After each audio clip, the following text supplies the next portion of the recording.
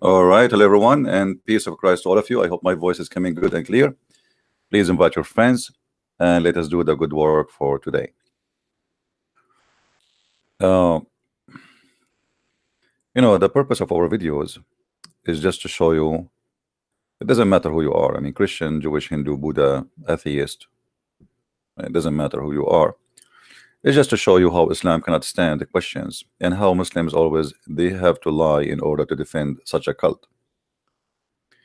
You see, uh, a very clear proof that Islam is not a valid religion that Muslims have to lie in order to defend it. Additional proof that Muslims are ashamed of their cult, that they lie. Someone who is proud about his belief, he will not lie to defend it. He will say, this is what it is. Yesterday, we have a session for 8 hours. And actually, I don't mind even to stay for many hours more. But YouTube gave us only 8 hours for live streaming. I don't know how some channel they can do 24 hours. I'm not sure how that can be. Uh, so so first, I apologize, by the way. uh, I am late, look like, right? Because as you see, I thought it's going to be 3 p.m. Look like by mistake I choose 2:30, not 3 p.m. But my plan was to come at 3 p.m. and that's why my alarm now started, as you just heard. Uh, so yesterday we showed you how Muslims always they try to deceive us. Muhammad, he marry women just because they have orphans. Look, Aisha, she have a lot of orphans too. She was 6 years old. Sauda, she has orphans. What are you talking about? Safiya, he killed her family. I mean, they are willing to fabricate anything desperately to defend this sex maniac, self-proclaimed prophet.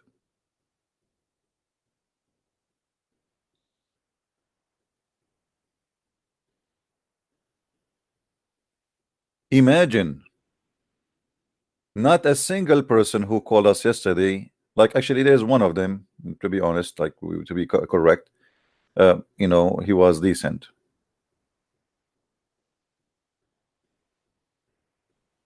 The guy, he said he wanna call his sheikh to call me, if you remember, from Pakistan. The other guy, he said to us that the Quran says that you can marry, you can what? You can marry. You can marry 4 women or 4 slaves. But the Quran doesn't say that. The Quran says go and if 2 and 3 and 4, and if you cannot afford it, go for 1, which is a free woman, and the slaves as many as you have. And you can go your homework.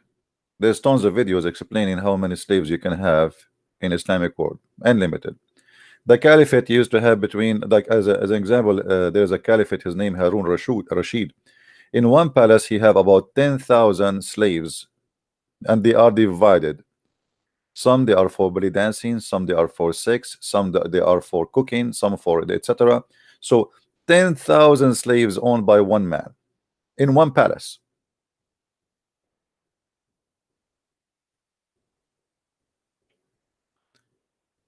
So always they lie to us in order to deceive you and to make Muhammad look like a good person.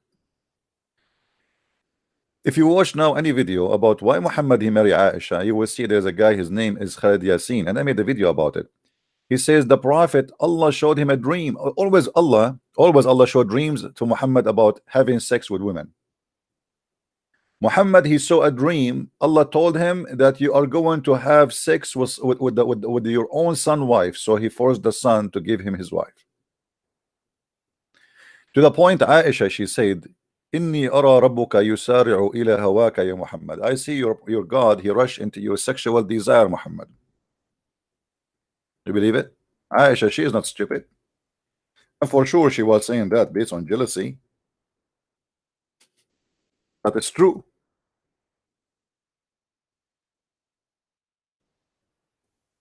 Muhammad, he made even chapters in the Quran saying that any woman, she can offer herself to the Prophet.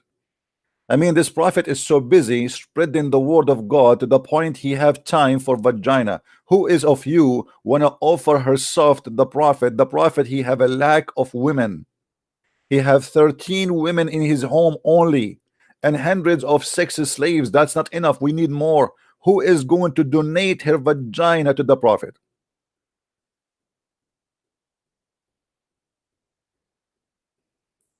And excuse my language, I'm talking about Islam. If you are sensitive, don't listen to me. I say things as it is.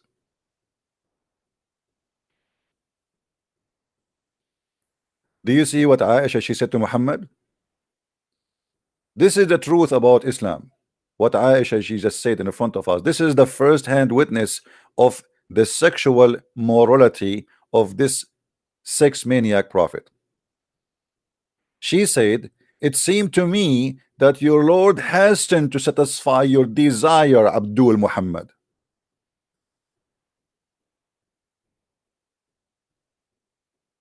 He have a wife next to him, and a wife next to her, another wife next to her, another wife next to her, another wife next to her, another wife next to her. Should we continue? So why you need women to give themselves to you?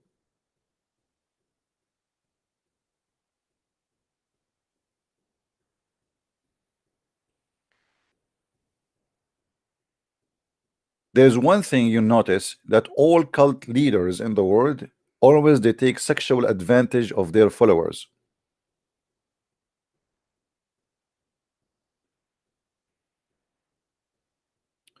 You can find that in America, you can find it in Europe, you can find, like, you know, they claim to be Christians, but they are the same as Muhammad. They take sexual advantage of their followers, like the Mormon, etc. Many. I am the prophet, sleep with me. I mean, come on, you have a holy duty now to make the testicle of the prophet happy. The prophet have 13 women only as wives and have hundreds or thousands of sex slaves, but that's not enough. He need more. He need to feel that he is wanted. Women, they are fighting over him.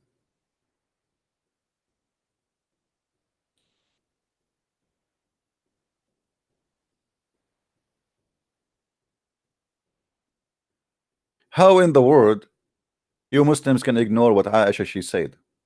Was Aisha lying? It's true.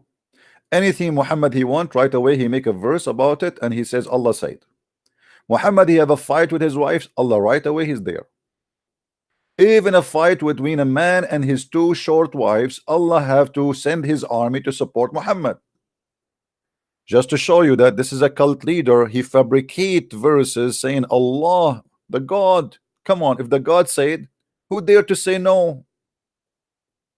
I mean, we have to be honest here. That's it. Allah said, Muhammad said. Allah is Muhammad, Muhammad is Allah. We mentioned this verse before, if you remember, but this verse proven to us that Islam is nothing but a scam run by a scammer.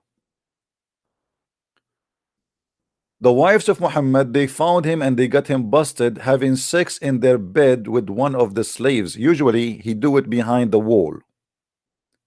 Today they got him busted in their bed, and that make them upset. So they have a strike against him. And Muhammad, he could not control his wives no more. They are going crazy because of his filthy behavior. So what is the solution? The solution, as we see in the hadith, it seems to me that your Lord hastens to satisfy your desire, Muhammad. Do you see it? Anytime Muhammad he have a desire for something, Allah he hasten to satisfy his sexual desire, money desire, anything desire have to do with Muhammad, Allah hasten to do it. Allah he work for Muhammad, not Muhammad work for Allah. So Muhammad he have a fight with his wives. By the way, my Skype is not open. I will open it soon in case any Muhammadan wanna call. And don't forget to say inshallah he bring you victory, because if you don't do that, Allah will not give you victory. Solomon he have sex with 99 women, and then because he forgot to say inshallah, Allah gave him a half child. I don't want that to happen to you. I don't want you to call me and you find yourself you have only half testicle. Say inshallah before you call me, so Allah can help you. If you two repent to Allah, look at this stupid I mean, I need to change this setup here. I don't know why I open with this guy. This guy, he always change the word Allah with the word God, which is false translation. Allah is a name, is not a word mean God. If you to repent to him, this guy is the either two, you know, he took the word Allah too. He would, but he said him. In Arabic it says, I mean, you cannot find a good translator. I mean, there are a bunch of donkeys. How the verse in Arabic it says, if you repent to Allah, and then you say you repent to him. You idiot donkey Yusuf Ali, don't you see the word Allah? Anyway, I'm working in my translation. I hope soon we will have it out. Oh boy. If you turn into repentance to him, which means Allah, not Muhammad, your heart are indeed so inclined. Muhammad accused his wives, they are getting close to be kuffar. And who is the one saying that? Allah. But if you back each other, if you back each other against him, against who? Against Muhammad. Truly, Allah is his protector. And not only Allah, brother, and Jibreel. And not only Jibreel, brother, and every righteous believer. ISIS, Al-Qaeda, Hamas, Hezbollah, you name it. The Mullah of Iran, the Crown Prince of Saudi Arabia, the Prince of Emirat, all of them, they are going to back up the Prophet with his fight with his 5-foot short wife. And one among this who believe, all of them, and furthermore, the angels. I mean, all of this to fight two wives, you can destroy the whole universe with this.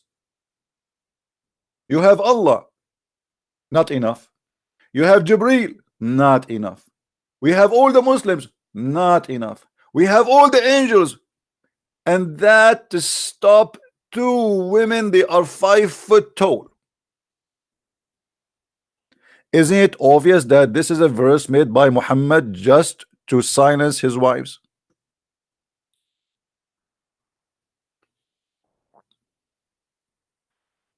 If Muhammad he need this to fight two women, what he would do to fight America?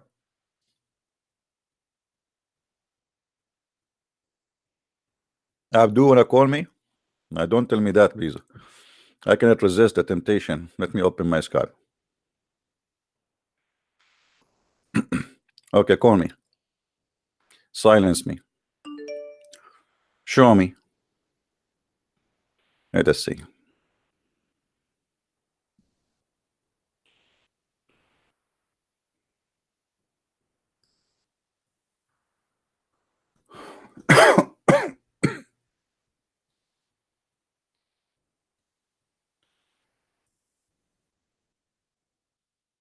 Let's see. There's a guy. His name is Omar. Let us see if he's trying to call.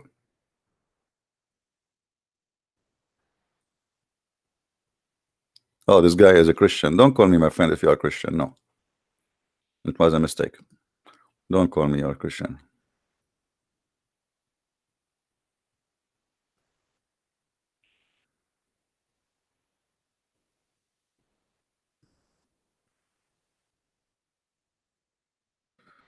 Let's see.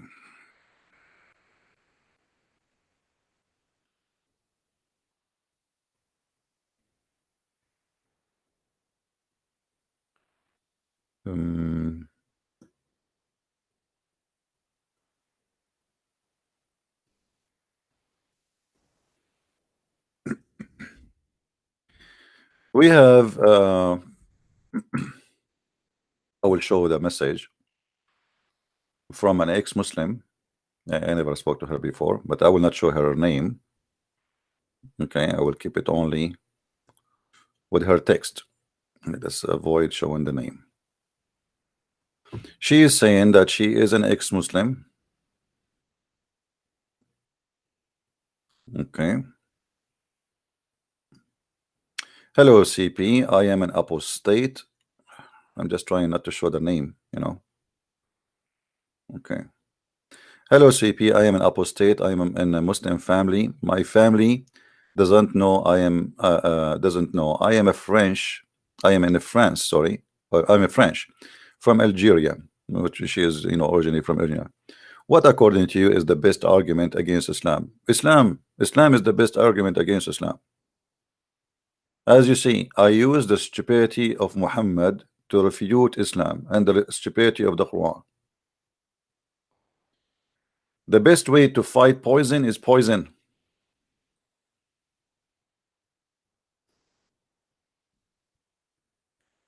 What they do is somebody have a poison from a snake.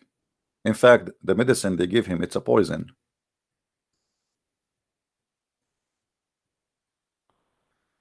Uh,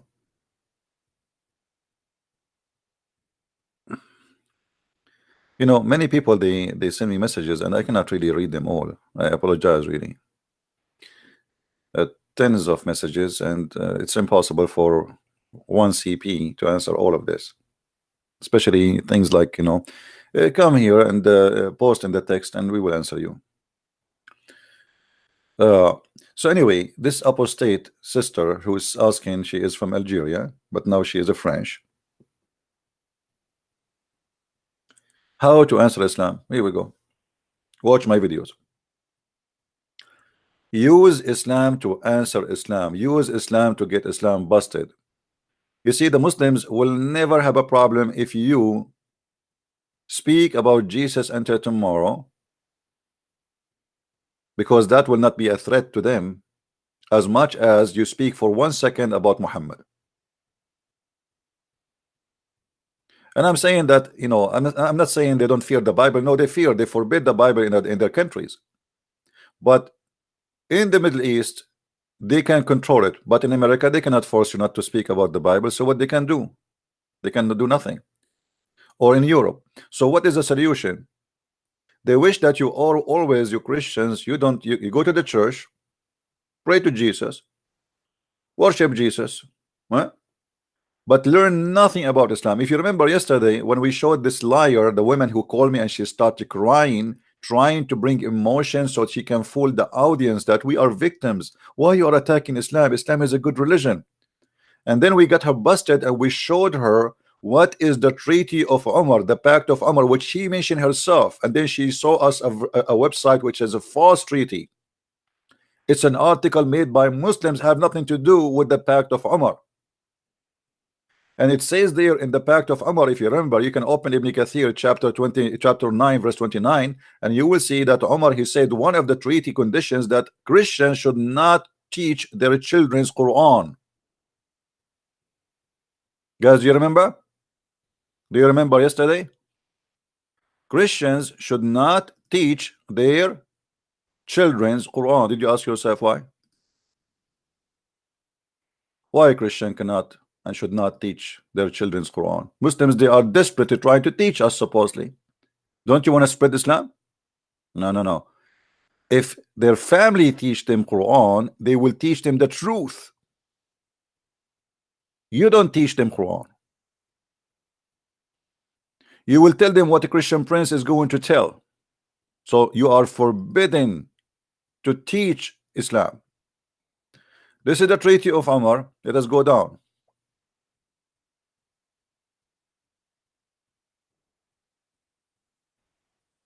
And show you what the Muslims, they call him the truthful caliphate of justice. Yeah, right. A lot of justice. If we read here, I recorded from Umar ibn Khattab, may Allah bless him, etc., the term of the treaty of peace. This is peace, supposedly. And look what he said here. All of this conditions just to humiliate the Christians, and he says there, to ensure the continue of the humiliation of the Christians. To be sure of what? The continue of the humiliation of the Christians. He said here, additional to all the humiliation, that You are not allowed, we will not teach our children Quran. Do you see it?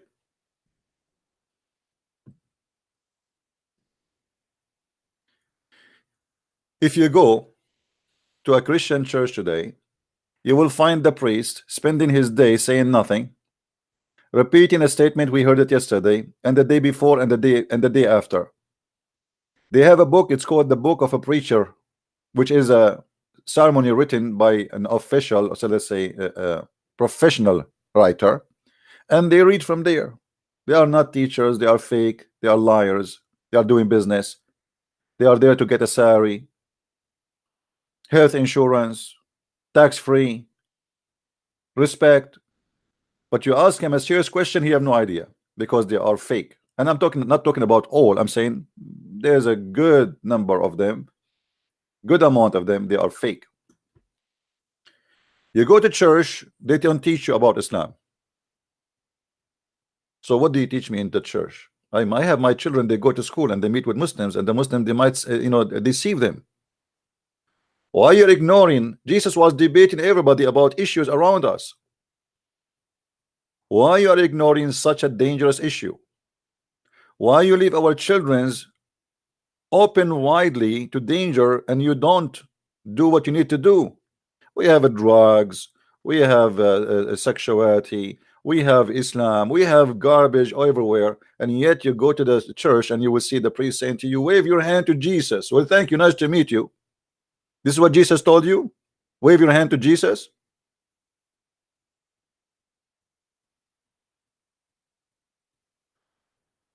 The Bible says, my people been destroyed because of their ignorance.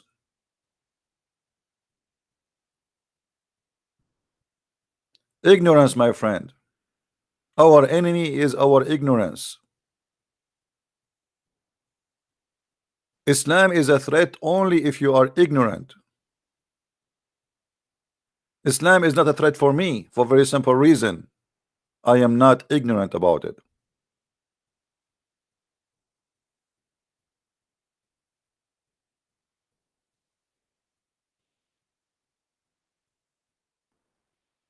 So we have to be careful, and we have to teach our children, and we have to teach people around us about every dangerous things around us. There is people who, their fantasy is to kidnap children and rape them, or to force them into sex trafficking. Talk about it to your kids. It's ugly, yes, but it's true. There's terrorists. Explain to them what, why, and who they are, because it's true. You have to give your children's education about what is happening in this earth. Otherwise, your children, one day they will become a victim of what is around them. If you watch any videos about like the wild animals, how they survive, you will see that every animal, it doesn't matter what kind, the mother of her babies, she always teach them how to make living. It doesn't matter what it is, the animal. You will see a lion bring a little deer who is not dead, he's alive. She grabbed him, she didn't kill him, and then she bring him to her cubs so they can learn how to kill it. And for sure here we are not talking about killing people, we are talking about how parents, it doesn't matter, even animals, they have to take care of their children and to teach them how to survive. In the jungle you have to live in a certain way. Everybody eat everybody. Even the ducks eat the worms. Even the little tiny bird eat the worms. Everybody eat is everybody. Now, life in reality is not much really different. If you are weak, and weakness here have many, many faces. Education, family support, left alone, ignorance, I mean, there is many drugs, bad friends. So you are going to be the fruit of the influence around you. An influence of a smart people around you will make you smart. You associate yourself with a bunch of trashy people, you end to be trashy like them. Tell me who is your friend, I tell you who you are. So you have a duty to educate yourself and then educate your family. This is the immune system you have for life, which is going to stay with them for the rest of their life and go to generation to come. You don't go and have sex and have babies and throw them in the street and you think the teacher in the school, she will teach them. They will teach them nothing. They are just doing a job. And not only that, we live in a time where everybody is politically correct, which means even if there's a good teacher, he don't dare to say the truth. He will lose his job. If I am teaching in a school, for how long you think I can stay in my job as a teacher? A day? Two? Not even half hour.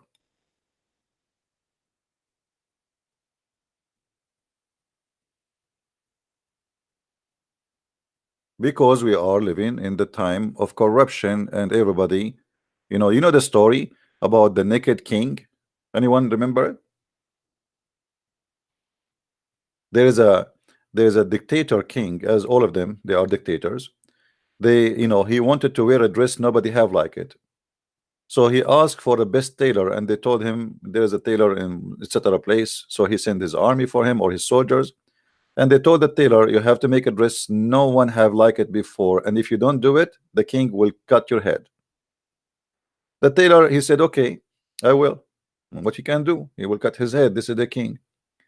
So the tailor is very smart. He told the king, I will make a dress for you nobody ever saw like it. And to the point, it's a magical that those who hate you and the fool one, two kind of people, they cannot see it. It's look it for him invisible. So 6 months is gone and the time to have the dress ready. He came to the king and he asked the king to take off his clothes, and he act as if he is dressing him up, but the fact he was dressing nothing. And remember, he told the king already, and the king, he loved the idea. Now he can know who is the one who like him, who is the one who don't like him, who is the one is smart, who is the one is the fool. The one who see the dress, he like it, he is the smart, and he is the one who like him. The one who don't see the dress, he see him naked, that mean he don't like him and he is betraying him and he is a fool. So the king himself, he did not see the dress, but he did not dare to say, because that means he's a fool. The king, he walked in the palace and everybody was saying, wow, how beautiful this dress, but the king is naked, he's wearing nothing. But nobody dare to say you are naked, sir, because that's mean they hate the king and they are fool.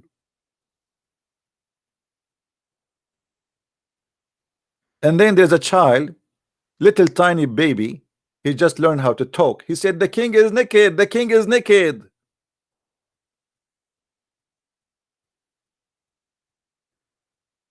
I am that child, and the king is naked.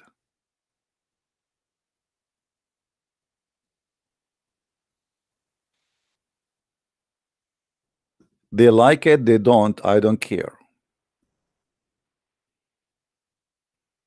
And here we show the nakedness, which is ugly, of Muhammad.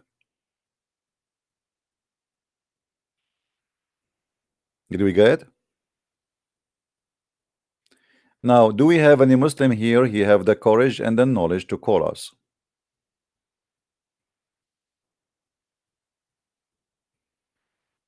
So here you see how Muhammad, he used always his God in his own private agenda, even in a fight with his wives, even to have women sleeping with him for free. Even Muhammad, after he made the verses saying any woman she want to give herself to the prophet so he can if her, Muhammad, he found that this is dangerous. Why? Because now, excuse my language again, you know me, I say things as it is. some ugly women, they start offering themselves to the Prophet, and Muhammad, he cannot handle it. He thought only beautiful women, they will offer themselves. Oh, this is not the deal. I made a mistake. I said any woman she can give herself, and now they are lining up. I thought maybe like the young ones, nice, good looking, you know. Look what look who's coming. Look who is coming. So Muhammad, after he made the chapter, or chapter 33 verse number 50, saying any woman she can offer herself to the Prophet.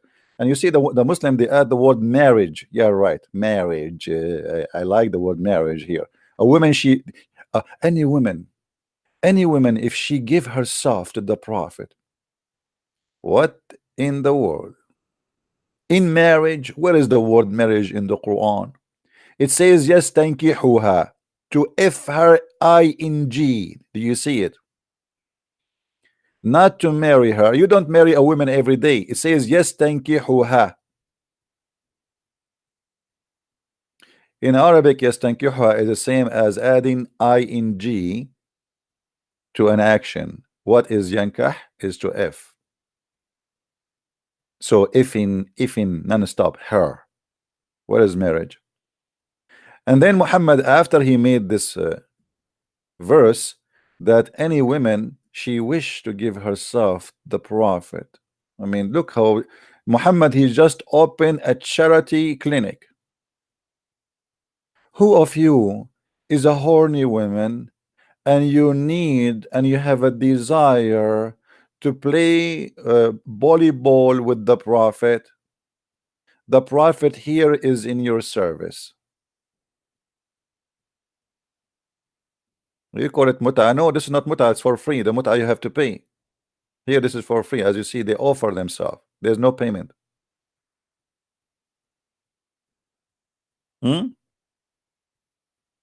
There's no payment here.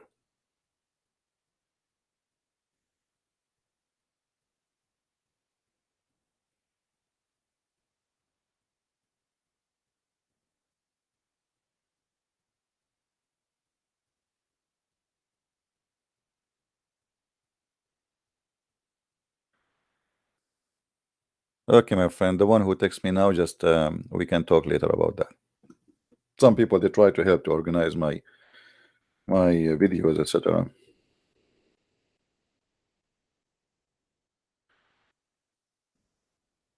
After Muhammad, he made this verse, and then a bunch of, excuse my language again. You see, when I say ugly women, I don't mean really to use I mean such a word, but excuse my English. English is not my first language. I'm limited in the words. I know, so I don't know what to use. What I would use if I don't say ugly? I Not good looking women. I mean, no, I mean it's the same, isn't it? So anyway, you know what I'm talking about. For me, I don't believe there's a person he is ugly, but this is how Muhammad he see it. This is why Muhammad he changed his mind. Not every woman she can give to himself. So what I would do now, I told them any woman she can offer herself, and they are lining up. There's a story of a woman, she came to Muhammad, and she keeps saying to him, Muhammad, I offer myself to you. Muhammad, I offer self myself. And he lift his up and he looked at her like, what in the heck? So he said, who is here can take her? Imagine she offered herself to him. Muhammad, you want to get rid of her because she was not a good looking. I don't want to use the word ugly, but this is how it is. So Muhammad, after he made the verse that any Muslim woman she can give herself to the Prophet so she can play volleyball with him, and Muhammad is very good in that. According to the hadith, he cannot even have sex, and I'm not sure why he want one more women. So it says that, and after he made this verse, he says, but you know what, Allah told me that if you want you can delay some of them, and if you want you can forward, like, you know. So what we would do now, there's many women, they are coming offering themselves. So okay, you can, it's up to you, Muhammad, you can put some on the side, like you know, like say okay, no, and you take the one you like. You see how the solution always comes from Allah.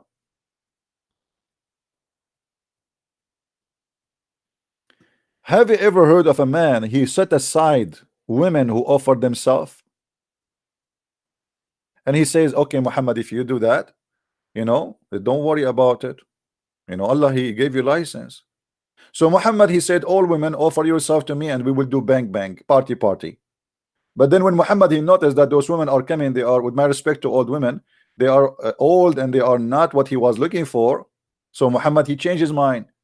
He said, Allah told me I can differ and I can post upon, like I can say to you, stay there. No, not you, later, you later. Those how old are you? You are later. And you show me the burqa. Okay, show me your legs. Turn. No, later. You yes, now. You go to my bedroom right now. That's what the verse is saying. Have you ever heard of a God, he says such a thing? What does have to do with Islam? If Islam is about worshiping one God, what a women offering themselves to the man, his name is Muhammad, have to do with God? Allah sitting in his bedroom watching Muhammad doing bang bang. Yes, Muhammad. Yes, hold her there. Yes, Muhammad. Don't stop. Change position, Muhammad. Yeah. The next woman, Muhammad. This is boring. Muhammad, come on, take that second one. No, not this one, the other one. Like, no, not this one, man. The other one, the one under the couch. No, this is the cat. Muhammad, don't have sex with the cat. This is the cat. Yes, she looked like your previous woman, but this is different. This is God.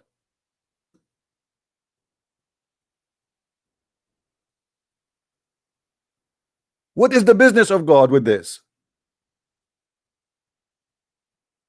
You say to us, Allah and Islam and the Prophet came to bring message of Allah. The Prophet, he came to bring a message about his penis and his testicles. You Muslims should change the flag of Allah from the Shahada to a penis of Muhammad and his one testicle, because I think one of them is gone by one of his wives.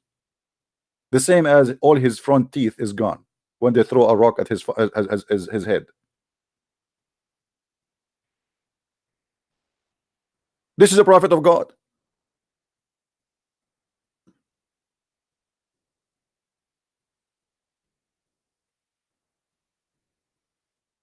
And yet they want to fool us. They want to say the prophet, brother, he brought a message. Nobody brought like it, brother. I'm listening. Brother, do you know that the prophet, brother, he was marrying women because they have orphan, brother? Aisha at the age of 6, she have orphans. Look like Aisha, she get married at the age of 2 months. Brother, first of all, brother, Aisha, she was not 6 years old, brother. She was 18 years old, brother. You idiot. When Aisha, she was 18, Muhammad was already dead. Did he marry her after he died? I mean, they do everything in their pocket, in their zipper, in under the zipper, in the panty. They put it in the table to defend the prophet, but that doesn't work.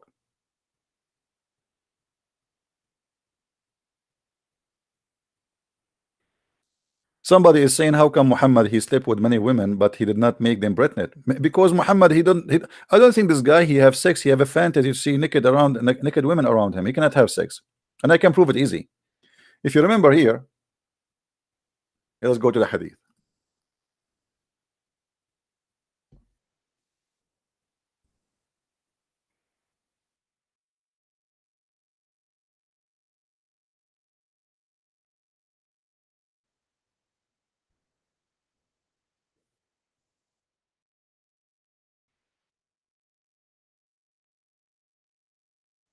If you see this hadith here first, it says that once the prophet was bewitched, so he had begun to imagine that he had done a thing which in fact he had not done. A bewitched prophet? Well, nice to meet you. What does that mean? What does that mean, Muslims? You Muslims believe that you have a prophet, he was bewitched? Brother Zakir Naik, can you introduce to us why the prophet and how the prophet he was bewitched? First of all, I told you 1,000 times, when you speak about my prophet, you have to speak with respect. Our prophet was bewitched, but was it very still bewitched? What do you mean very special? I mean, how he was bewitched? Somebody take some hair from his testicle and he controlled him by remote control. And he was a Jew. He was a Jew? Yes, he was a Jew. and this is the proven scientifically to be correct. How you can prove that somebody can take care of somebody's testicles, that he can control him from far away? Can you give us some here so we can control you? Be careful. You are talking to Dr. Naik, and I'm very recommend. You are not respectful. But you just told me that somebody can control somebody by taking hair from his testicles. How that can happen? First of all, the prophet was protected by Allah. So if Allah protect the prophet, how somebody can control him by some hair? You explain to us. Things happen, my friend. My friend, not things happen. You mean shit happen. Excuse my language. Is that what you mean? Exactly. But I'm very polite, and you are not polite, and that's why I did not use that word. So the prophet was under the control of the black magic, and he was able to control him that do with man. What the heck?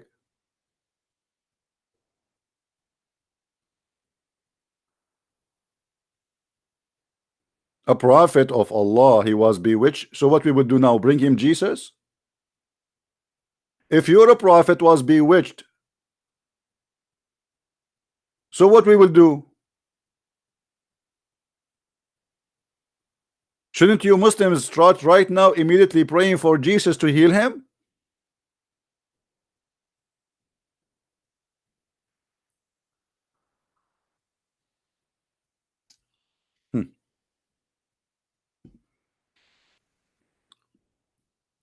And look what Muhammad he said.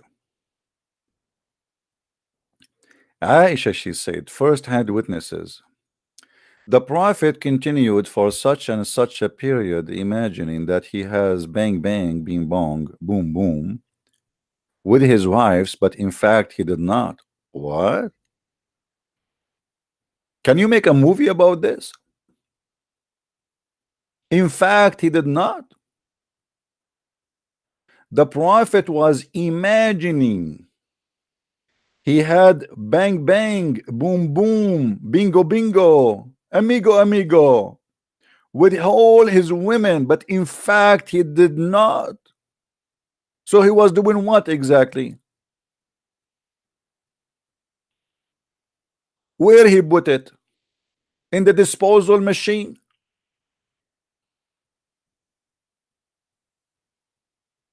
Was it with the goat?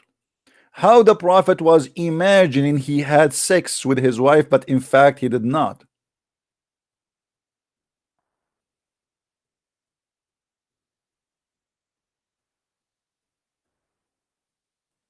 And if Muhammad is bewitched, as you Muslims confirm, and Muhammad even he cannot be sure if he had sex or not, how Muhammad can be sure that he was seen an angel?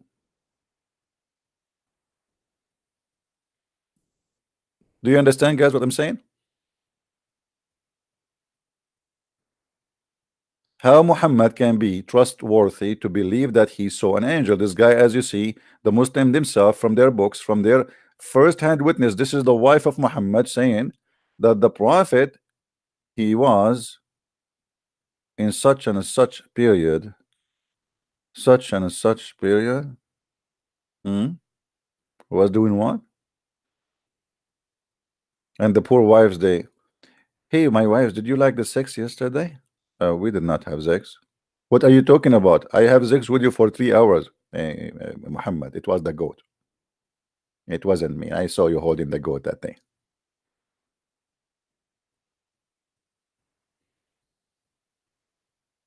Oh, what does that mean?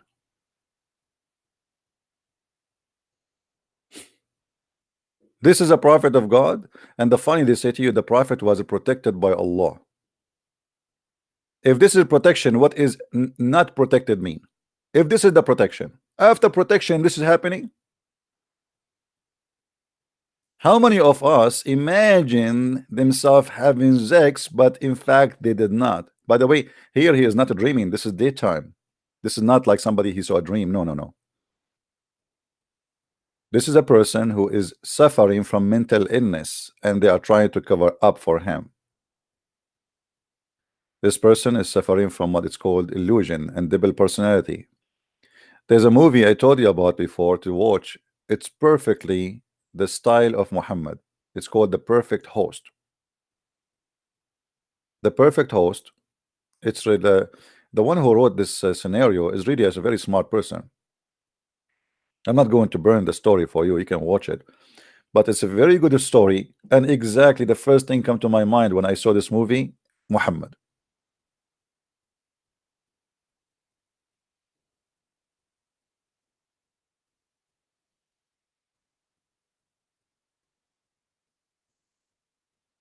Do we have any Muslim?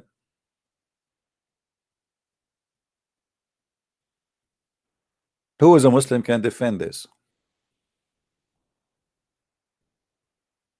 If you look at the comment the Muslims they make for me in my videos, you will see they are heroes in the text. But when they call me, they became rabbits.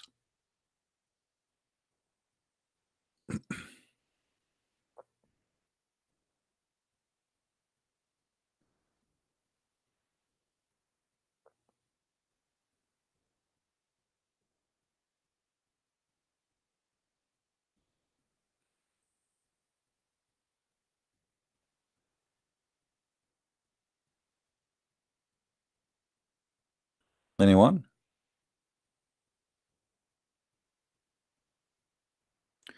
You know, somebody saying to me that people they say to Muhammad, we will make you king. This is first of all, it's a lie because those people they don't have kings anyway. So how they can make him a king? So those are tribe, they don't have kings. And Quraysh is a small town. How a small town, a small village actually. Even the Quran call it Qarya. What king and what they will make him rich? The guy is already rich. Muhammad is asking for full control, and he will not give up the authority which is in his hand. Because a king, at the end of the day, he is not holy. When you say, I am coming from God, which means whatever I say to you is command of God, that will give me an ultimate authority, not only dictatorship. Who dare? It's like the corrupt, in certain times, some corrupt Christian priest or bishop or without, you know, they use the name of God to control the naive Christians. This is exactly, you know, I say that God, he said to me, I have the authority of God. So Muhammad, he is smarter than this. And same time, Muslims they fabricate tons of lies about the Arab they offer him and etc. It's a lie. Same time, if Muhammad, if they offer him to be their king, was it the problem for them is that to be a king? I mean, what kind of offer is that? Those people they never have king, and they are not a kingdom, small tiny tribe in the middle of nowhere. What king? Can you name me for me the last king they have before Muhammad or after Muhammad? They don't. So Muslims they bring tons of false stories. Muhammad he don't care for money, he care for money. This is why when he left Mecca he was attacking the caravan. What is in the caravan? Money. He was not attacking Mecca as a city, he was attacking the caravan because this is where is their money. So if they were trying to say to you that Muhammad don't care for money, well, why he attacked the caravan? Caravan after caravan after caravan, and caravan simply is a bus. Today we have a bus. We go all of us in the bus, but in this bus, or this is let's say a group of buses, they go together and they are full of merchandise. So why Muhammad attacking them if he is a prophet of Allah? They say to you because they want to get their money back. It's a lie. Muhammad and his companion they left by their own self and they took everything with them. Otherwise they will kill them. Why even they allow them to go out of the town alive? They can kill them all. The Muslim they are not even 70 people at that time, including the slaves, including their slaves. Which means if we take the slaves and the wives from etc., we will find like might not even 10.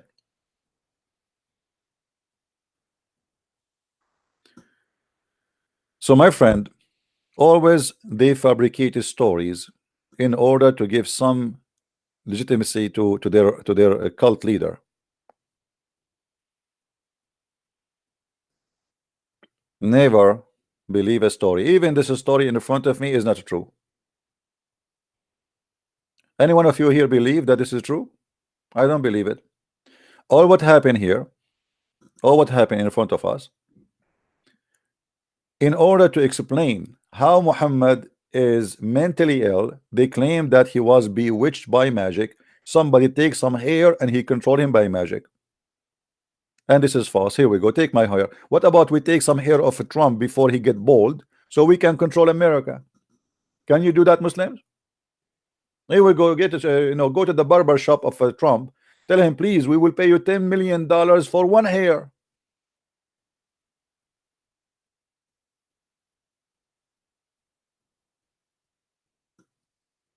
I will send you one hair of mine, Muslims. Here we go. Who wanna do control me by the voodoo? All of this just to cover up that Muhammad have a mental issue. This is a story, is not it true? Two angels, they come to Muhammad. They come to me, Muhammad talking. Two men, one of them sit near my feet and the other one near my head. I mean, like, here we go. They are like in a surgery room. The one near my feet, he asked the other one near my head, pointing at me. I mean, you are the only one in the room. What, do he need to point? You are the only one in the room. Okay, let it go. And he said, what's wrong with this man?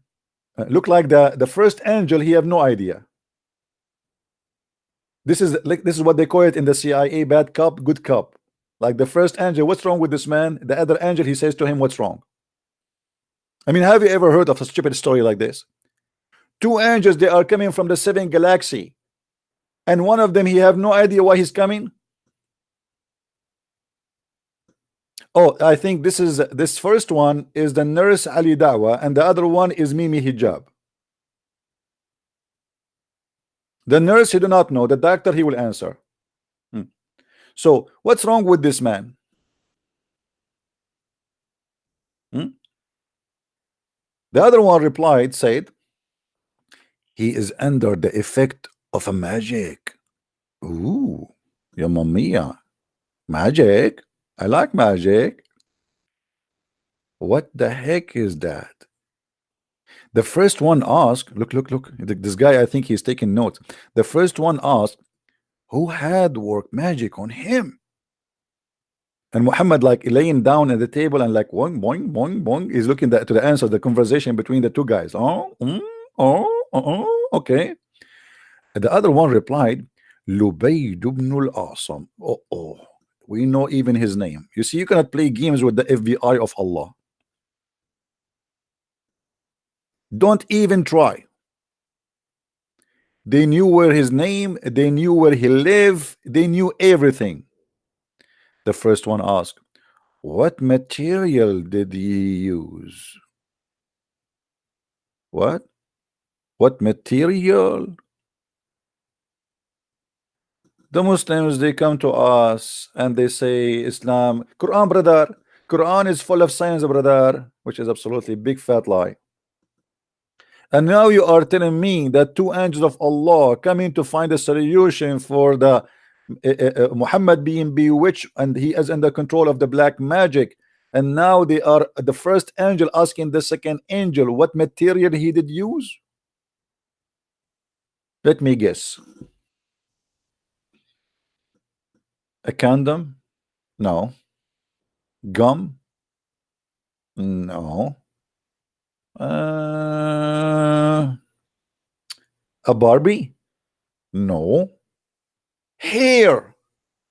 A skin of pollen of a male date. It have to be male date. It have to be, excuse me. I mean, we are very much into details.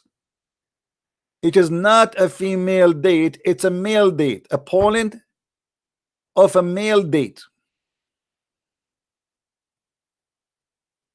Hello? It is me you are looking for. Finally, we found what the problem. Muhammad was under the black magic. He have no idea what this happened. By the way, this is one of tons of stories. Like, this story is different from other story. Everyone tell you a different story about what Muhammad, how they control him. Then here it says the skin of a pollen of a male date tree with a comb and hair stuck to it. Here we go. This is the hair of Muhammad. Ew. Muhammad, he made a mistake. Somebody grab a comb of Muhammad and he used it to do voodoo to the Prophet.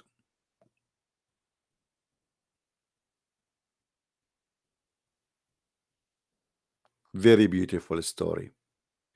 I'm truly convinced that this is coming from Allah. You know,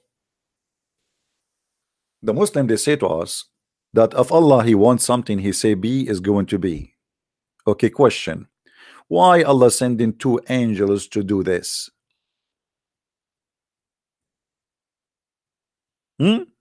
Allah fix it from there. Say be, hey Muhammad, heal, the protect you. Why the Quran says inni asimuka, I protect you? Later we find Muhammad, he was bewitched. Muhammad died by poison. Muhammad, they broke his teeth. Muhammad, I mean, look at this.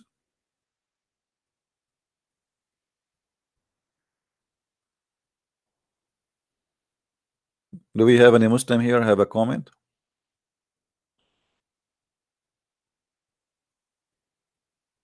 Do you remember the story where Muhammad, Allah he sent him two angels to do a plastic surgery?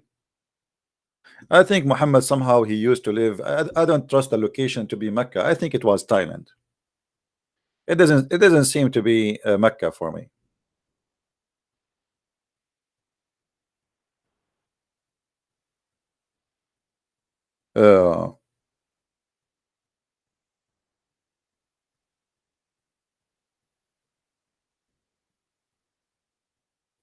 If you remember the story about the plastic surgery they did to Muhammad, let us see if we can find the story.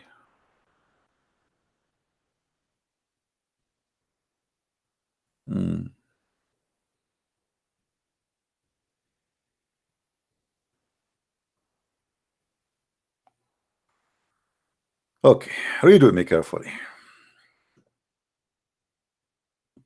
Guys, do you save reference? Do you know how to find reference I see in the show on the screen? Just let me teach you something.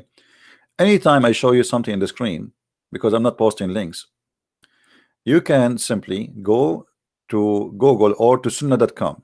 All what you need to do, type like certain unique words in the search engine for fast finding. Okay, let us an example here. He saw them, his eyes were asleep, but his heart was not. If you type the exact same word in the same engine, you will find the same hadith immediately. As simple as that. You know what I mean? Now, for sure, you might find more than one, but based on what I'm showing you on the screen, so you will be able to find which one we are talking about. The one. This is why it's better to choose a unique, really a unique, etc. So all those hadith are Sahih hadith.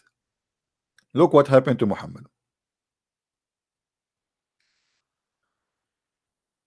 The night Allah Messenger was taken for the journey from the second mosque of Mecca, Kaaba. 3 person came. Why 3? I mean, here we go. You see, Muhammad is trying to copy the story of Abraham, that the 3 men approach him. 3 come to him. And here they are saying he came to him in a dream while he was sleeping in the second mosque, before the divine inspiration revealed. Which one of them? He said. If we go here, by the way, when they say to you he came to him in a dream, any Muslim is reading with me?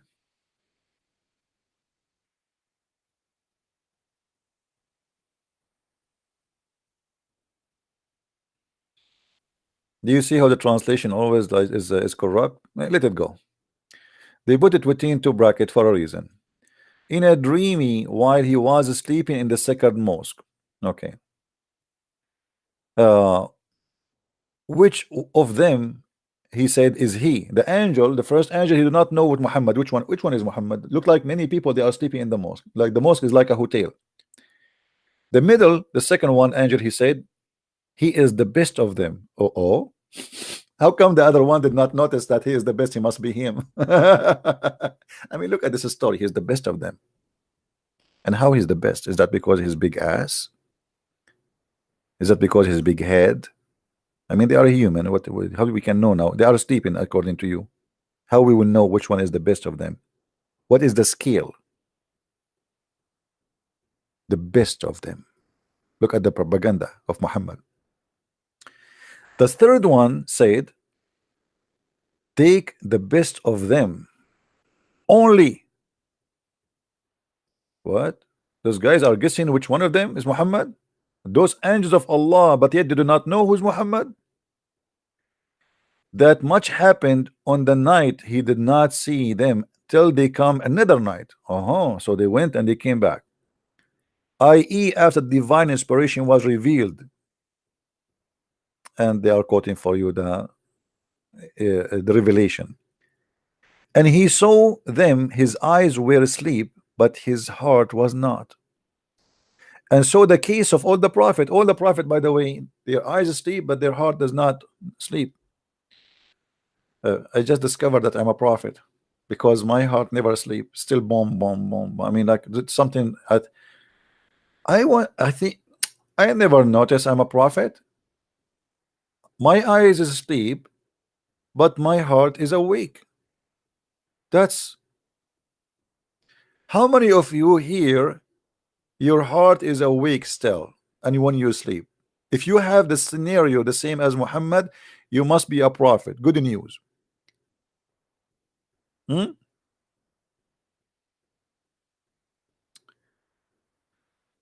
wonder if I ever actually I slept yesterday at 7 a.m. in the morning. After I finish with you guys, I had a conversation with somebody in Skype who I promised him to talk to him because his wife, he left Islam, but his wife, she is stubborn. And we spent some time talking, I think like an hour and a half. And after that, he hung up and he said he will talk to her alone. And then he called me back. He says, can I talk to you again? And then we spoke again to his wife. She have some questions. So we spent like a couple of other hours in the top of the 8 hours in YouTube. And then, you know, I start working my book. And then I slept, I think, for 3 hours or 4 hours. And here we go. We are back on track.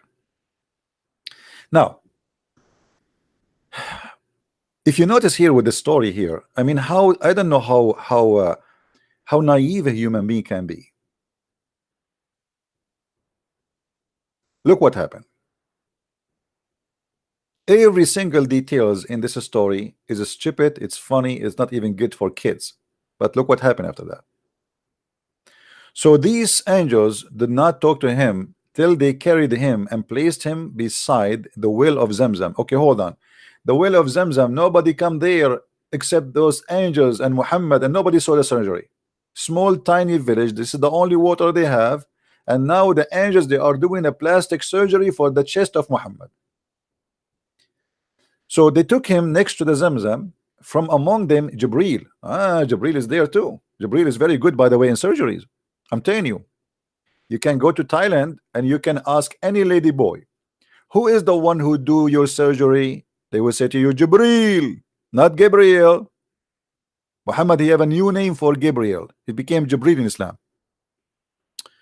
So Jibril took a charge. He is the this is the big surgeon specialist. You know, he got he finished in the Sorbonne, and he graduated from Oxford, and he learned from Shakespeare how to write a prescription. Because that's why you, when you read any paper given to you from doctor, you don't even understand what he's saying there. Even the doctor himself, you don't understand what he's writing. It's the same exactly like the Qur'an. So Jibril cut open his chest from between here to here. Where, by the way, in the hadith it says he cut from here to here, and he point his finger at his balls. The guy who narrator is explained how and how big the cut is.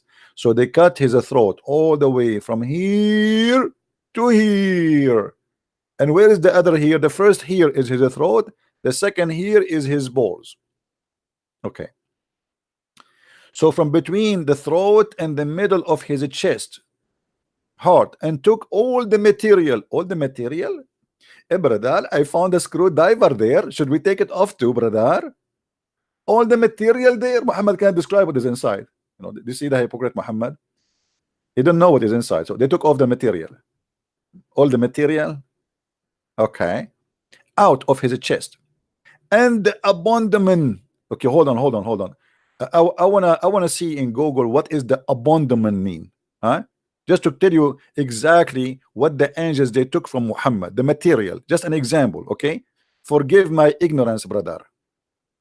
This is the abandonment.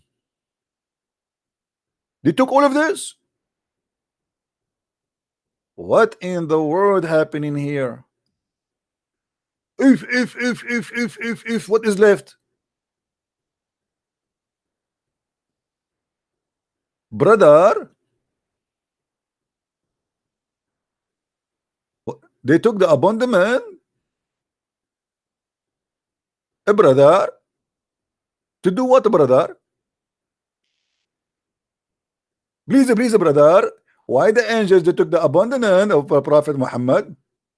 If we ask Zakir Naik, and he is a doctor as he claimed, graduated from Bangladesh high school, he said, a brother sister, before the Prophet he went to the heaven, Allah he did for him a plastic surgery, and it's very well known that you cannot go to heaven unless you do a plastic surgery for your death.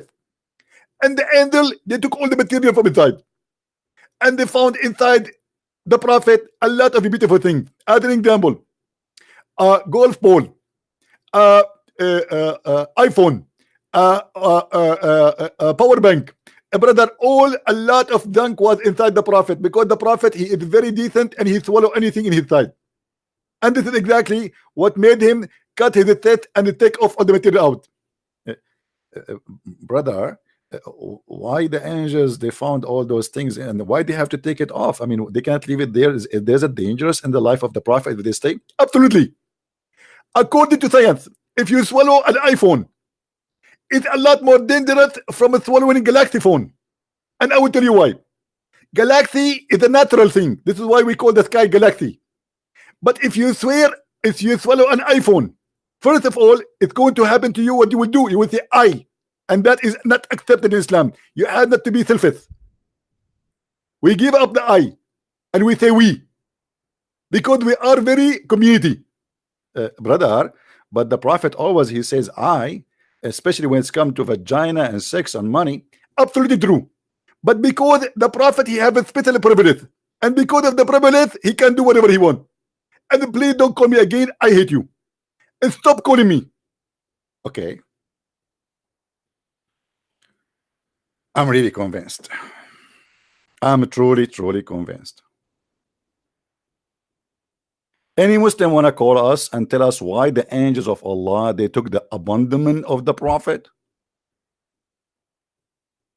Can't Muhammad go to the seventh heaven with his abandonment? Hello?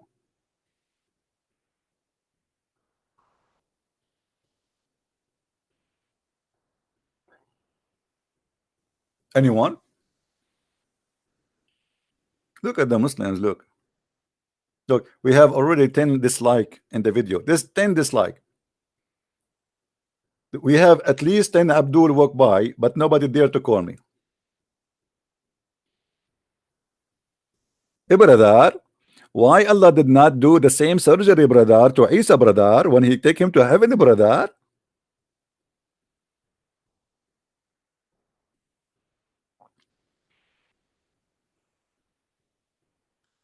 Somebody teach me how to say it.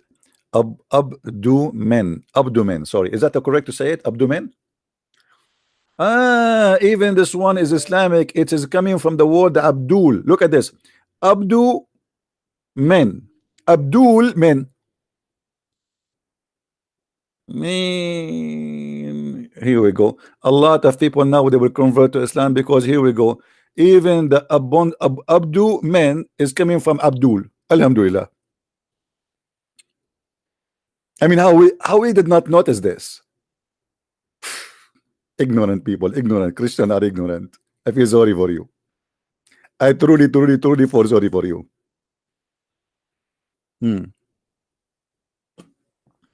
If there's any Muslim would like to call, feel free.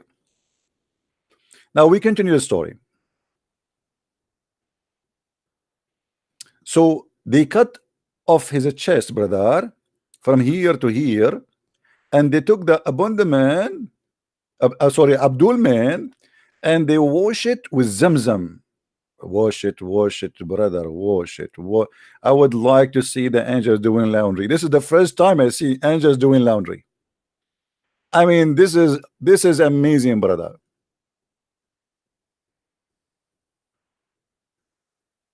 The angels of Allah doing laundry. What they are washing now? Not dishes. They are washing Abdul men. I say abandonment. You guys don't like it. I will say Abdul man. Sorry, I cannot resist the temptation. Let's see. We have a Muslim, I think.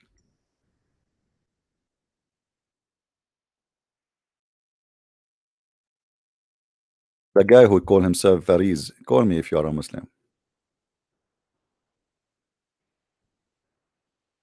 What do you mean I make you happy?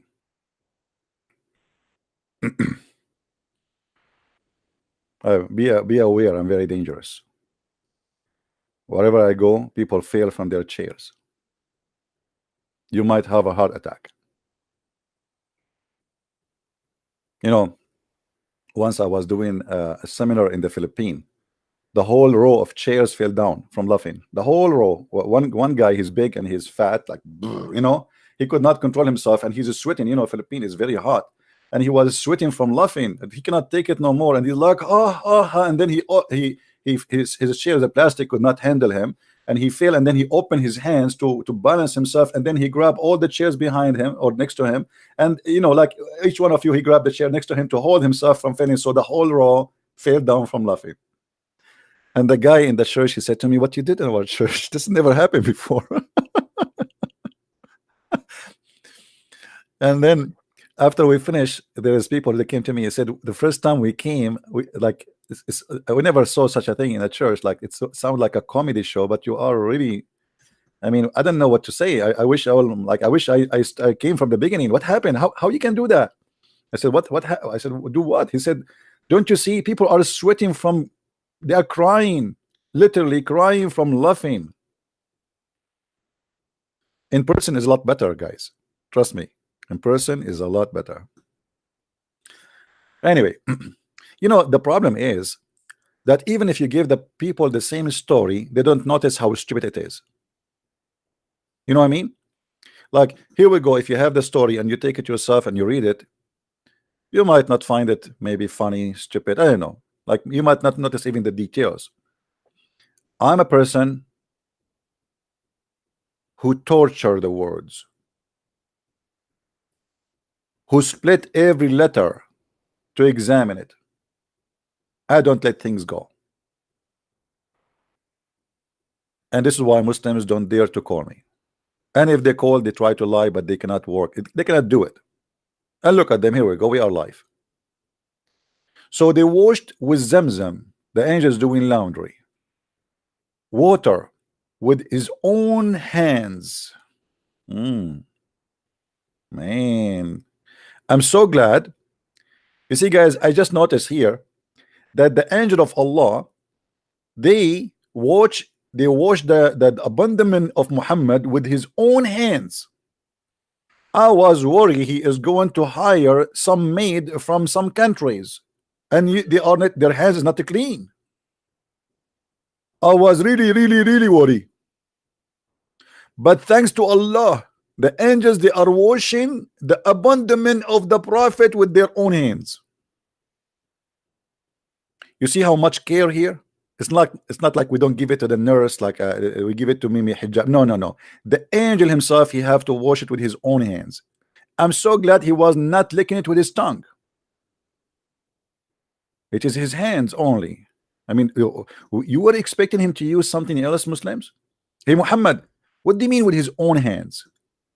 If there are three there and they are angels, so what do you mean they wash it with his own hands? Were you expecting them to wash your abandonment with their own feet? Nose, tongue? Let it go. Till he cleans inside his body. To clean what? Inside his body? So look what happened to Muhammad. You know, I'm very good in drawing, right? You know, like, you know, I have a, I'm invited to many gallery to do art, to teach people art. You know, I mean, I'm very humble. I don't like to talk about myself too much. Sorry, you know, because the Prophet, he taught us about envy, and I'm afraid if I tell you about myself, I will have some envy. Somebody will hit me with his eyes, especially women. They have big eyes and they are dangerous. They have big eyes and high heels. Both of them, they can kill you. So look what happened here. We have Muhammad is in the table, brother. This is the back of Muhammad, and this is the belly of Muhammad. Okay, and those are his legs. His legs are skinny because he don't eat, the Prophet. He don't spend time to eat. I feel sorry for him. Those are his feet, brother. This is the head of the Prophet. It was very big, very big, very big. Yeah. Now they cut his chest from here to here. Okay. Let us use the cutting, use different colors. So this is what the school in school they do. It's just for better experiment. Okay. So we will use different color. We will use a blue color. They cut from here to here, and now they started throwing material out of his chest.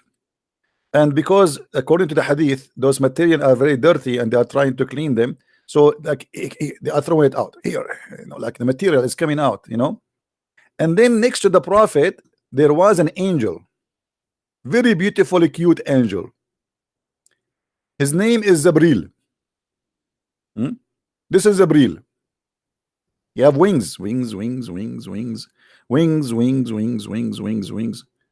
Okay, so now Zabril is busy. His hand is on those material, and they are brown. As we let us go back to brown. And now he is washing those things with his hands.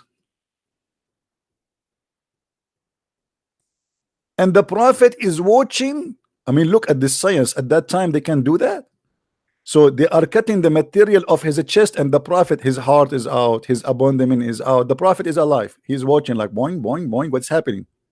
Huh? Okay.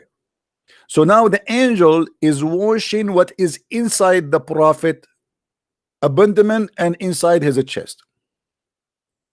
And he is cleaning it. You know, he's squeezing, like cleaning, and now he is done. I am assuming after they are done, the angel, and now we have to change the color because now it became clean. So let us make it green. Go green. We go green. So here is the heart of Muhammad. They put it in the side to dry. Here is the abandonment of Muhammad. Abandonment. Come tomorrow, guys. This is because the abandonment of the Prophet is very, very long. You know, like I don't know how many kilometers. And now they have his kidney. This is his kidney, and this is his two lung.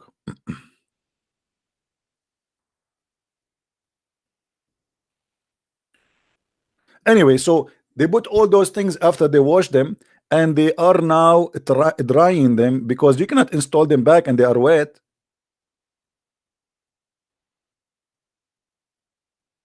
And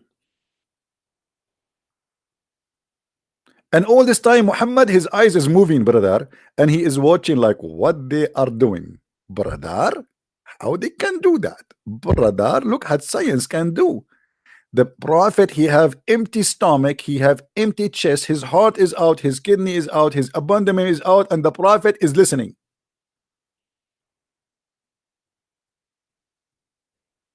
Brother, it's very true story, brother.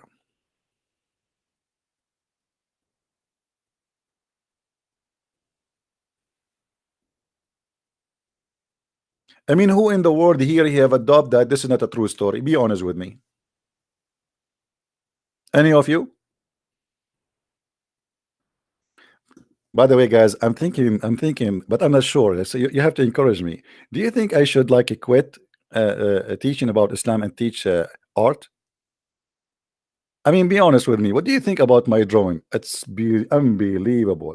I mean, sometimes I ask myself how I can do that. I go to the museum, the garbage.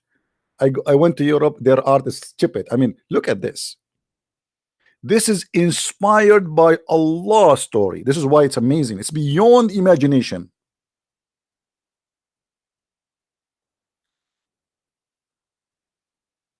Unbelievable. We have to admit, all of us, unbelievable. Anyway, I'm glad that my mother, she is not watching. If she is watching, I will sleep without dinner. Thank God she is not going in the internet to watch what's happening. Please don't tell her. She used always to say to me, why in the world you do not know how to draw anything? I say, I don't know.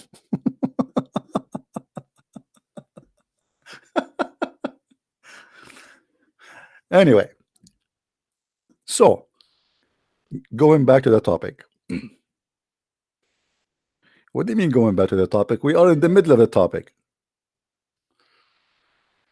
Okay. Anyone is trying to call me. If you are not a Muslim, please don't call me.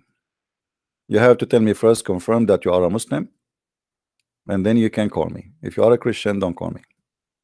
I love you all, but you know, customers come first.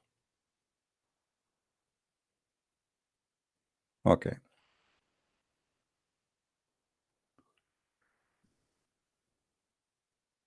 We are live on air for those who they are trying to contact me in Skype. You see, my Skype is getting crazy. Tons of people text me from everywhere, and it's hard to answer everybody. Now,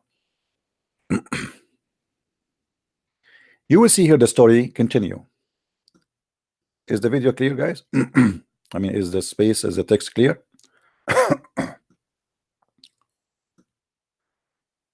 Okay, let's do this. So then, and they wash it with Zamzam water with his own hands till he cleaned the inside of his body. And Muhammad now is a shiny trunk. Have you ever seen a shiny trunk?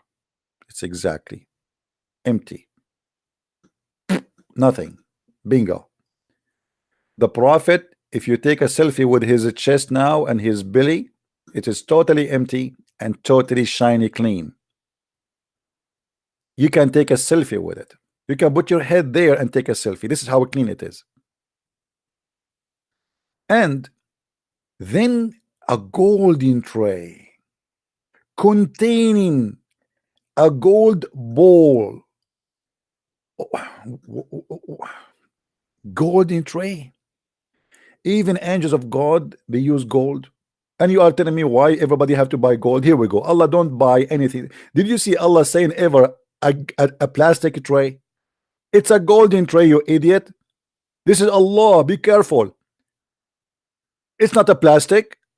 And this is Muhammad. There's no way they will use a plastic or even crystal.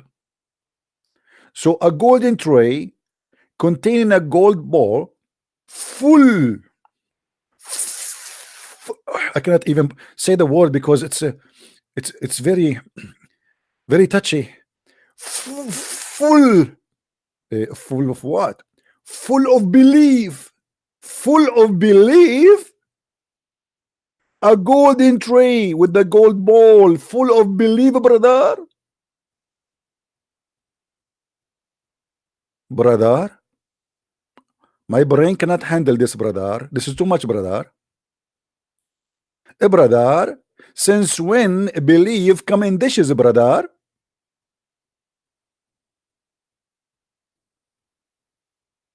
Hello.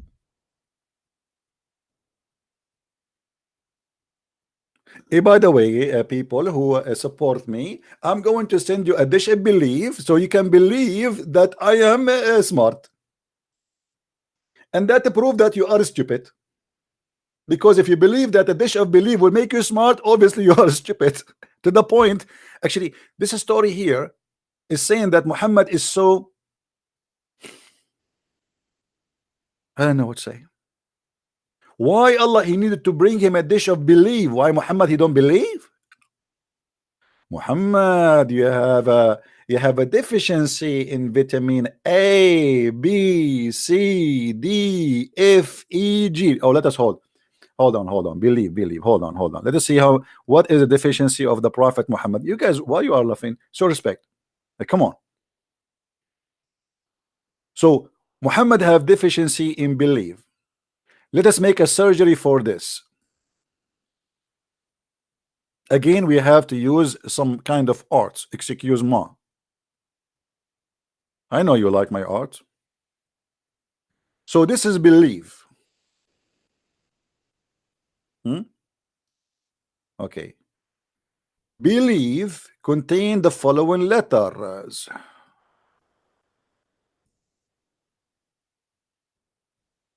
Based on this, Prophet Muhammad he have deficiency in the following items: vitamin B, E, L, I, E, F.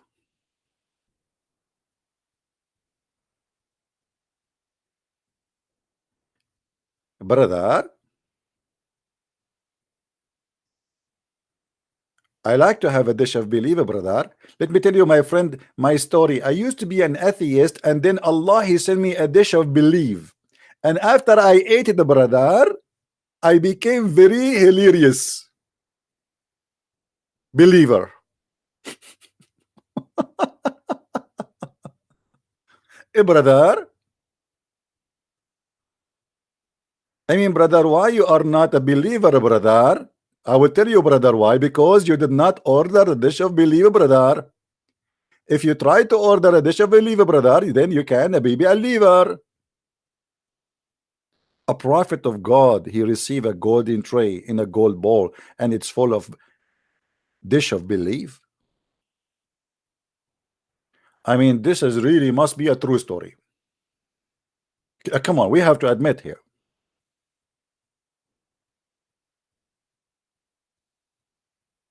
If there is anyone here don't believe in this such a beautiful story, who's a Muslim here who don't believe in this story? I mean, we have to be honest here. This must be true. It's very well known. Okay, all of us we like food, don't we? All of us we like gold. Do I? I don't think so. You know, when we were in the Middle East, some people there they like to dress and wear gold. And I was like, you know, young like everybody. And in the beginning I thought about it's look nice to wear gold, right? Especially like when men they wear rings. And then I noticed that this is really silly. I mean, what the ring would give a value to you? Interesting. Gold, silver, it's all about temptation. I tempt myself, I tempt the others that maybe I'm rich, to show off and to show people I have money. Gold. Some they might wear it because they think it's more beautiful, maybe more elegant, maybe, but at the end of the day, it's about seeking attention, I believe. I don't mind if somebody wear for sure a gold necklace, like a cross or etc., because the color don't change. But gold and God, I mean, this is can be something earthly thing, you know, human being always tempted by money and gold. Like if I say to you, I will give you a golden tray, not a tray made from plastic, for sure you will say the golden tray is better. It's very expensive and I can at least sell it and make a lot of profit from it. But God, he bring his belief in a golden tray, a real golden tray, not metaphorical. And here we notice after the golden tray containing, the golden tray is not by itself. There's a dish inside the golden tray, and the golden tray have a dish of belief inside and wisdom. Wisdom, a dish of belief and a dish of wisdom. Don't you think, Muslims, this is too much garbage? Be honest with me here. Who is a Muslim listening? And yet you believe in such a stupid story that there is God who decide to take his prophet to heaven, and now he have to do plastic surgery for him. He clean his chest. He take all the material, the heart, the kidney, the liver, the abdomen or the abdomen, and then he replace what is inside by something he sent, which is a tray of gold, and bowl is made of gold and full of belief and wisdom.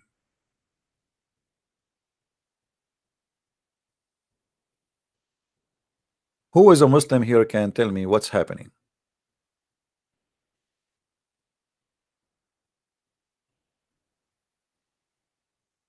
Hmm? Hold on. A Muslim. I made the Muslim Abdul angry. Look, hold on. Look what this Muslim she said me. If you feel Islam is a truth, this is not. I thought this is a Muslim. Guys, don't use bad language with the Muslim, please. Just feel for them. I feel for them. Imagine you are a Muslim and you are watching this. It's very painful. Just be nice. Be nice.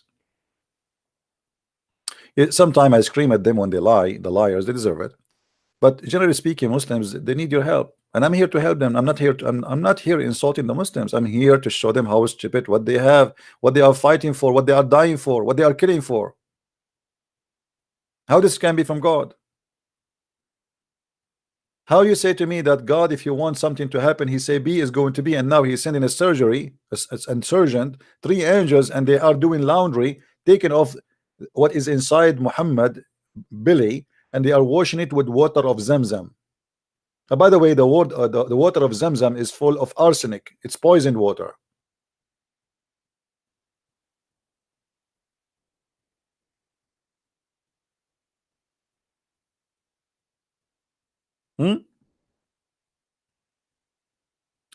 So here we notice that Muhammad not only he have a deficiency from belief, he have more letters of deficiency. So let us make it more clear. Muhammad have deficiency with letter, with vitamin W, as you see, and vitamin I, and the vitamin D, which is very important. If you don't have vitamin D, by the way, that will lead you to depression. This is why we understand now why Allah he sent him a dish of wisdom.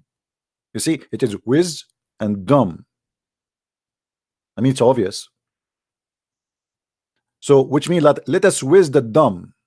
I mean, how dummy we can be to believe in such a story.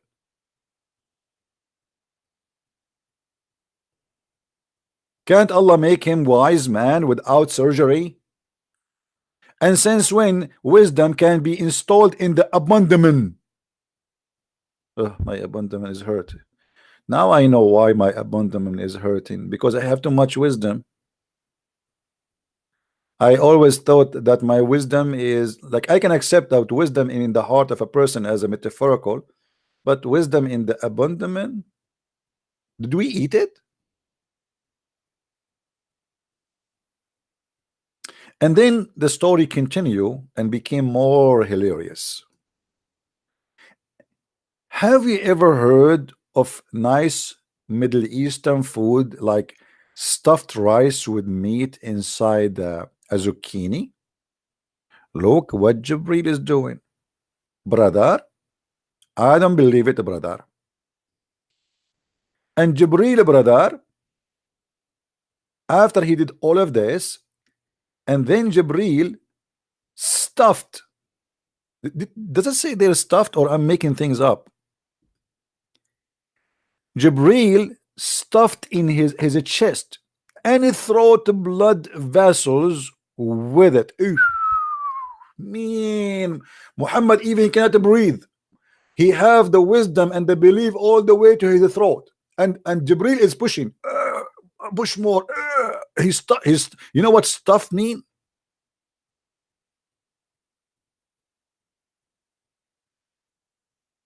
And you people don't believe that the prophet was a prophet, and this is not a true story. What's wrong with you?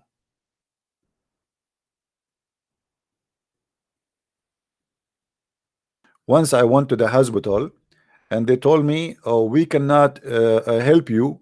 I said, why? They said to me, because your throat is stuffed with the knowledge about Islam. Stuffed, like I open my throat, hadith is coming out, like hadith and Quran, so I close it. Stuffed. Isn't it obvious that this is an amazing story and it's a true story and the prophet is not lying? What's wrong with people? Why you cannot see that this is a very truthful story?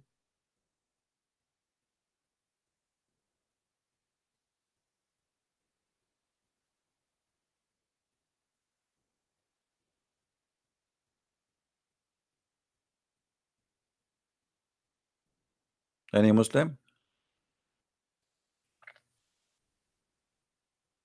Even his blood vessels stuffed with wisdom and belief.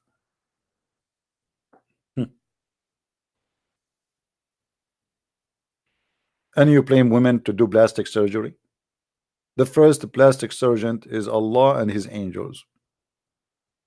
Allah the creator, he noticed that Muhammad is suffering from the following problem. He have a defect.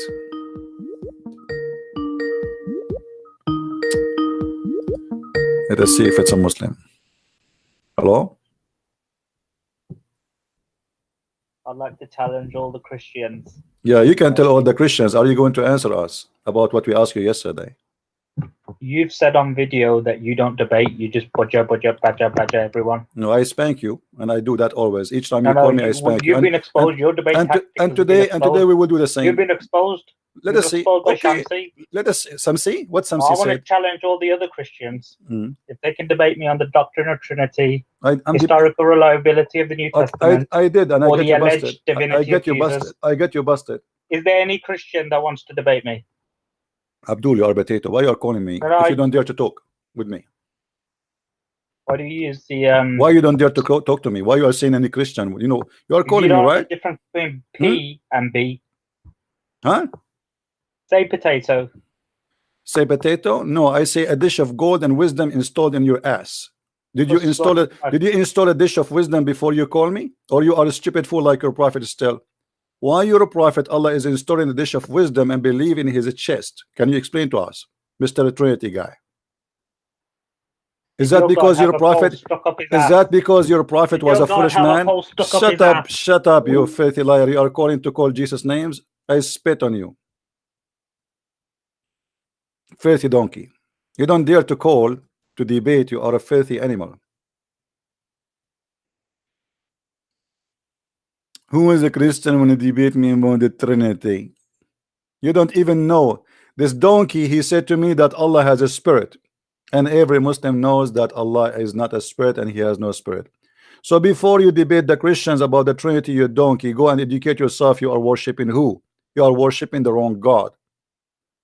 If your God, you think he have a spirit, that's mean Allah is not your God. You are a certified donkey, and we have you recorded and it's posted in YouTube.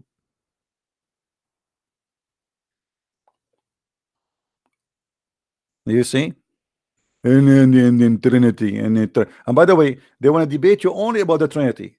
All the garbage we are showing them, the problem with them is only the Trinity. Let us say, for the sake of argument, Trinity is wrong. What you would do with such a stupid garbage prophet?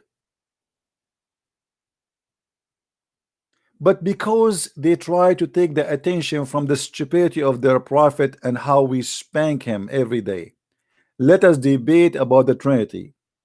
Mimi Hijab want to debate about the Trinity. Shabir Ali want to debate about the Trinity. What about we debate about Islam and Christianity in the same time? No, Trinity. You believe in one God, but he is a fake God. We are the one who believe in one true God. Go and see the wisdom of Jesus. Why Jesus did not need a surgery to install a dish of wisdom in his chest?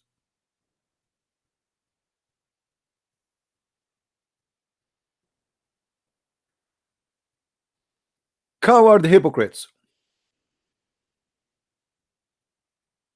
You are only upset because we are showing the laundry and the panties of your prophet, and everybody is laughing.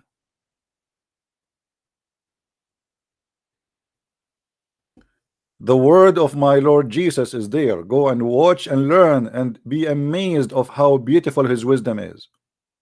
And this is the words of your prophets and his stories. And this is why you are upset. We believe in the Trinity. We don't believe in the Trinity. That will not change the fact that Jesus is holy and he is amazing. Will not change the fact that Jesus is a miracle himself. Not only he do miracle. Will not change the fact that now he is in heaven and your prophet dead in the grave. Will not change the fact that Jesus never commits sin and your prophet in the Quran was described as a big time sinner, to the point Allah saying, may Allah forgive to you your past sin and the sin to come.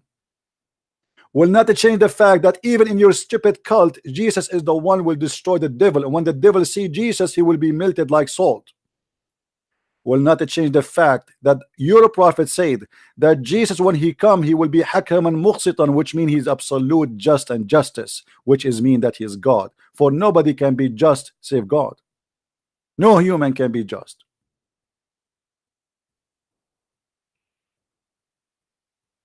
You debate me about the Trinity or not will not change all those facts that Jesus is God.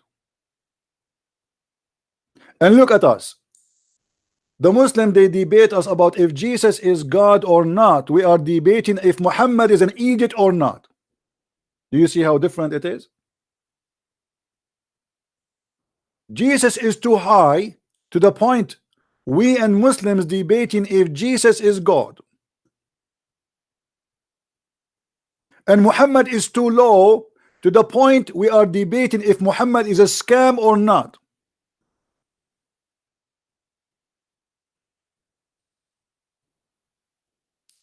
Did you notice?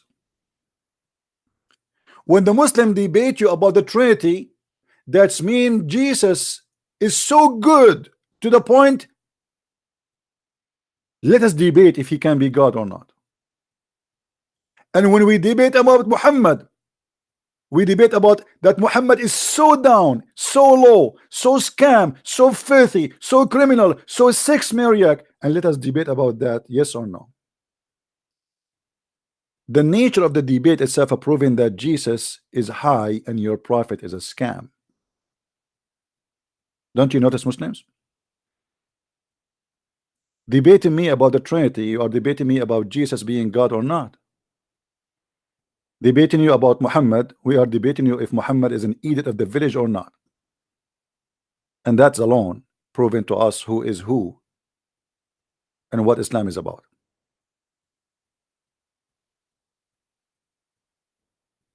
What about you debate me if Jesus was a good person or not?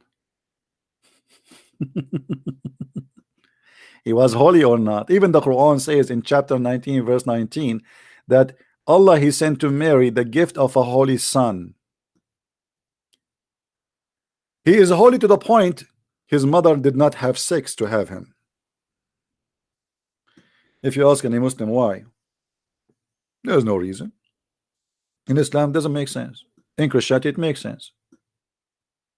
Why Mary shouldn't have a husband to have Jesus? I mean, what will happen if Jesus is just a prophet like the rest of the prophets? Okay, all the prophets, they have a father and they have they have a mother, for sure, after Adam, because Adam is the first man.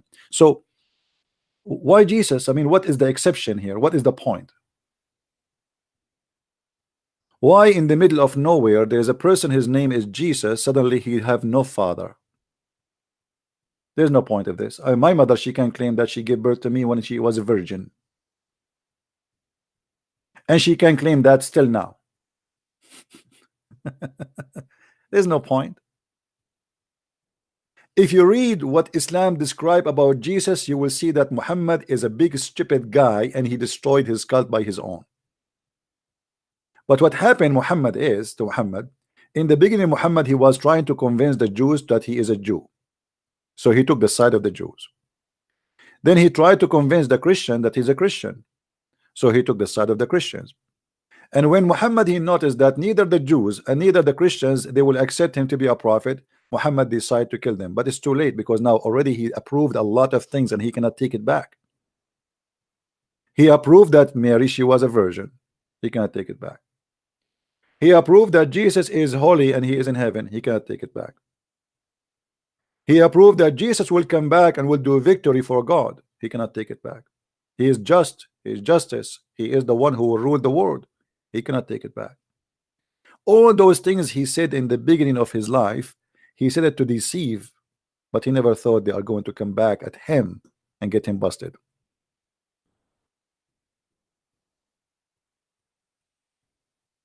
And this guy, he will keep calling me for the coming century, speaking only about the Trinity, because he cannot talk about anything else. He knew Islam is a stupid cult. And the only thing, let us skip the Christians talking about the Trinity. Let us take them away from exposing and busting our prophet, who he is so stupid to the point he himself admit that Allah, he sent him a dish of wisdom and belief. Something never happened to anyone before.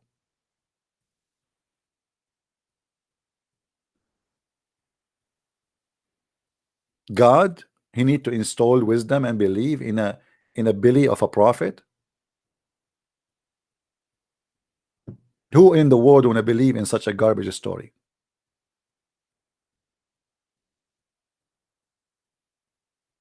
Unless he is a garbage too. Garbage in the mind. Low IQ.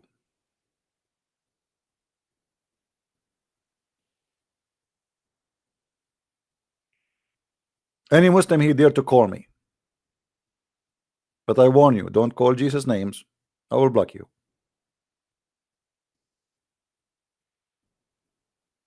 Any Abdul. Mayday, Mayday. Who is a brave Muslim? He have the courage to call me.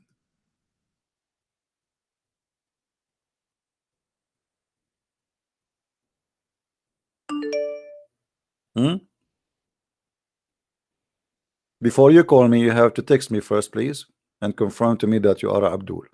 Don't just call. You have to confirm that you are Abdul. And if you are a Christian, don't call me. Any Muslim?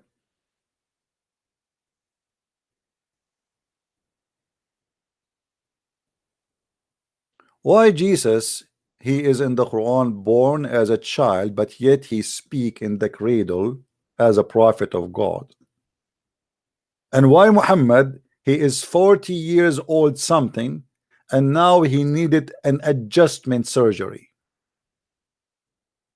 Any Muslim can tell us. How a child, he is just born, according to the Quran, he speak with full wisdom of God, speaking the words of God, and he did not need Jibreel to come and teach him. Anyone can tell us? Let me show you something very embarrassing to the stupidity of the Quran.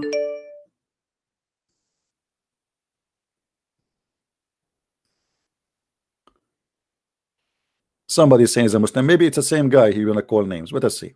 Okay. They just change their names and they do the same.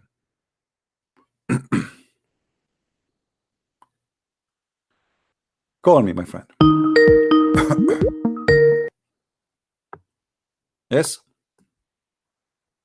My Skype's Wasim.Ali687, and any Christian can come and debate. Donkey. You have mental issues, by the way. Seriously. You have mental issues. Any Christian can debate. You cannot talk to me. Why you don't debate me? But you cannot.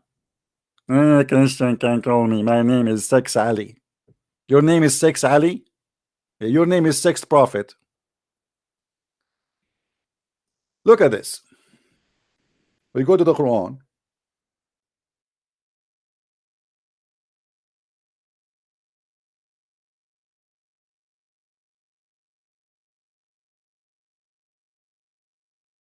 According to the Quran,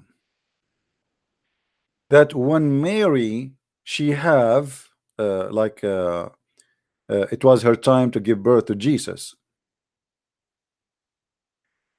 The people, they came, sorry, Mary was like, you know, she wanna, let's say she is hungry.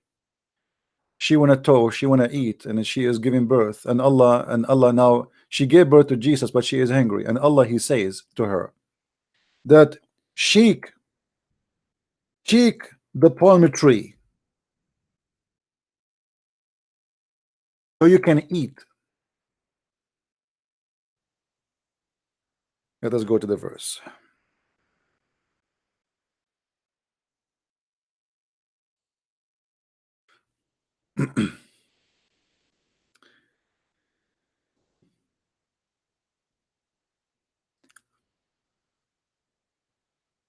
When the birth, when the time came to give birth to Jesus, Allah told her, she was sitting next to the palm tree. And here we see a very funny image. Muhammad trying to make about Mary and where Mary lived. First of all, if you go to Jerusalem, maybe now you can find palm trees, but those are something it's brought to Jerusalem. There's no palm tree in Jerusalem, and Jerusalem is not really that warm city for palm tree to grow normally there. It's not a desert. If you see right now palm trees, even you see some Christian funny movies, they show you that the Jewish wearing like Arabian clothes, and they have palm trees and camels and etc. Those are all fiction movies, have nothing to do with what is there. So the first mistake Muhammad, he is saying here that Mary, she is sitting next to a palm tree. Why she is next to a palm tree, and where is the palm tree is coming from? And then she is now to give birth, and during that time when she started giving birth, someone, he spoke from underneath of her.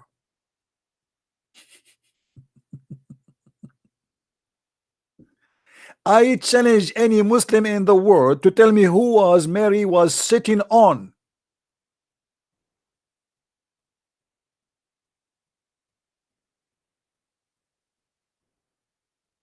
Is that Allah?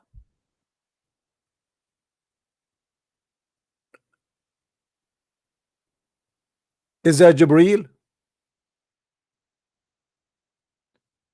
What the Quran mean that he spoke to her? Or look at this. It says, but the one that was below her called her. What in the heck? Who is the one below her?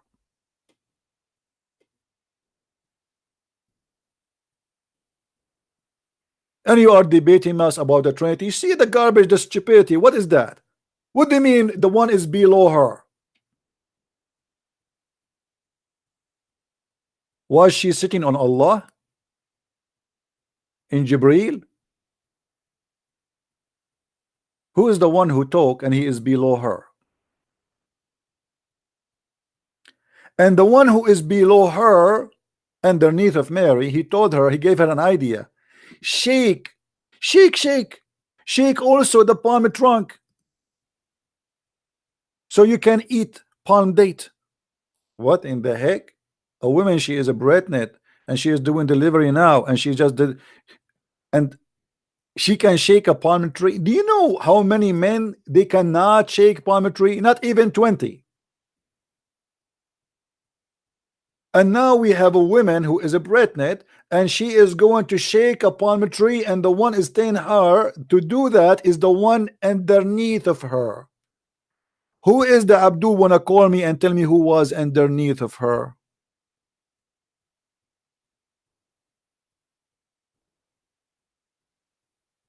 My name is Six for Allah, and I challenge you to debate me about the Trinity. If there is any Christian want to debate me about the Trinity, call me in my Skype. My name is Six for Allah.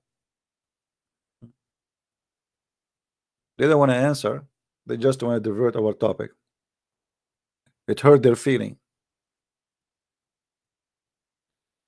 Any Muslim want to tell us what's happening?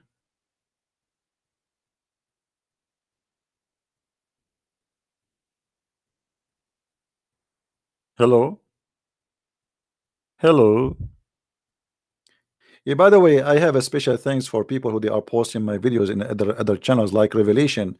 Revelation, say hi to us, so people they can click at your name and they can see.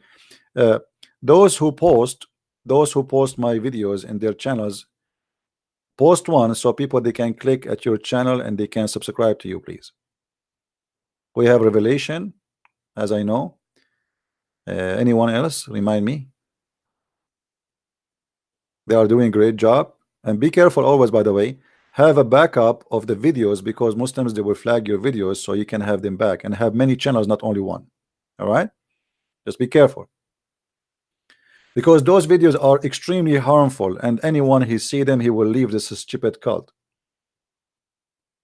You see, our videos is not like a speech made by somebody. I mean, it is really harmful to Islam, and all of you, you know that.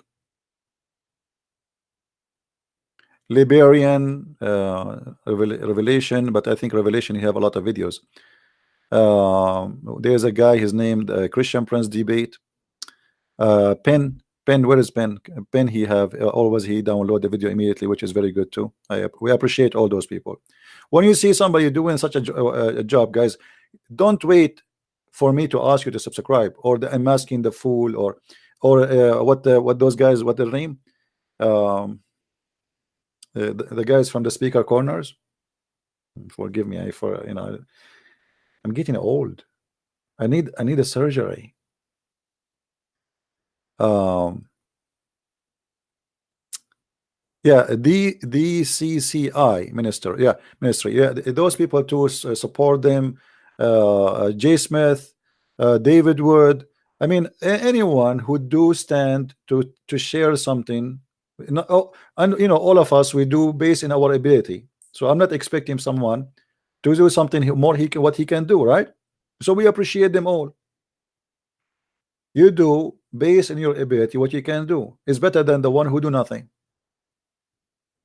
How old I am? I forgot, my friend, because when my mother, she was sitting in the top of me during the process of giving birth to me, I was talking because I was busy watching YouTube.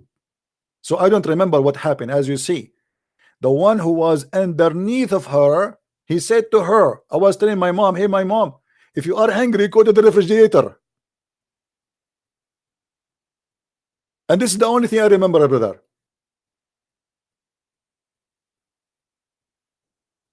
I told her, go to the refrigerator and we have hummus.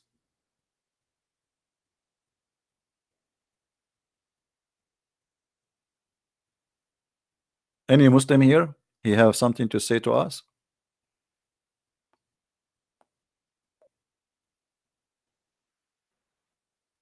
Here we go. The DCCI, they are here. Click at their name, please, and subscribe. All right. And they have in their team a sister. They have, like those people. They are really doing a great job. For me, I don't like speaker corner because it's for me. I cannot really. I don't have. I have patience, but not for such an environment. Anyway, they are doing great job, and they have a sister with them. Her name is last name is Hatun. She's a really wonderful woman. She's an ex-Muslim, as I know. So always when you see the good ones doing a good job, you do not need an invitation to do what is good too. They are there doing fighting for you. You are not there. Your children are watching their videos, watching what they are saying, refuting the Muslim, getting them busted. So They are warriors for your children, so they deserve our respect and our support. All right.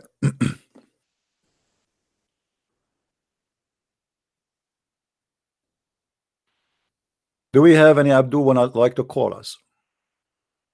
I'm chewing a coconut. Yes, I have some cocoa drink in the front of me. It would going to take me the coming 8 hours to finish it if I stay 8 hours. And I mix it with some coconut shred. You guys, you can hear it. I mean, I'm sitting away from the microphone, still you can hear it. I'm not going. Okay, I quit drinking. Here we go. I'm just trying to keep my throat not to go dry because I'm speaking for many hours. All right, I will not drink it no more. Here we go. We push it away because people are upset because I'm chewing a coconut. And I noticed, by the way, that it's haram. Coconut is haram because the Prophet, he never mentioned it in his book, brother. Now, do we have any Muslim would like to call us?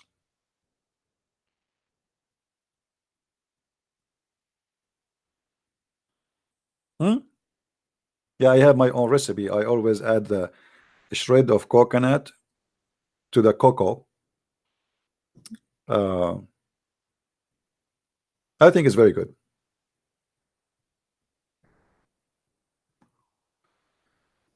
So do we have any Muslim?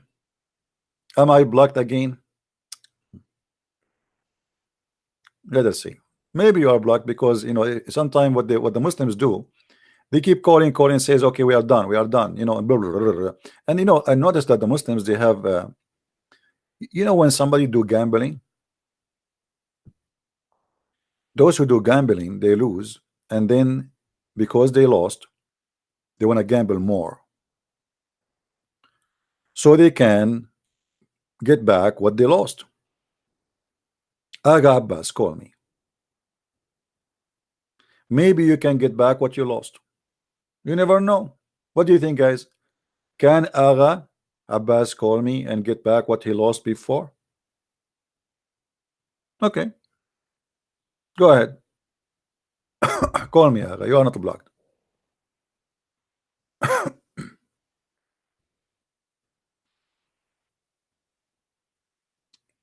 Are you there, Aga? I feel sorry for this guy, actually. I hope he will leave Islam and he will wake up.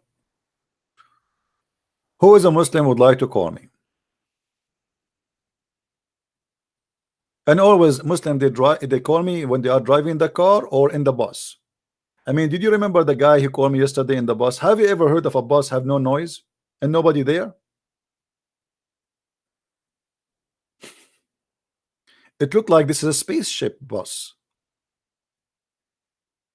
It's totally quiet. Nobody talking. There's no sound, no engine, nothing. Amazing bus. I want to get one like this. The buses in our town are horrible. In the best scenario, you will find a guy jumping in the bus and he have a stereo in his hand and he's playing a rock music, or not rock, actually, no, rap music.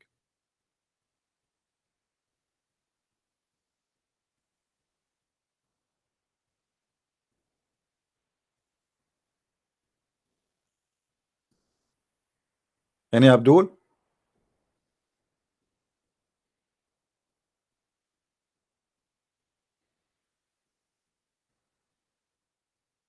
What happened to Abbas? Abbas, he said you want to call me.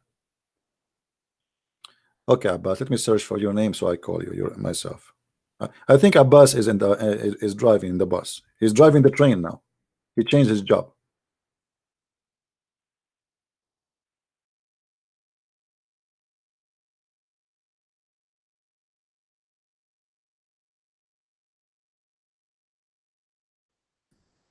Okay, here we go. I'm calling Abbas.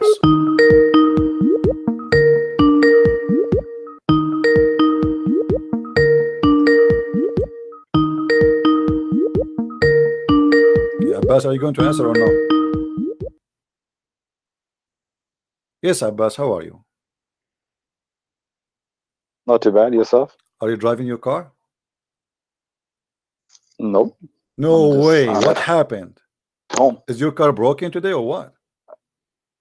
How many times I call you? Okay, well, I don't know. You call me always when you're driving. Okay, that's good. So now you can read. What do you think about this? Who is the one who was underneath of Mary and what he is doing there? Of course, it was the angel Gabriel. The angel Jibril. So Mary, she is sitting in the top of Jibril. Top of, who says top of Jibril? You are the one. I said to you, who is underneath of Mary? You said to me, Jibril. Everybody heard you. When you say underneath, what do you mean by that? Underneath? You tell me what it means. It says he is under her. What does that mean? You tell me. What verse you reading? You do not know what verse I'm reading and you're answering? It must be a miracle. No, because I wasn't you reading YouTube. I was just doing commands. You are just okay. You are a person who do chat, but you don't look. Okay, I got it. Okay, chapter 19, verse number 23. Read it, please. I don't know. And I'm illiterate, like Prophet Muhammad. You read it. I know. Can you just start saying pregnant properly, please? It's just so funny when you say breathnet. My brother, you say all the Quran in a funny way, but you are not saying it's funny. Do you know how to recite any word in Arabic? It makes my night, whenever I listen to you, it makes this my is how day. I want to say it. You like it, you don't like it. So So it's my brother, it's a breadnet, brother. Your prophet said that's the same, brother. Your prophet even do not know how to say. Your prophet, if we give him his name, he do not even know how to write or read his name. Is that correct? No, it's really serious. I mean, how you concluded pregnant with breathnet? It doesn't make any sense. My brother, but don't you see? All my talk is a comedy show. I'm making fun of your God and your prophet, and it's stupid. So here we go. It is very comedy. Do you like it or you don't? Yes. Now here Mary is a breathnet. Hold on. Here Mary is a breathnet, and she is sitting in the top of Jibril. Explain to us why Jibril is in the underneath of Mary. Okay. And again, she is a breathnet. Right. I think my screen is having a little problem. Can I call you back in 2 minutes? Are you driving again? Are you driving again? Did you jump in the car? Be honest with me. No, man, I'm at home. Come on, man, you don't drive, please. I mean, come on. Okay, let me ask you. Are you going to drive from the bedroom to the bathroom? I'm going to put my laptop on. I was on my phone. You was in your phone. Tra-la-la-lilo. Okay, the excuse again. Okay, go. All right. Brother. I'm not afraid of you. I think, you know what? I think you're afraid of me. Absolutely. You block me all the time. I wonder why. Because you keep calling me when I'm talking, you idiot. I say to you, don't call me now, and you call me when I should not call. I say, call me Muslims, nobody call. When I say not now, I'm talking, I'm explaining something, you call when there's nobody want to talk to you. You call me when I am you call me even when I'm offline, you idiot. TP, you just unblocked me just now. I was blocked. Why you keep calling me? I am not online and you call me. Why you call me? You know I welcome people to call me when I am online, do a live broadcast. Sorry. Okay. Why did I call you when you were not online? You always do that. And at the same time, if I say to you, don't call me now, if I say to you, don't call me now, then you don't call me now. That's it. When I say to you, call me Abbas, you can call me. Anyone who do program, there's a time for people to call. There's a time where people are, like I am talking to somebody and you keep calling, and then the sound appear in the background. So now change your computer, go, and I will give you how long it's going to take you. 5 hours? No, give me 2-3 minutes. I'll call you back. All right. You promise? Of course I promise. Swear by the fig. I swear by your life. No, I swear by the fig. Why my life? Did your God Allah swear by my life? Swear by the fig? Yes. Why would I swear by the fig? Why? I didn't create fig. It's Allah create fig. So it's his creation. He can swear by it. Oh, so Allah, he swear by fig. You don't swear by fig. He create these things. This is his creation. So he swear by them. So when you swear by your mother, you are the one who create your mother. Sorry? When you swear by your mother, you are the one who create your mother. Why you swear by your mother? When you did I swear by my mother? Okay, when you swear by Allah, that means you are the one who create Allah. No, because he's my creator. So, but you just told me Allah swear by fig because he created the fig. Based on your logic, you swear by Allah because you created Allah. But Allah, nobody created Allah. But so why you swear by Allah? I told you why you swear. Why Allah swear by the fig? He said because he created the fig. Okay, why Allah don't swear by pigs? Because what? Allah can swear by anything He likes. But so why he did can. not? Why he did not? I want you to show me why Allah did not swear by the pig or cockroaches. Do you see how? Hold on, Abbas. I want to teach you something English. Cockroaches. What do you think about the way I say it? Cockroaches and bread net. So why Allah did not swear by the bread net or cockroaches? Why swear by fig? Do you have an answer?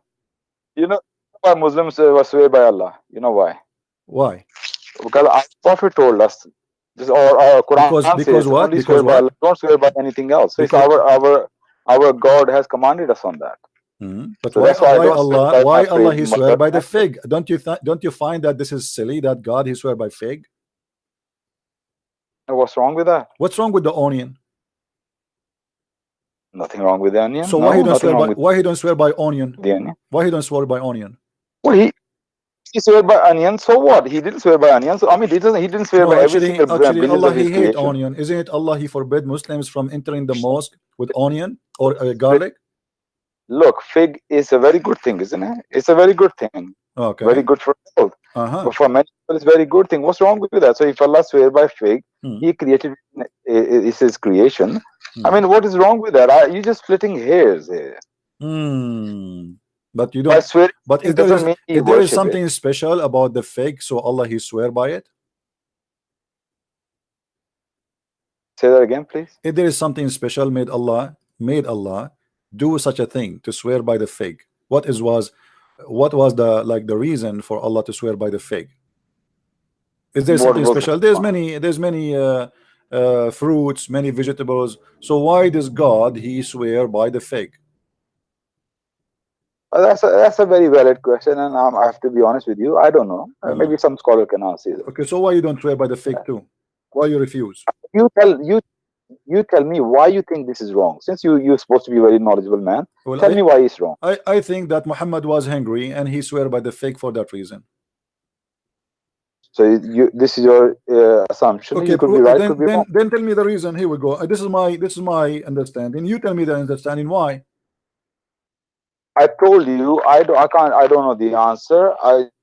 Scholar can answer you. This, I don't know. Now, do you notice why I am afraid from calling you? Because you do not know an answer. This is why I'm afraid from calling you. You told me I'm afraid of you. By the fig and the olive. Why Allah swear by the fig and the olive? I'm giving you honest answer. I said, look, this is His creation. Okay? He creates things. So He swear by them. If we take Allah to a big grocery store, Allah will spend the day swearing by fig, by banana, by zucchini, by coconut. If Allah did not see the banana and He swear by the, so if He see the banana, if He see the coconut, what He will do? He will make a chapter about them. Even the chapter itself is called the chapter of the fig. What you do is, since you are a Christian, you tell me it's theologically wrong. And you are not telling me it is logically wrong, because if God is God, how silly it is. He is the one who created the whole universe, yet He is swearing by a fig. Okay. Now you tell me from your Christian or Old Testament or New Testament that God does not swear by anything. It is wrong for God to swear by anything. Show me, teach me. Here we go. Bible. Teach us. Go ahead. Did Allah did your God swear by a fig? Did my God swear by fig? Did my God swear by fig? Did my show me? No, when you talk about something, show me. Did my God swear by fruits? No. I'm asking a question. This is a problem. I'm asking you. Say it's wrong. Now you tell me why it's wrong. Where did you learn that it's wrong? I will tell you why it's wrong. Because God, when I swear by something, I swear by who? Something greater than me. Correct? Is that the only way you swear? Will you tell me when you swear by what? You swear by what? Something small? I swear by I swear by a mosquito. No. Show me from the Bible. Show me what you're saying. Show me from the Bible. No, there's nothing like this about in the Bible. My God never swear by something silly.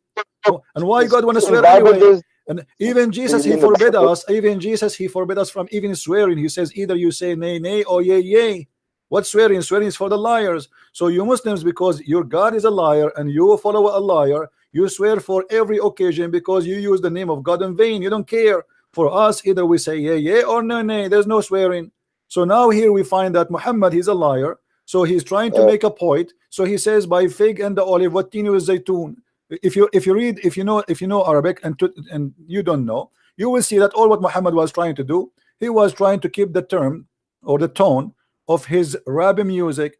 So he used teen, zaytun, sinin, amin. So the point, there is no point of this statement except I'm just keeping letters at the end who match each other, but there's no meaning. It's stupid. And this is the secret behind Muhammad making his God swearing by something is just to keep the tune. Rap music. The Quran revelation is like a poetic, yeah. It's like not a poetic. It's a bad poetic. It's like a rap. It's a rap. It's a trashy street rap music. Because you see, if you make a poetry, if you go in the Arabic poetry, you will see how amazing it is. Here, there's no meaning. What by the fig and the olive? I ask you, what does that mean? You say, I don't know. Watini wazaytuni waturi sini. I mean, it sounds beautiful. Sound beautiful, absolutely. Here we go. But mean nothing for you. For you, beautiful, but you don't know Arabic. But it mean nothing. For me, it doesn't sound beautiful. For me, it sounds silly and stupid.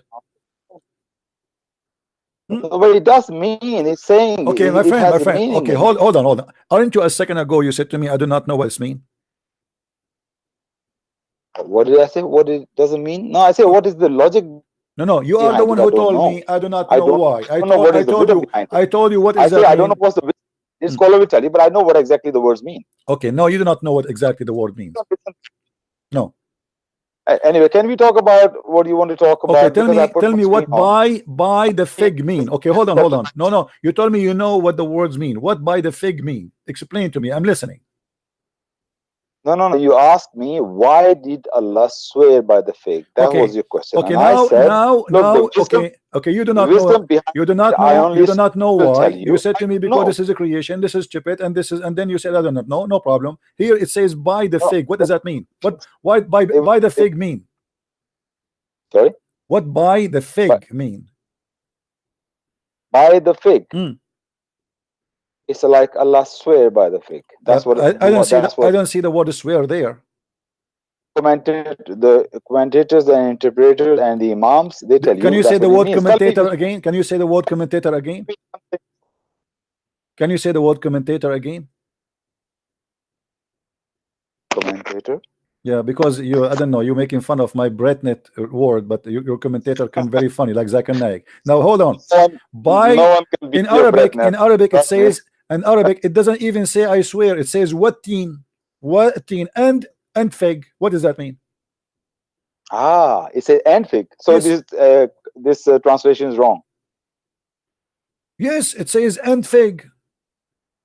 So okay, fair enough. So you saying translation is wrong. So it should be and fig. Okay, what does that mean? And fig and olive. What does that mean?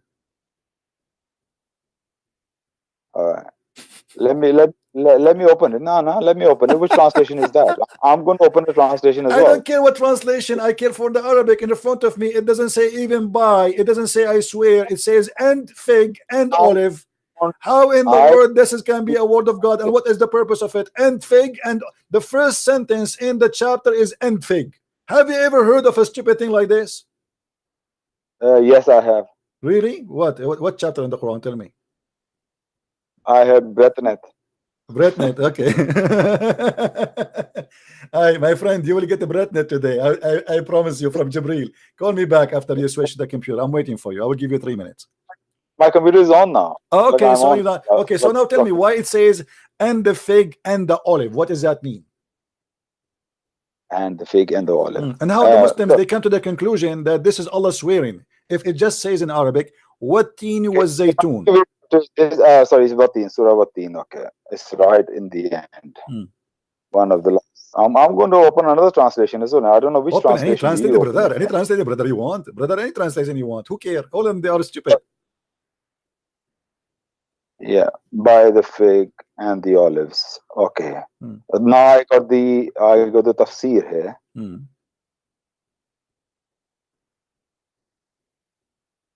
It's quite a long tafsir.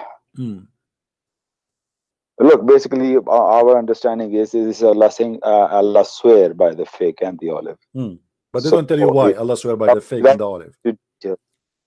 Are we not going to changing the topic? I thought you started with chapter 19. Can we talk about that? Okay, let us go back there just to make you happy. But here it doesn't say even I swear. It says and the teen and the zaytun.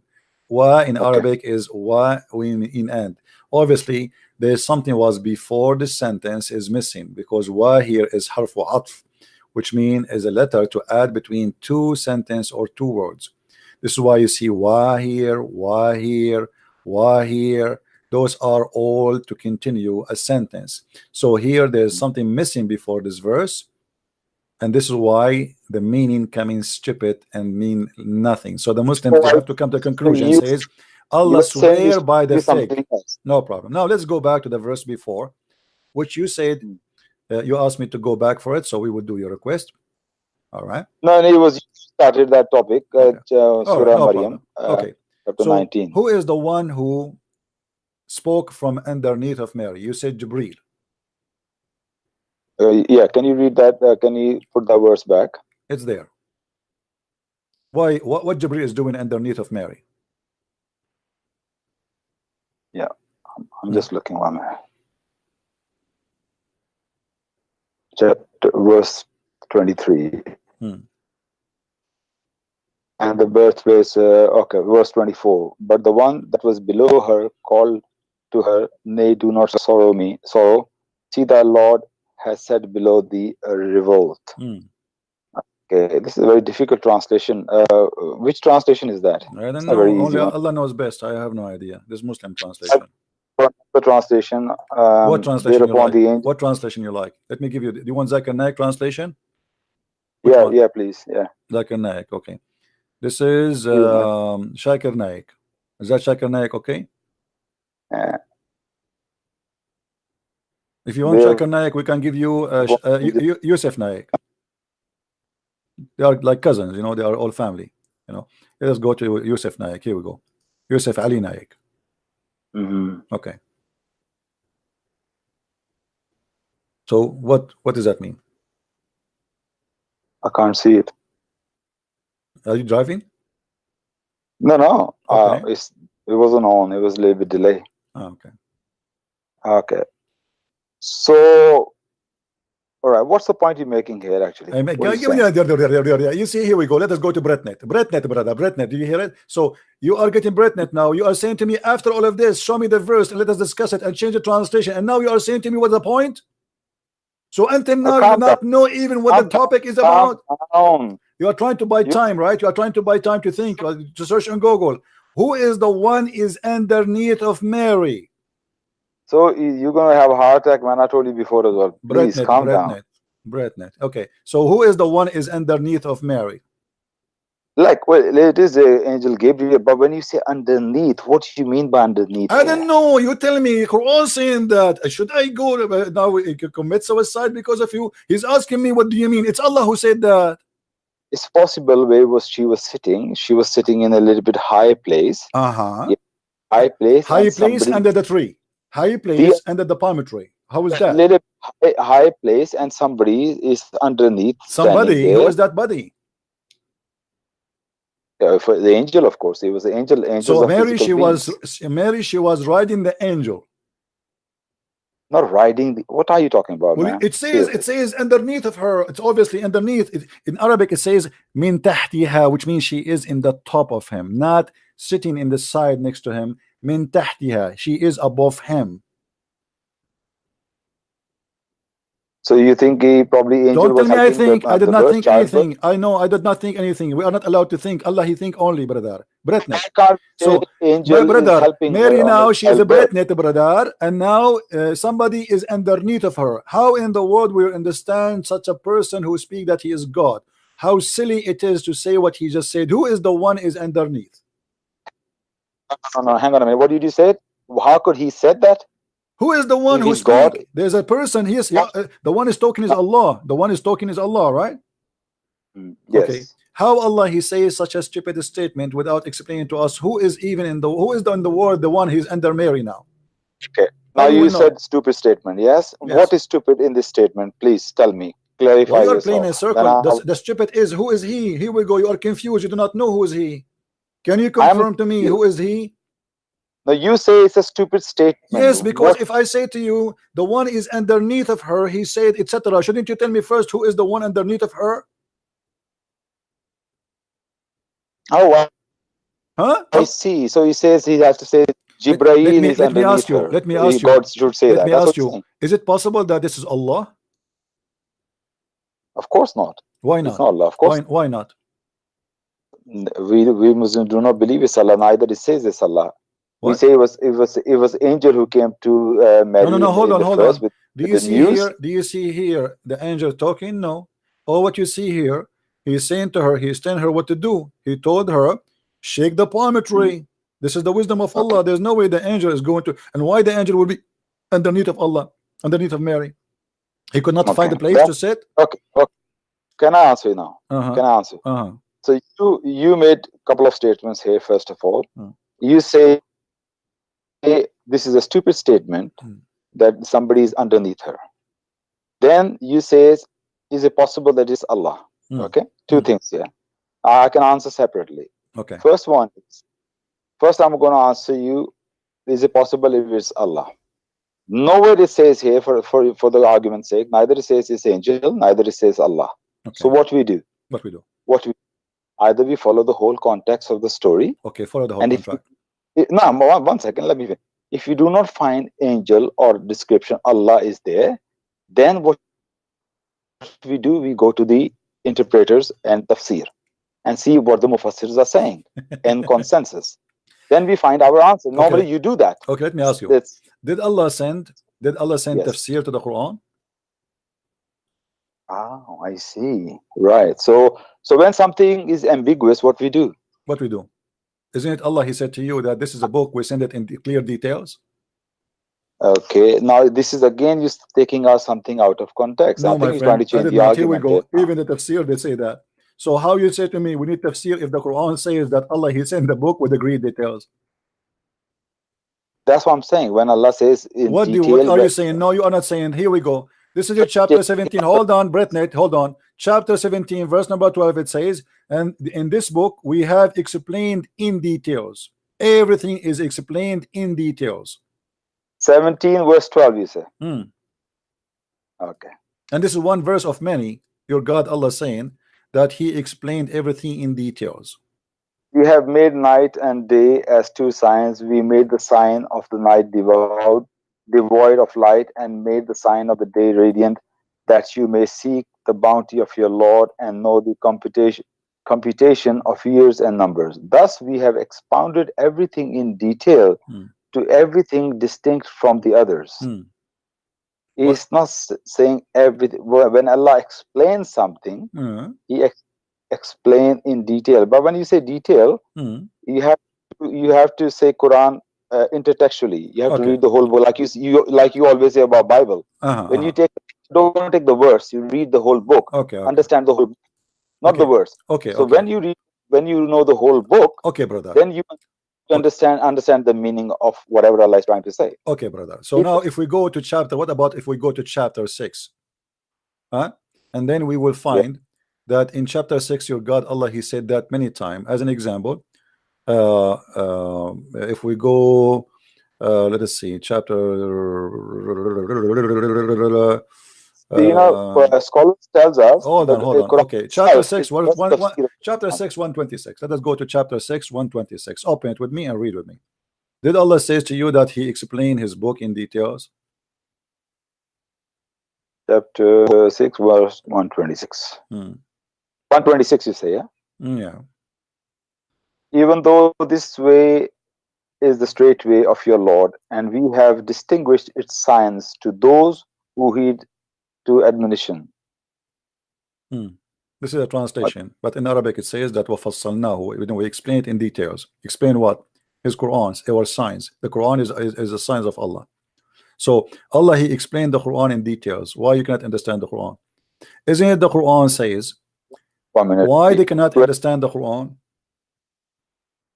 Say that again? Isn't it the Quran says? Why they cannot understand the Quran? If you cherry picking words from here, my friend, I'm not sharing. Here we go. The Quran saying, chapter 47, verse number 24. Why they cannot understand the Quran? Yeah, and the answer is, so I'm asking you the same question. The verse I gave you about who is underneath of her. Why you cannot understand the Quran? You said to me, you said to me, I have to go to the scholars, but the scholars are guessing. There's nobody, because they are the same as you. It doesn't say there, as you said. It doesn't say Allah. You are the one who said that to me. It doesn't say Allah. It doesn't say Jibreel. Correct? I said read the whole context. You said to me. You said to me in the verses. It doesn't say. It doesn't say Allah. It doesn't say Jibreel. Correct? Okay. The Quran said, why you cannot understand? Because your heart is locked. Okay, maybe my heart is locked, so I need to open up my heart. So, but you are the Muslim, brother, and the scholars are Muslims. Yeah, so why the Muslims? Everyone give us different explanation, because they do not know. Can I tell you something? You are Arab, yeah? There is a difference between a Muslim and a Mu'min. You are a Muslim but not a Mu'min. So you are a Muslim but not a believer. Oh, I hope I am a moment. Okay, read this verse for me. Every Muslim is not a moment. Okay, read this verse for me. Read this verse for me. Chapter 4. Allah's guidance chapter 4, Bretnet. Chapter 4, verse number 82. It says, if this is why they can't understand the Quran. Again, why you can't understand the Quran? If this is not from Allah, you will find a lot of contradiction. So not understanding the Quran is a proof that this is not a book of Allah. It doesn't say that why they didn't understand the Quran. Yes, it says that. It says, my friend, let me not ponder upon the Quran. This is the first translation. This is the first translation. يتدبرون القرآن. Okay, find me a translation, the one you asking me. Actually, it doesn't matter. Okay, let's go with ponder. Okay, ponder. What pounder mean? What pounder mean? What pounder mean? Explain to me. Ponder mean deep thinking. When you deep think, so you can understand. Thank you very much. You can't understand deep thinking. That's mean you can't understand. What? Because deep thinking is the opposite of shallow thinking. Correct? Well, no. Deep thinking is the opposite of shallow thinking, and deep thinking is somebody who understands very well what the word is saying. Shallow thinking is somebody who cannot understand anything. So he's saying to you, why you can't understand the Quran? No. Deep thinking is when you just want to think about things, when you go into it, like you swim along. So why he's saying you cannot go into it? Why he is saying you cannot go into it? And then he says, if this is a book not from Allah, you will find a lot of this, contradiction. This verse actually applies on you. Because you do not ponder upon the Quran. Okay, can you ponder? Can you yourself ponder upon the Quran? Can you ponder upon the Quran? No, this verse goes to the Muslims because they are the one who believe in the Quran, not me. Your God is speaking to you, Abdul, not to me. I'm not a person who follow. I don't believe in such a garbage in front of me. I'm asking you. Allah saying to you, why you cannot deep thinking? I will use your translation. Deep thinking about the Quran. Here we go. Use your deep thinking and tell me who is underneath of Mary. CP. This verse is talking about non-Muslims like you. ZB. No, this is not talking about Muslims. This is about talking about you. Yes. Read it again. It says you clearly. Not consider the Quran with care. Had it been from other than Allah, they would surely have found therein much discrepancy. Meaning, they are already accusing that this Quran is not from Allah. So he's saying, don't they think if this Quran was from anybody other than Allah, they would have found many contradictions in it. So he's addressing the non-Muslims. Okay, let us say it's addressing non-Muslims. You are the Muslim, but how come you are a Muslim? A second ago you told me you cannot consider the Quran. I said to you, why you cannot understand that verse? You said maybe my heart is blocked. I showed you the other verse. You said their heart is locked, and you said to me, I am a Muslim but not a believer. No, you're putting words in my mouth. I didn't. So what you said? You said you are not a strong believer. When did I say I didn't consider the Quran, CP? No, I showed you the verse before it. You forgot the verse number 26. It says that they can't understand the Quran because their heart is locked. And I said to you, how come you didn't understand what about Mary? You said to me, because there's a difference between a believer and a Muslim. You are the one who said that to me. It's recorded.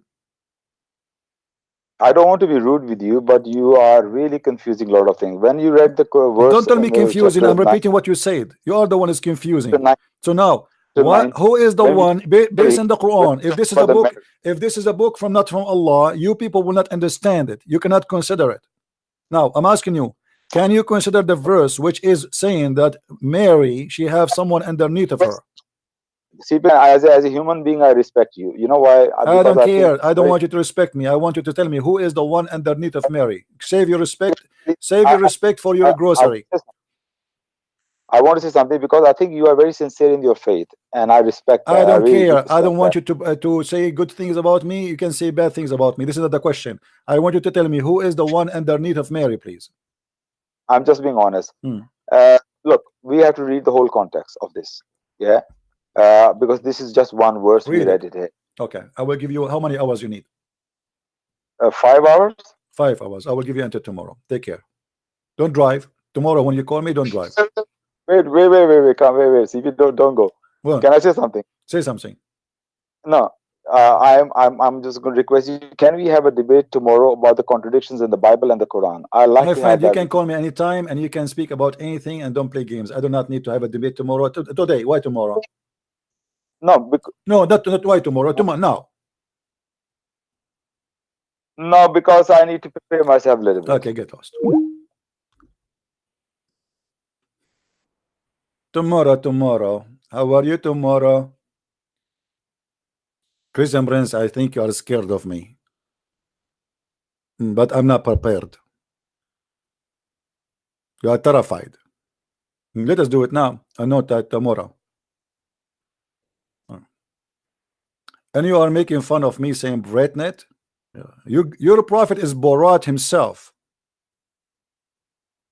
He asked Allah to make heaven which is magnetized for penis. Magnetized for penis. He wanted the dealer Allah and he told him, I want you to make heaven magnetized for penises. In the story of Borat, it was the opposite. Magnetized for, you know. This is a book of God. I mean, how silly this stupid is. What the one is underneath of her? Who's that? And he is giving her a stupid advice to shake the trunk of a palm tree. Let me show you, for those who don't, maybe you never saw a palm tree before. Let me show you what that means. Shaking a palm tree. Interesting.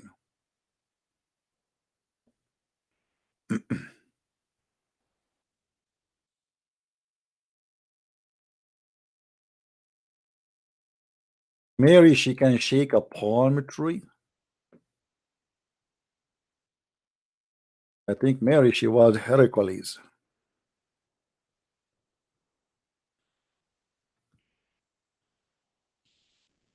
So guys, Mary, she was sitting underneath of this tree. Let me put it in the screen for you.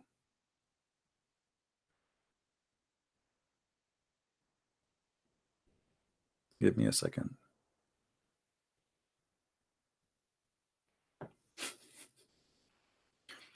And now Mary, she need to eat. And the one who is underneath of her, he told her, shake the palm tree. I mean, why, Mary, you don't shake it? How come Mary, she did not get the idea that she should do that? Here we go, the palm tree in the top of you is full of palm date. Just shake it, but don't break it. I mean, come on.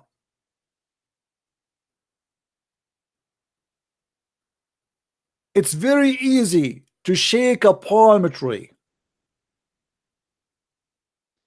If you hit this tree with a truck, still will not be able to shake it.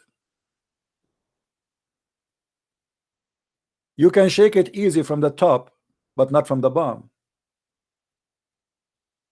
Maybe like if there's a strong wind, will shake it from the top, the leaves, but the tree itself, a woman, she is how tall she is? 5-6 foot. She will shake such a tree. And this is coming from the advice who is underneath.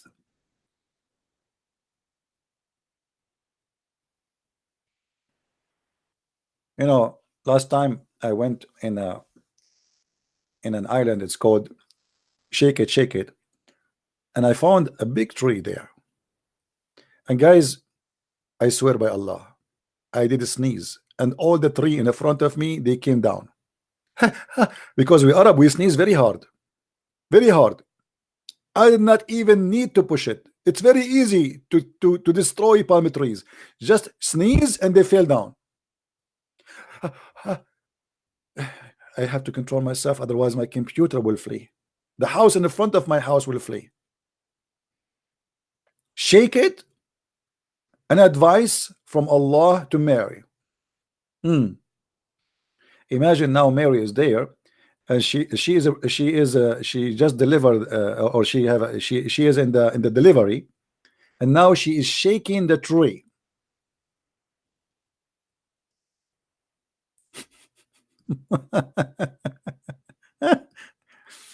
Oh boy.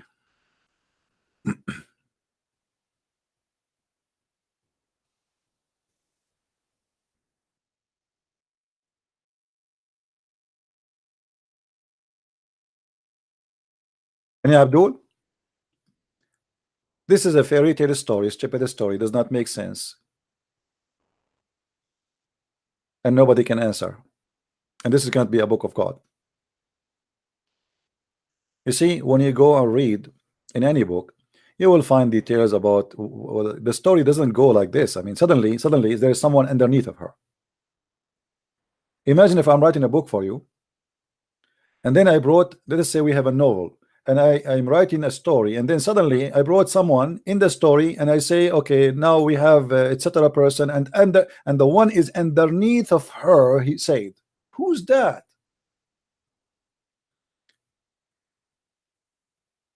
As if you are talking as if I know, because you do not need to tell me who is he. You just said the one underneath of her, as if I am there, I'm watching.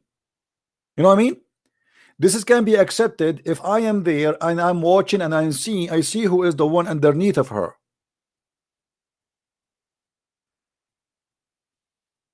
Do you understand, people?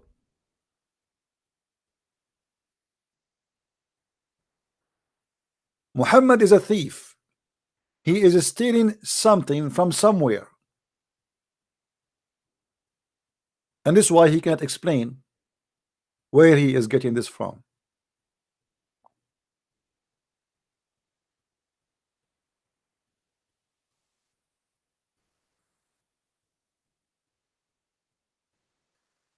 Do we have any Abdul?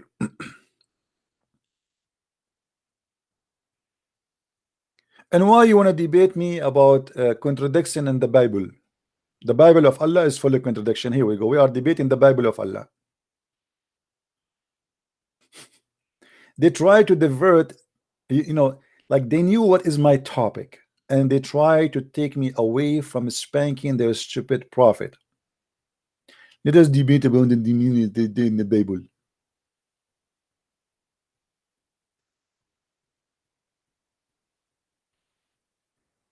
Hey guys, I'm thinking to open a shaking club for palm trees. I will open it in Florida. Anyone want to sponsor that? We will buy a big land, and we will put a lot of palm trees. Florida, you can do that. And then we invite religious people only, and only females who are pregnant again, to shake the tree so they can examine the same experience. And you have to pay, by the way, if you want to come to our club. Well, business is business. So women who they are pregnant, they have to roam over and they have to shake the palm tree so we can see and understand. Maybe we can understand what Allah He mean.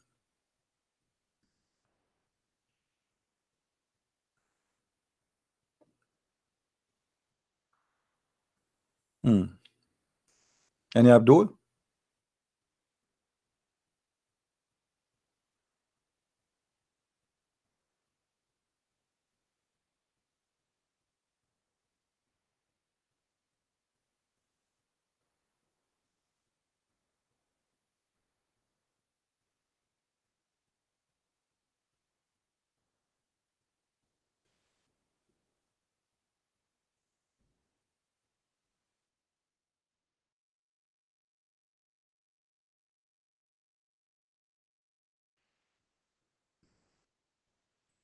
Anyone?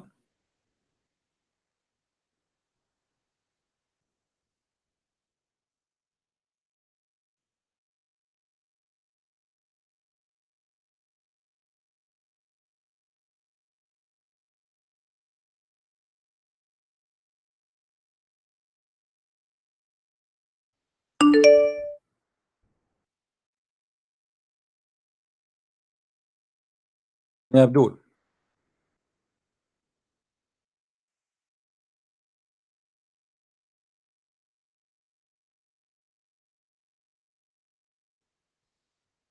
Nobody? And this is just a little example of many tons of stupid stories in the Quran. We did not even scratch the surface of the stupid book.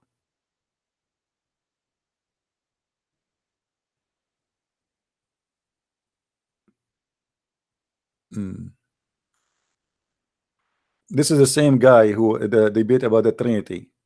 You are a liar. He changed his name. Hey, how are you? Good. How are you? I'm very fine. Oh, so who is the one is underneath of Mary? Yeah, if you would have listened closely to the guy, you would have known that it's Angel Gabriel. Oh, really? It says that where? Let me see.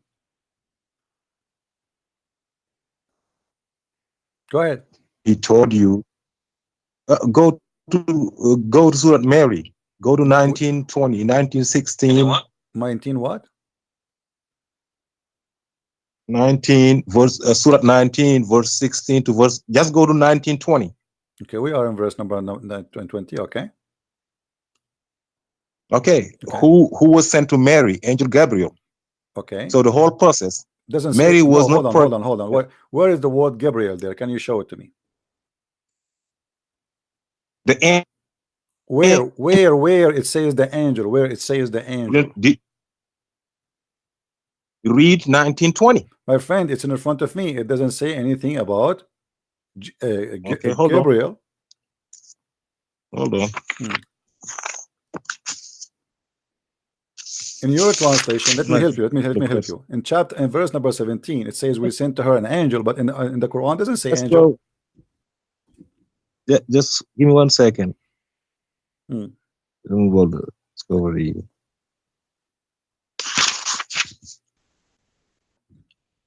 (26). Oh, I think I'm mistaken.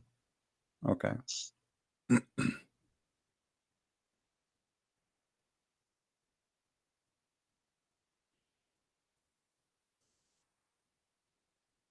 Oh, verse 18. So 18, so 19. Yes. Need my help? Do you need help? No, okay. I don't need help. Okay, show me where it says that the angel, he is the one who came to her, spoke to her in this verse. Right here. Where? Mention started 1916. Mention in the scripture Mary. She isolated herself from her family into an eastern location. Okay. While a bearer separated her from them, we went. We sent to her. We sent to her our spirit. Okay. He went to her into a form of a human being. Okay. Okay. So a spirit that came in the form of a human being, which is Angel Gabriel, came to her. Where it says Angel Gabriel? And where it says Gabriel?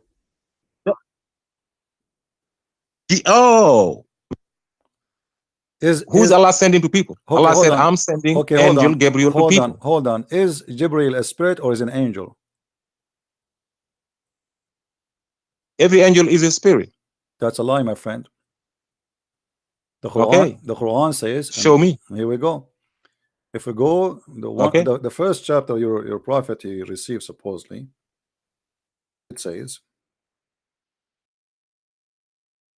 that the angels and the spirit, they will rank together, and they are the one who they are doing the command of Allah. What's he reading? Let me show you on the screen.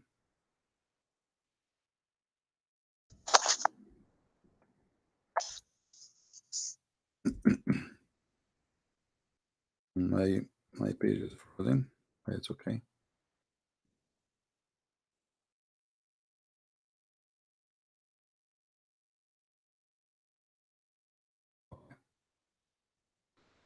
Let's read this one first. Chapter 78, verse number 38.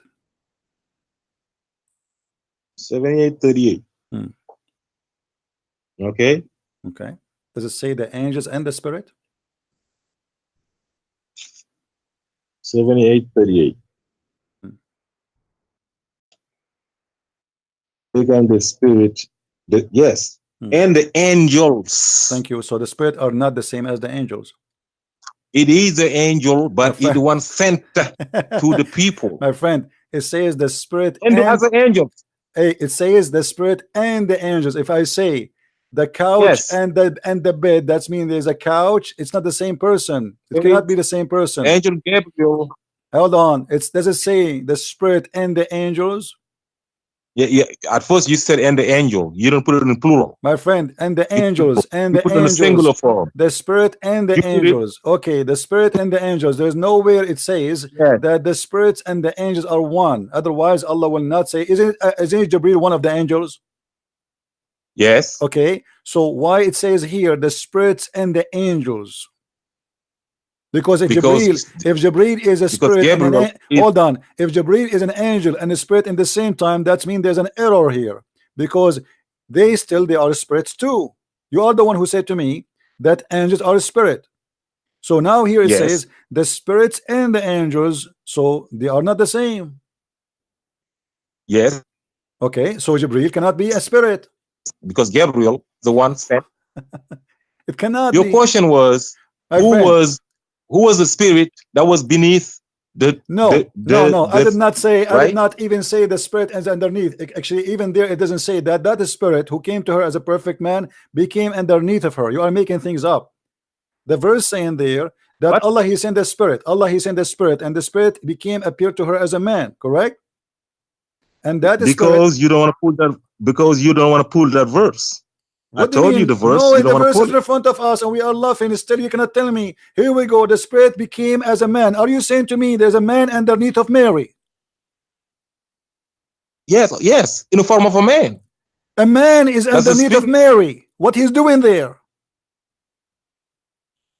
He came to announce to Mary that she was gonna have a baby. She had the baby. So he announced to her. This is why 9 months ago, idiot.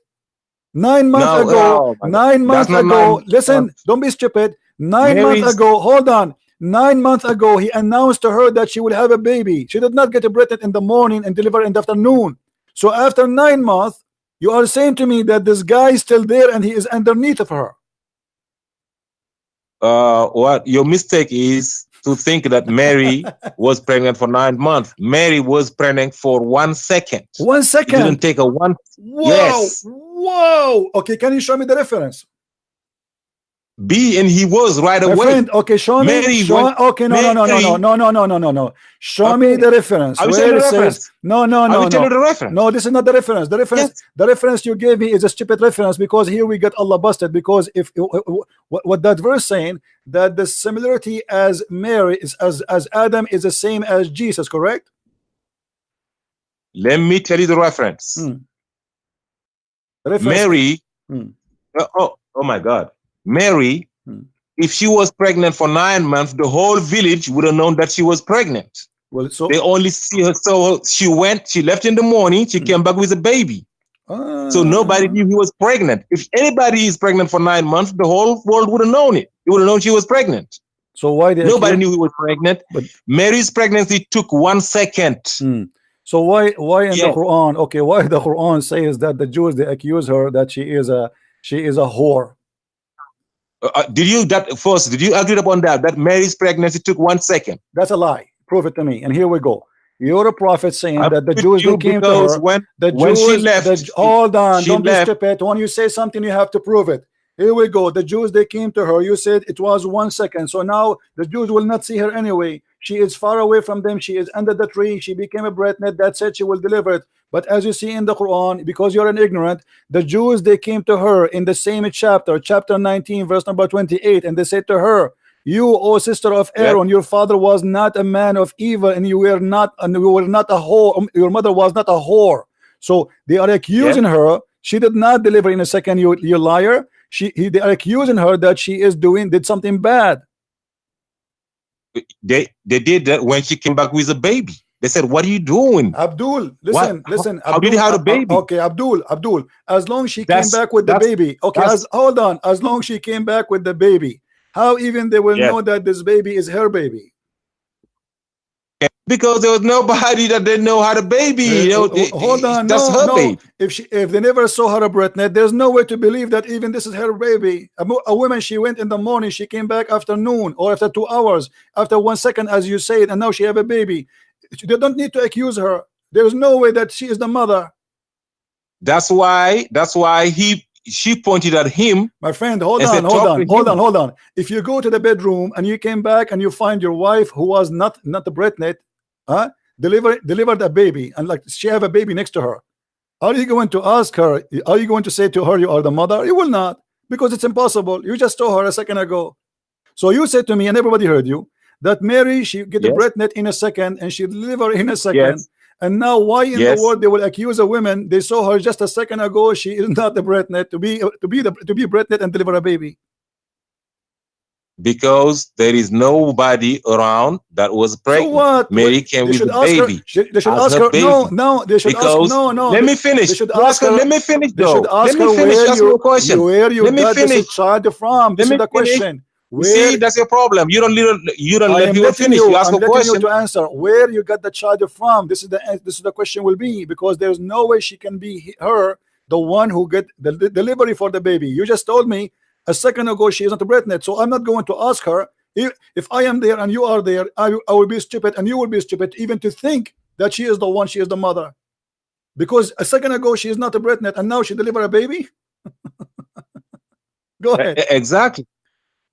Now, if she was pregnant, okay, the same way, if you're smart enough to be analyzing that way, why don't you say when she was pregnant for 3 months, people already knew? So the whole village wouldn't know for 6 months. My friend, it says clearly that she went away. She isolated herself away from people.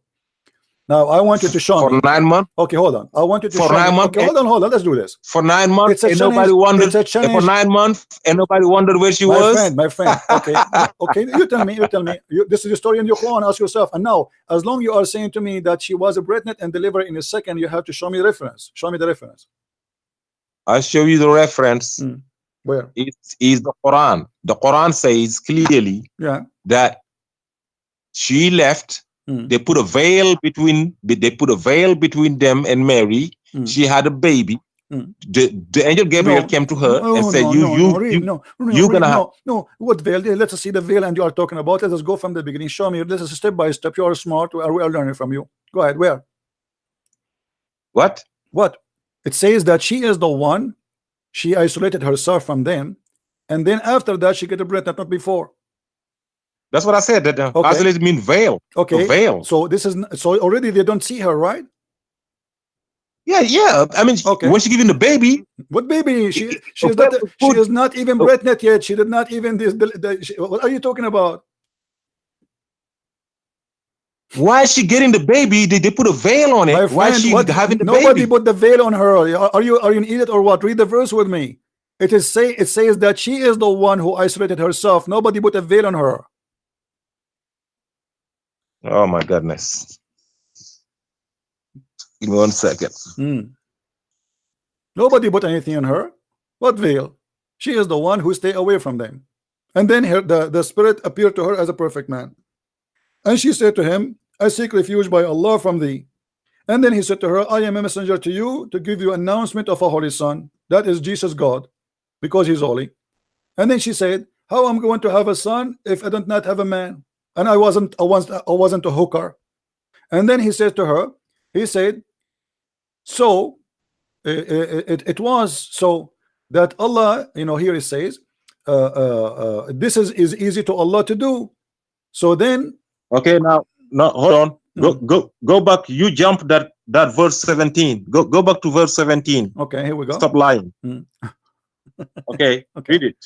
Read it. Read to verse 17. She placed a screen. You liar. You told me that they put a screen on her. She placed a screen on her. Not on verse 17. It says 17. Here we go in front of me. She placed a screen on her. She did. While a barrier separated her from them. Who is the one who put that barrier? And what that barrier mean? You said that's her. Why are you lying though? It says her, you idiot. Don't you see the screen? Read it. It says that in Arabic, it says that in English.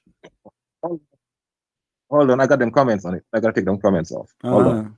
Now you have to apologize for lying to us. You said you accused me of being a liar. Well, we discovered that you are the one doing lies now. The verse says, while the barrier separated her from them, we sent our spirit. What translated? Who is the donkey who said that to you? Give me the translator name. Hold on. Yeah. You do not know the translator in your hand from made by who? It doesn't matter. You buy a translation. You buy a Quran translation. You do not even know who is the translator. Choose on solution for that. Give me a translator name. Stop playing games. Take who is this? Marmaduke. Marmaduke? Who is this Marmaduke? Let us see. You know Marmaduke? I don't know who's Marmaduke. Let us see if his translation exists here in this website. Marmaduke. Here we go. No, this is not Marmaduke. This is Marbakuki. I don't see Marmaduke. I never heard of this Marmaduke. I'm sure you did. I never heard of this Marmaduke. My friend, you claim before that you know Arabic, do you? Okay, read with me. He's the guy. Why we need the translator anyway? As long as you speak Arabic, you claim you speak Arabic. Read it. Read the verse. And you have to apologize for lying. It says here, فَاتَّخَذَتْ. Why don't you just put you said you claim you speak Arabic, right? Read it for us. You claim that you speak Arabic. Read the verse and translate. We do not even need a translator. Here we go. You are our translator. You was denying that. Read. Stop lying. You don't even know Arabic. You are a liar. Read. You said you know Arabic. Read and translate. I never said I knew Arabic. You just said that. Everybody heard you. A second ago. Nobody said that. Yes, a second ago. I said you know Arabic. You said yes. I just made a video last time. You asked me. I said I don't. And he said, oh, so if you don't, how do you know the difference between Al-Ba'aduna and Al-Arab? No, listen. Remember? Listen. Answer me. I told you. Okay. Okay. So you do not know Arabic. The translator, he said to you that they place a screen in her, correct? Yes. Okay. Why other Muslim translator they say she places a screen? Here we go. Is that my translation? There is choices of words of people. No, there is no. Just the way in Arabic, it says Arabic is my language, and you are a liar. It says فَاتَّخَذَتْ مِن دُونِهُمْ. So she is the one who did that, not them. You are a liar. Same as you did yesterday. Yesterday you said to me, it says or. There's no even or there. It is an or. No, there's no or. There's no or. What or? If you say وَإِنْ خِفْتُمْ فَإِنْ خِفْتُمْ. If it's or in between. No, if and this if. This is for the if you say if. This is for the previous. Hold on. We will not miss. Okay. Hold on. Between the two is gotta be or. The funny, you just said to me you do not speak Arabic, and now you are teaching me Arabic. I'm just saying. Do you know Arabic or you do not? No, I am asking you. Do you know Arabic or you don't know? I am not fluent on Arabic. Okay. I understand some verses in the Quran. As long you don't. I can okay, not a fluent. That means you can read it still. Yes, but it's going to be hard for me to read it fluently. Okay, read. Here we go. It says, وَانْكَحُوا مَثْنَى وَثَلَاث وَرُبَاعَ. Yes. Okay. What wa mean? Wa can means and can means nothing. No, it means and. Wa at the beginning of a sentence is just like a capital letter. No, it is. No. It means when you and. Say, no, you it say mean and. When you say it mean and. Listen, Abdul, I have no time. Listen. You are a stupid liar. You said you do not know how to read Arabic, and now you are saying to me this is what Arabic mean. So either you know Arabic or you do not know Arabic. Not reading. Okay. It's understanding. So now you can read read for a language. me. Okay, hold on. Not So read for me. everything on it. Read for me. فَاتَّخَذَتْ. What فَاتَّخَذَتْ mean?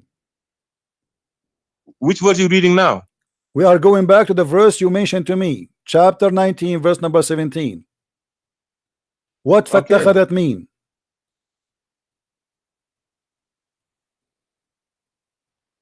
You tell me. Oh, here we go. You're Muslim telling you. It says, and she did, took a seclusion of herself. She put a screen on herself, which mean nothing anyway. It's stupid. Exactly. So why your question was to the guy who was that spirit that was underneath or beneath the tree? No, I did not say that. You know, you are a liar. I did not say who is the spirit underneath. You are a liar again, like your prophet. I said who is underneath of her. You are the one who said to me, it is the spirit who became a man. And then I asked you, yes, who is that? You said from Jibreel. So I said to you, so are you saying to me that Jibreel was underneath of Mary? You said yes, correct? Underneath the tree. No, underneath of Mary, not underneath of the tree. You are a liar again. Okay, pull. What verse was it again? You don't even know what verse we are talking about. I mean the verse number. I know serious? The verse. Okay, the number. How come I can pull it. You are a person who are sure who is there, but you don't even know what the topic is about. You do not know where we are talking. I know the topic. I said the verse number. My friend, why you call me if you do not know the verse number? Oh, you think I know every verse number in the Quran? So you call me to refute me, but you do not know the verse number. I can tell right now 100 verses from the Bible. You're not going to tell me one time which number it is. You I can call tell me, right now. We have it in about 100 verses. We have it I can in the quote screen. 100 verses of the Bible that listen, even in the Quran. Listen, you called me to refute me about a specific number about he is underneath of her, and now you are telling me you do not know. I answered you. I said the verse number, so because I went through a lot of other verses, remind me what verse number it was so I can go back to there. That's it. Simple as that. No problem. Okay, verse number 24. That's it. That's it. Of Surah 19, right? Or Surah 17, right? Surah 17, right? What 17? You don't even know what chapter we are talking about. Chapter 19. That's 19. Verse 24, right? Yes. Okay. So, but a voice called to her from beneath the palm tree. From beneath the palm tree? Where it says the palm tree? Pull Yusuf Ali. Listen, donkey. Listen, donkey. You and Yusuf Ali are a bunch of donkeys. Where is the palm tree? Here we go. Do you see the word palm tree in front of you in Arabic?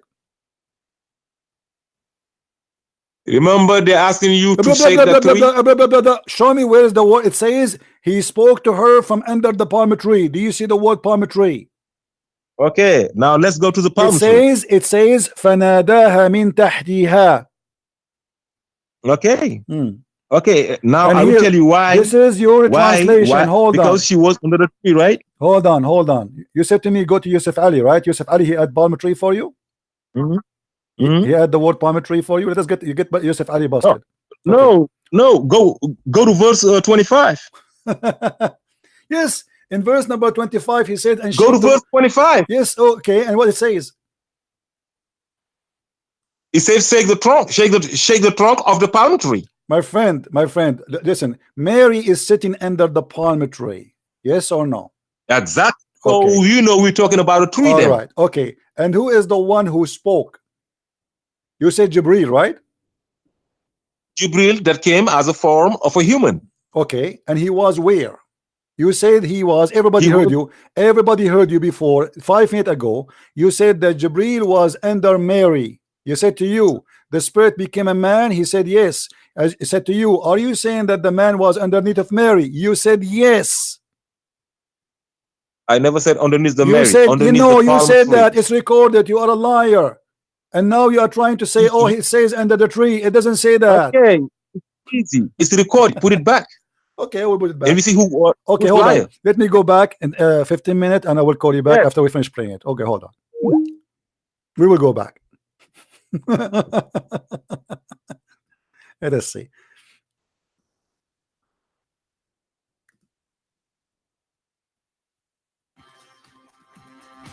Oh, like we are going. And it says there in the pact of we have that the prophet. Hold on. We had to refresh the video on YouTube. Okay. Let us go. Nobody put anything on her. What veil? She is the one who stay away from them. And then the spirit appeared to her as a perfect man. And she said to him, I seek refuge by Allah from thee. And then he said to her, I am a messenger to you to give you announcement of a holy son. That is Jesus God, because he's holy. And then she said, how am I going to have a son if I don't not have a man? And I wasn't a hooker. And then he said to her, he said, so it was so that Allah, you know, here it says, I think this is before, easy to Allah. This was before this. Hold on. Because there is nobody around that was pregnant. So what? Mary came with a baby. They should ask her. No, they should ask. No. Let me finish. They should ask her. Let me finish though. Let me finish. Ask me a question. Where you got this child from? This is the question. See, that's your problem. You don't let me finish. You ask a question. You to answer where you got the child from. This is the question will be, because there's no way she can be the one who get the delivery for the baby. You just told me a second ago she is not pregnant, so I'm not going to ask her. If I am there and you are there, I will be stupid. Guys, you think this is before it? Before? It's before. Okay, let me go back a little more. For 9 months, the whole world would have known it. You would have known she was pregnant. So why did nobody knew he was pregnant? But Mary's pregnancy took 1 second. So why in the Quran? Okay, why the Quran says that the Jews, they accuse her that she is a whore? Did you agree upon that Mary's pregnancy took 1 second? That's a lie. Prove it to me. And here we go. You're a prophet saying that the Jews who came to her, when she left, hold on, don't be stupid. When you say something, you have to prove it.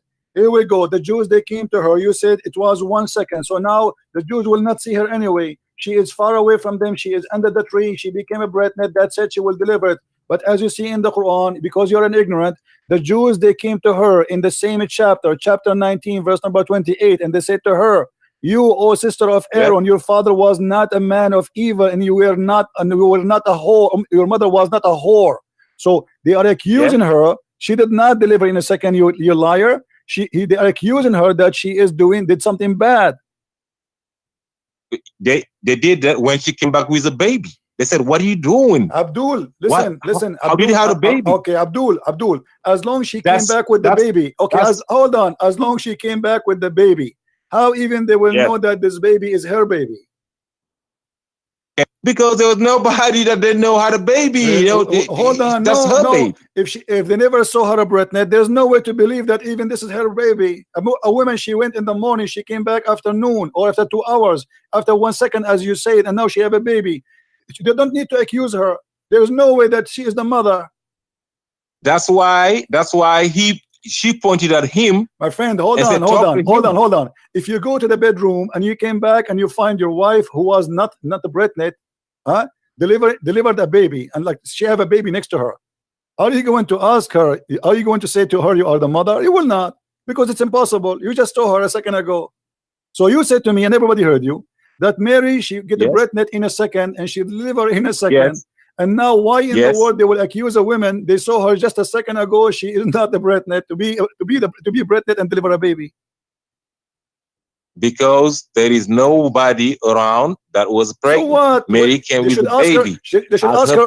No. They should ask. No. Let me finish. They should ask her. Let me finish though. Let me finish. Ask you a question. Where you got this child from? This is the question. See, that's your problem. You don't let me finish. You ask a question. You to answer where you got the child from. This is the question will be, because there's no. You guys are saying this is even before. Are you sure? Are you sure this is before? No. Why? How before? And don't tell me we have to play the whole thing again. How before? Are you really sure? Really? Okay, I don't know how before then. Maybe if somebody can help us to find where. Let us see. Read 19:20. My friend, it's in front of me. It doesn't say anything about okay, hold on. Breadnet again. To shake the tree so they can like examine the same experience. And you have to pay, by the way, if you want to come to our club. Well, business is business. So women who they are breadnet, they have to rom over and they have to shake the palm tree so we can see and understand. Maybe we can understand what Allah He mean. It can't be for because our delay. I think there's a delay in the sound. Let's go a little bit.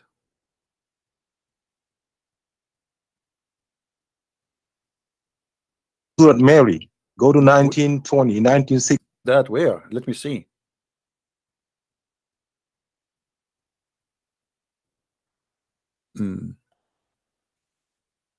This is the same guy who the debate about the Trinity. You are a liar. He changed his name. We go. We have to pay. Hey, how are you? What we can do? Good. How are you? I'm very fine. Oh, so who is the one is underneath of Mary?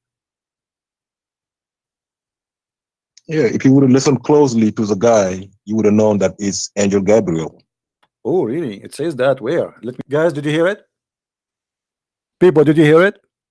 Who is the one underneath of Mary? He said, if you listen to the guy, you will see it is Angel Gabriel.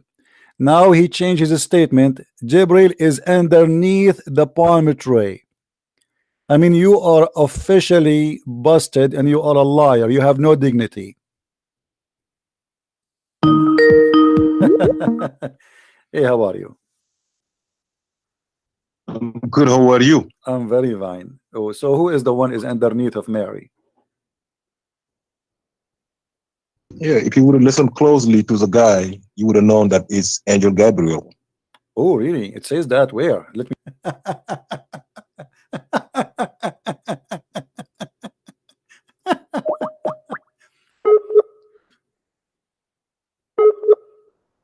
He's gone.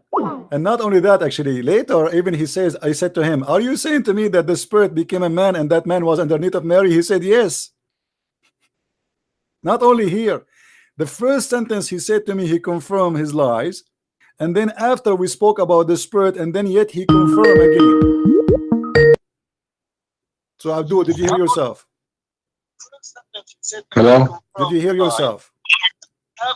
Yes. Okay, so you said you are the one who agreed that Jibril was underneath of Mary.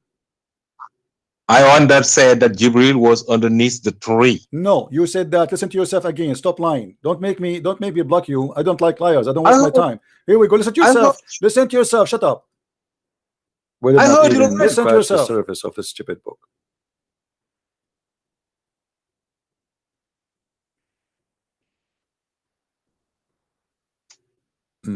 Okay. Hold on. This is the same guy who the debate about the Trinity. Listen to yourself. You are a liar. He changed his name. Hey, how are you?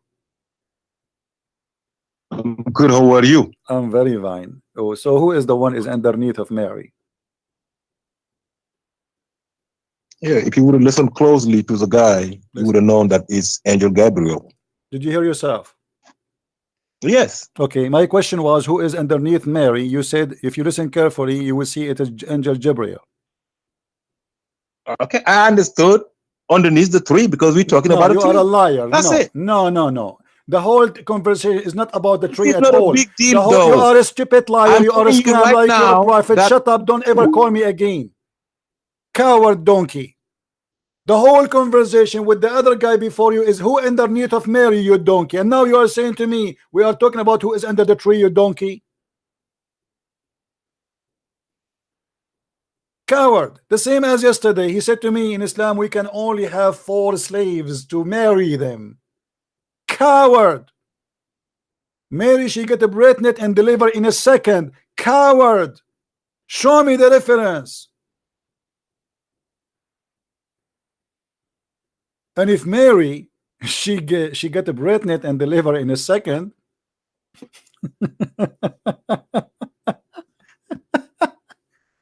Why even Mary need to prove that this is from God? Because that alone is enough that this cannot be normal, right? It's a miracle by itself. Why even Mary need to defend herself? She can say, God made me. Here we go. You saw me a second ago was not the breastnet. A woman, she have a 9-month baby. She will be big. She do not need to defend herself. She say, as God, here we go. I wasn't breastnet. Here we go. A second ago you saw me. A second after I have a baby. I mean, stupidity is beyond imagination. And here, this idiot Yusuf Ali, in order to explain, so he put the palm tree. It doesn't say so. It doesn't say from the palm tree. It says tahtaha, underneath of her. Change the translator and you will see how the Muslims' manipulation of the Quran always work. They have no dignity when they translate. Guys, do you see it says underneath of her? Do we say the tree her?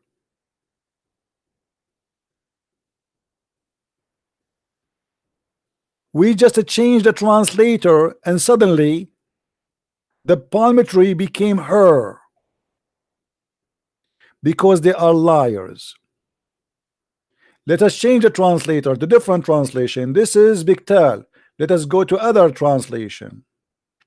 Ahmad Ali. I will show you on the screen. I'm choosing who. Ahmad Ali.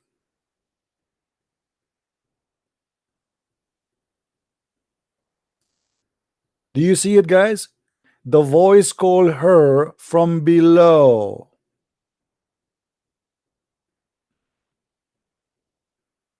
Below who? Below her. Where is below the tree?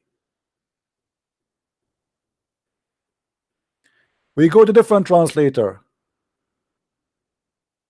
The Islamic propaganda and corruption. Let us see this guy Ahmad Ali, Ahmad Mirza Raza Khan. We will take them one by one just to show you how they lie.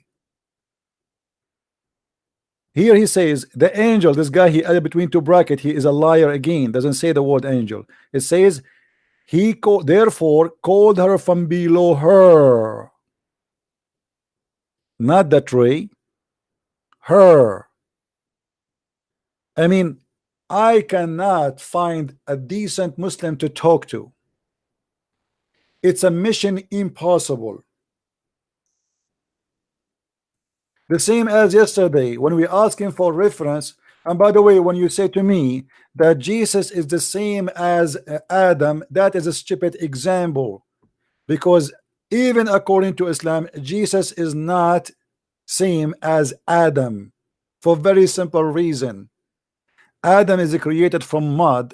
Jesus is not.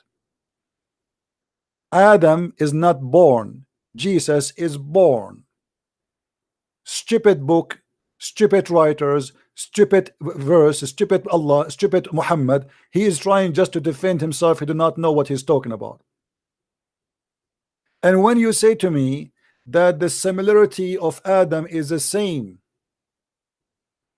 as the similarity of Jesus, you just got yourself busted, because Allah himself, he says how he created Adam. He did not say to Adam be, and he was.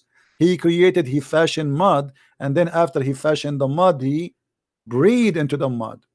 And after he breathed, still he is not done yet, to the point Adam, he sneezed and he said to Allah, finish me before the sun set.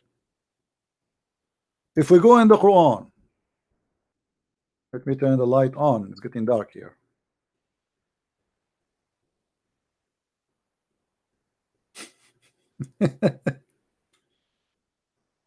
Imagine how the lies work. And by the way, before we go to the Quran, why we don't go to the interpretation and see what interpretation says? Who is going to believe this donkey who do not know how to read Arabic, who do not know two words in Arabic? What about we see the interpretation of your scholars? If we go right now in front of everybody,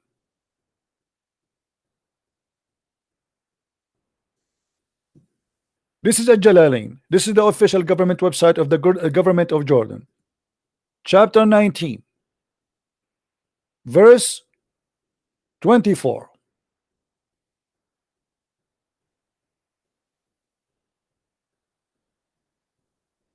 Guys, do you see it? This is the interpretation, and here they are adding that this is Jibril in the interpretation, but it is below her, not the tree. Jibril was under Mary according to this stupid interpretation. In the stupid holy book of Allah, Mary, she was riding Jibril, and we heard him saying that Jibril came to her in the form of a man. So according to the stupid book of Allah, Jibril was a man, and Mary, she was sitting in the top of a man.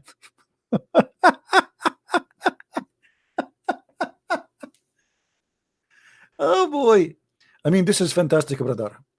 Brother, you have a very amazing knowledge, brother. Where do you get this intelligence from, brother? You are unbelievable. Maybe this interpretation is wrong. We can change it. Let us see the cousin of Muhammad, the one Muhammad, he named him the scholar of the nation, Ibn Abbas.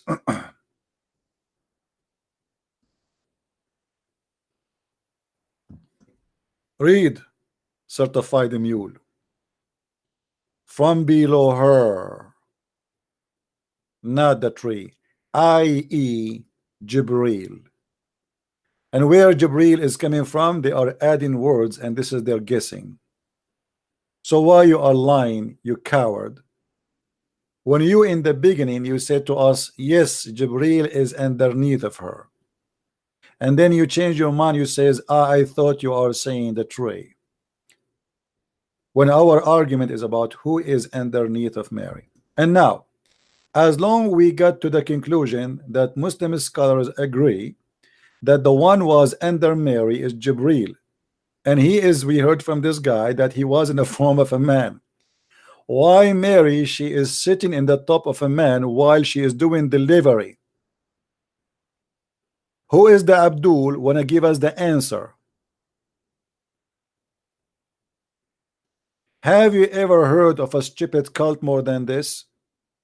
Mary, the mother of Jesus, is riding an angel who is in the form of a man while she is doing delivery.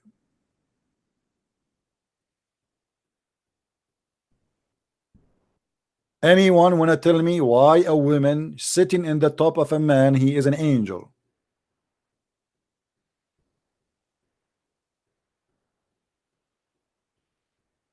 Any Abdul?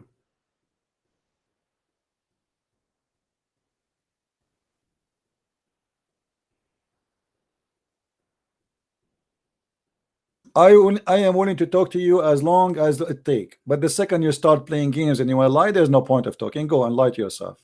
Make a video, lie as you watch. Here we speak with reference.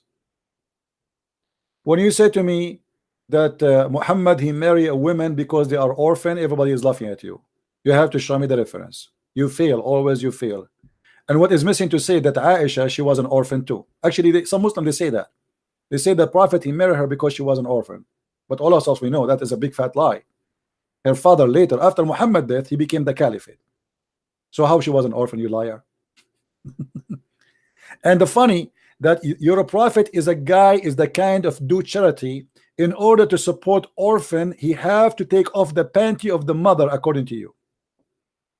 He cannot help the orphan without sleeping with their mother. You want me to help your orphan? Take off your panty. No panty, no orphan support, according to Abdul. All the women Muhammad he married because they have orphan. Khadija, she have orphan. Aisha, she was 6 years and she have orphan. Safiya, who he killed her family and kidnapped her, she have orphan. Muhammad is a poor guy, he's doing charity. What's wrong with you? And now, who is underneath of Mary? Surprise, surprise, Jibril.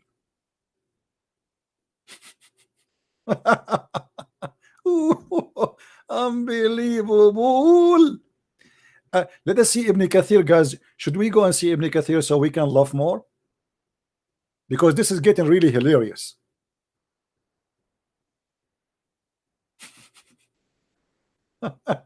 You know, and here you notice how stupid this cult is.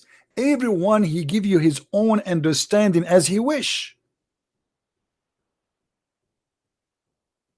As he wish, because this is a religion of corruption. They have no problem to corrupt the meaning of the Quran, because corrupting the meaning is not less dangerous than corrupting the words.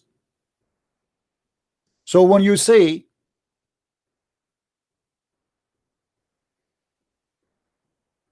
that this is from beneath of the tree, you are corrupting the Quran.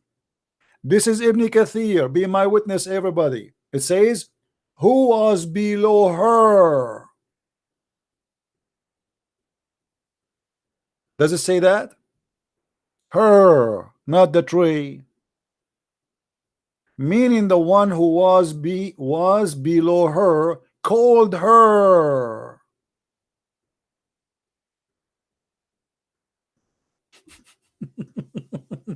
So all the scholars agree with the Christian prince. All the scholars agree with His Majesty, the Nigerian boy who do not know what he is talking about. Obviously, you are telling the truth, brother. Obviously. And look here, guys. They are here in Ibn Kathir. They are trying to guess who is the one speaking from her, underneath of her. They are not sure. He says, this is referring to Jibreel.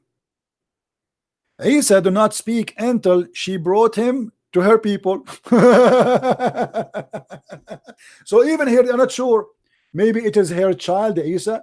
Maybe it is Jibreel. They don't know. It doesn't say. Nowhere it says. Muhammad never says. Allah never said. They don't know. They are just guessing it's Jibreel. It's just a guessing. Even the scholar, they are guessing. It is a stupid cult. Nobody knows what he is reading and what the Quran meant.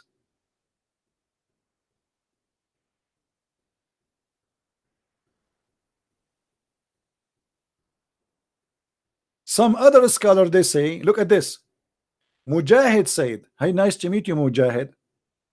Then he cried into her from below her. This is referring to Isa ibn Maryam. Hold on, look what happened. The Abdul from Nigeria, he said this is a tree. Jibreel, he was under the tree. The Abdul Ibn Kathir, he says that Ibn Jurayj or Ibn Jabir, whatever his name, and As-Sadi and blah blah blah blah, they said that this is Jibreel. Qutada, he said this is Isa. I mean, do you see how clear the Quran is? So now, under her, some Abdul, they think that under her mean under the tree. Some Abdul, they think under her mean under Mary. And now who is the one who talked to her? Some Abdul, they think it is Jibreel, and some Abdul, they think it is Isa. I mean, the book of Allah is so clear.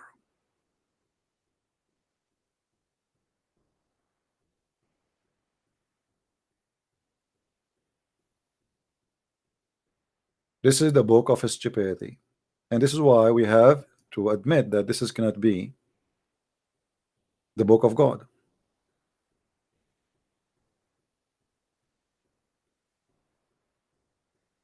Let us see this kid here.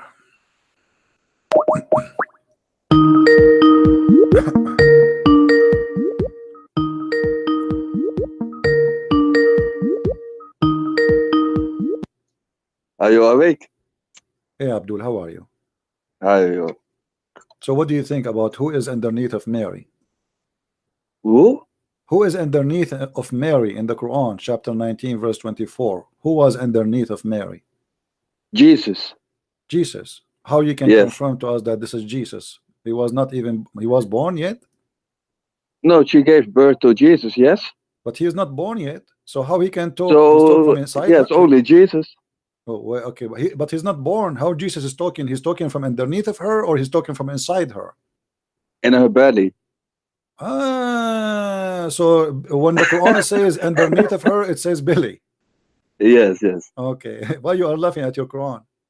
No, I'm laughing at you because it's a ridiculous question.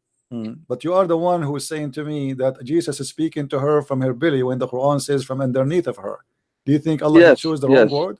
Well, her belly is not underneath of her. Since when underneath of her is the belly? Underneath her brain, right? Sorry? Underneath her brain. Underneath her brain? That's something. Yeah. Guys, underneath of her is underneath her brain. give me context about your question. I don't understand it. Underneath. Okay. I don't understand. The Quran says in chapter 19, verse number 24, that there is somebody he is underneath of her. He spoke to her. Who is that one? Underneath of her. Ah, this is Jibril. Jibril. A second ago you said Isa. Yes, but now I understand the context. You ask a question out of the blue. I don't understand the context. Man, no, you asked me from the beginning. I told you chapter 19, verse number 14 for 24. No, I told that it's recorded. It's recorded. What is the first thing you said? A question. Said, who is the one? And I didn't understand the context. You said to me, where are you talking about? I said to you, chapter 19, verse 24. I mentioned that to you from the beginning. Should I play it again, the same as I did with the other guy? I'm not a computer that I have the Quran inside my head that I exactly know what you're talking about. You said to me, this is Jibril. What Jibril is doing underneath of her? Do you believe in the Gospel of Judas? Don't change the topic. What just Jibril, a small question. Do you believe it? Just yes or no? And I don't care. I don't care for them. Don't change the topic. It's not harmful. You can answer just yes or no. Do you believe in the Gospel of Judas? Yes or no? I believe in the Bible I have in front of me. Anything else, anyone bring any of the other gospel, we don't believe in it. This is the answer. Now answer me. And also not the Gospel of Mary Magdalene. You also don't believe it. Don't change the topic. Just a question. I'm curious. What do you believe? Which Gospels do you believe? I told you what gospel. I'm a Christian. This is what we believe. Don't play games. Just four Gospels, right? Listen. I'm asking you. Why Jibril is underneath of Mary? I don't know. I'm not God. What do you mean? You are a Muslim. Why should I know need to know that? Why not? Who's underneath who? Why? So why Allah is telling you that if you do not need to know that? It's not relevant. Are you saying to me your Allah is being silly, stupid? He told you something is not irrelevant? I recognize that Allah is much smarter, intelligent than me. If he says something, then it's true. Okay, this is not a question. I said to you why. You said to me this is irrelevant. So why he's saying why he's saying to you where he is underneath of her. If this is not meant to tell you something, why he is saying it? What is the point? What's the point? Maybe he want to give context. I don't know. What do you mean? I don't care. To be honest, I don't care. Okay. Do you care about the story to make sense or not? You don't care? I want to talk. You want to talk of Islam about Islam, right? Only Islam. Islam, one important topic I find Abu Hafs. I want to talk about this topic. What about Abu Hafs? I was in an earlier conversation against me. I never heard of a guy's name. Against others. You said Abu Hafs. Who is Abu Hafs? Was accused. Who is Abu Hafs? There's nobody is calling as Abu Hafs. Okay. Who wrote the Quran according to you? Do you take drugs? No. Do you take hashish? No, man. It's not Abu Hafs, it is Hafs. Hafs, okay, Abu Hafs. Okay. So you do not know, you are reading the Quran according to who? You think it is Abu Hafs, but it is Hafs. Tell me your claim against him. Not my claim. The Muslim, they have a claim. They say he is a fraud. What is your source? Because I can't find it. Okay. So if I show you the source, I searched online. I searched in books. I can't find it. That he's a liar and a cheat. I can't find this claim. Okay. So let us see if we can find it together. You can see my screen. No, I'm not on the laptop. Only on the phone. So what I can do? Why you don't open your laptop? Are you driving now? Are you in the bus? No, I'm at home. Okay. So why you don't open your laptop? I'm smoking cigarette at the balcony. So why you don't open your laptop? How you ask me to show you and you don't have? It's too tired. Okay. I'm too tired to open the laptop. Okay. When you are not tired, call me back. Okay. And then I will show you. Yeah, open your laptop and call me. Okay. Get lost. So you are not tired, and I am the one who will do the job for you, because your majesty, you don't want to move your ass. We have tons of reference, endless reference. Not only reference, we have endless. Al-Bukhari, At-Tarikh al-Kabir, volume number 2, page number 363. This is your Muslim website. Hadith number حفص بن سليمان الأسدي أبو عمر عن أقلم blah blah blah blah blah okay. تركوه, his hadith is matruk, which means it says here, it says munkar. Al-Bukhari At-Tarikh al-Saghir, volume number 2, page number 233. Al-Bukhari Ad-Du'afa al-Saghir, رقم page number 35. تركوه. Al-Albani ضعيف سنن الترمذي, page number 348. And he said here, وليس له إسناد صحيح وحفص بن سليمان أبو عمر بزاز كوفي يضاعف الحديث. And he says, this is Al-Albani saying that if Hafs he said something, his hadith is, you know, is like is garbage. Al-Albani again, Irwa al-Ghalil, volume number 1, page number 260. At-Tabarani, volume number 3, page number 41, hadith number 1. Al-Haythami, volume number 1, page number 33. Ahmad ibn Hanbal, those are the big top scholars of Muslims. The book of Al-Ilal, volume number 2, page number 380 to 503. Hadith number 2698, 3320. Ahmad ibn Hanbal, Al-Ulal, volume number 3, page number 78. I mean, all of those is your Muslim website. I'm not even, you know, I do not need to search it. وقال البخاري تركوه وقال مسلم متروك وقال النسائي ليس بثقة. All of them, they are insulting him, saying he's a liar. Look at this guy here. وقال الساجي عن أحمد بن محمد البغدادي عن ابن معين كان حفص وأبو بكر من أعلم الناس بقراءة عاصم وكان حفص أقرأ من أبي بكر وكان كذابا. And he was a liar. He was a liar. All right. Oh boy.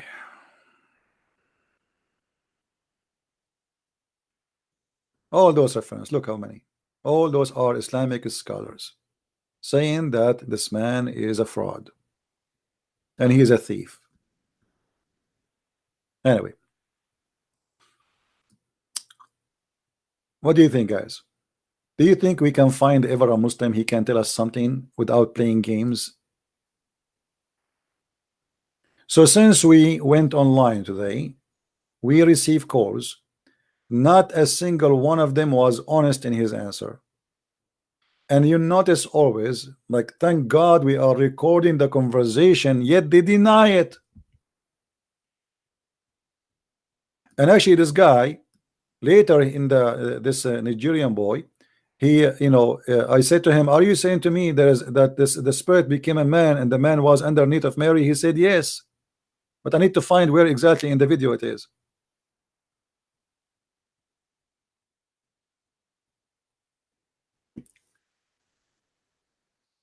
What Jesus said, from their fruits you shall know them.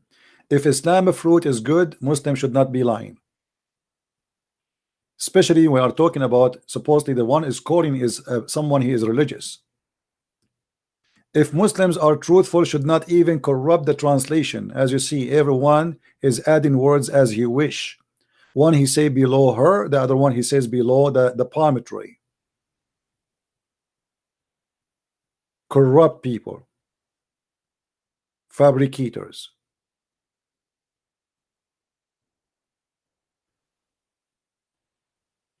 No, today we will not stay for 8 hours. 8 hours is long. I'm going to stay only for 10 hours. Guys, my back hurting me, to be honest with you. I cannot some people, they were saying in the comment, 8 hours, you have no idea. I used to do this 16, 17, 18. Once actually I did it. I started Friday, I close Monday in the morning. And people who used to come to my chat room in Pal Talk, they are my witness. Friday, I came back from work. I spent the whole weekend. I close Monday.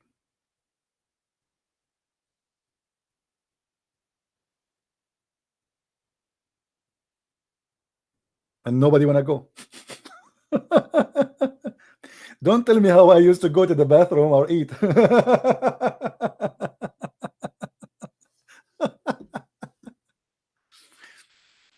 And the funny, look what happened. Each time I say, okay guys, I'm going to go now, I'm getting tired, the Muslim right away, they start saying, we're going to debate you, like now. You know, you say I want to go, they will call you. Hello? Hello? It's me looking for, yes? Can you hear me? Yeah, I hear you. Did you open your computer? Yes. Okay, what happened now? What happened? I opened my computer. Okay. Did you see the reference I gave you? I see your stream, and then the angel devil called her from below her, do not grieve, your Lord has made a river flow below you. This one? No, I showed the reference about Hafs. You said you want to see about Hafs. Yes, but I'm now looking at the stream. I don't see anything about Hafs. I advise you can go just to play a little bit, go a few minutes behind, and you can see all the reference I showed in the screen, and call me back if you wish. Sure. Okay.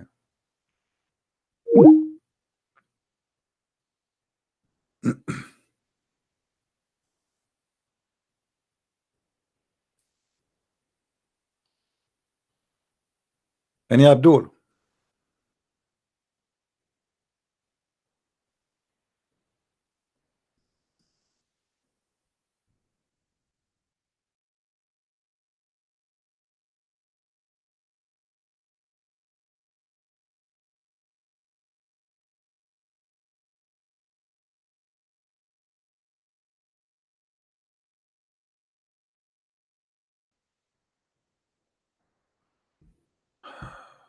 Okay.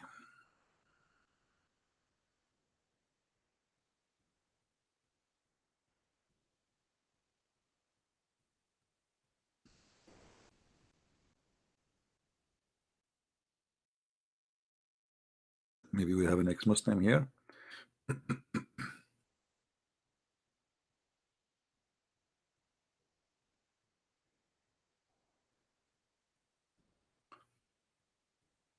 This is just an example how confused and how confusing this cult is. The followers are confused. The religion is confusing. Actually, I will teach you a secret. The word here, taht, ha, it wasn't really meant to be as it's written today in Arabic. Muhammad is stealing from Aramaic language, but because he's ignorant and his followers are ignorant, so here it says he called her from taht, ha. The taht in the old Aramaic is always meant to speak about the womb. So he spoke to her from her womb. But because in Arabic today, and the way they wrote the word in the Quran wrongly, so it appear as tahtaha, which means underneath of her.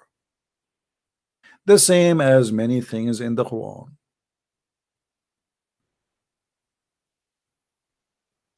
Muhammad is a thief. He is stealing the story from a written book written by Waraq ibn Nawfal. The story is written in Aramaic. Muhammad, he brought the sentence and he put it as it is coming from his God. And because he don't understand and the Muslim do not understand, so the verse became very funny and very stupid. The same as we see in many other verses. As an example, if you remember, The 7 sleepers stories in the Quran.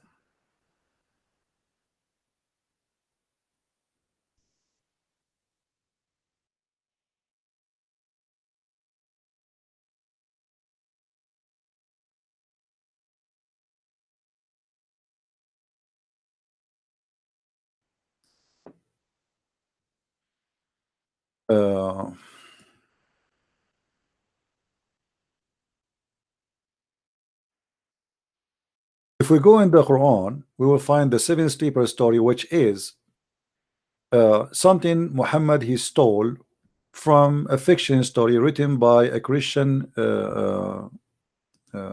writer, and the purpose of the story is that those Christians who face discrimination, one day they will come and they will become victorious. So today you are discriminated,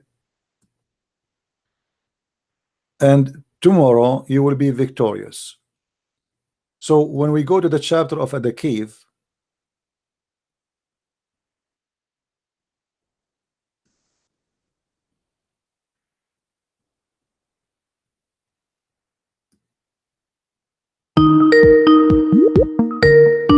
don't call me now, don't call me now.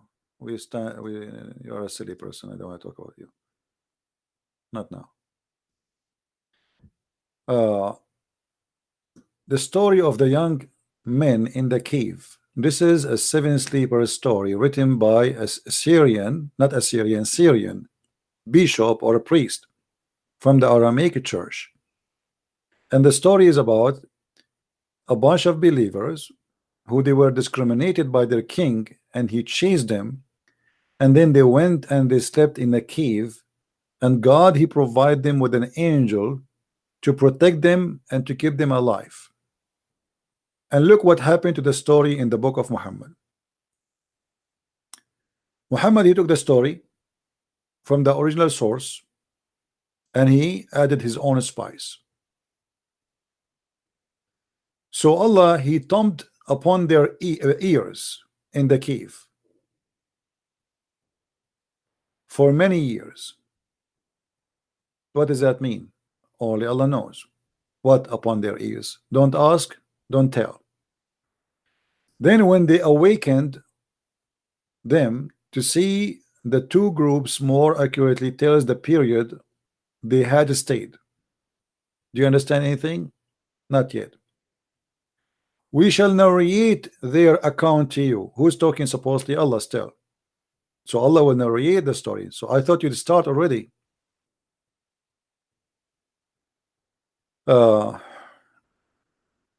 And here the story keep going, and then suddenly the story became very funny and weird.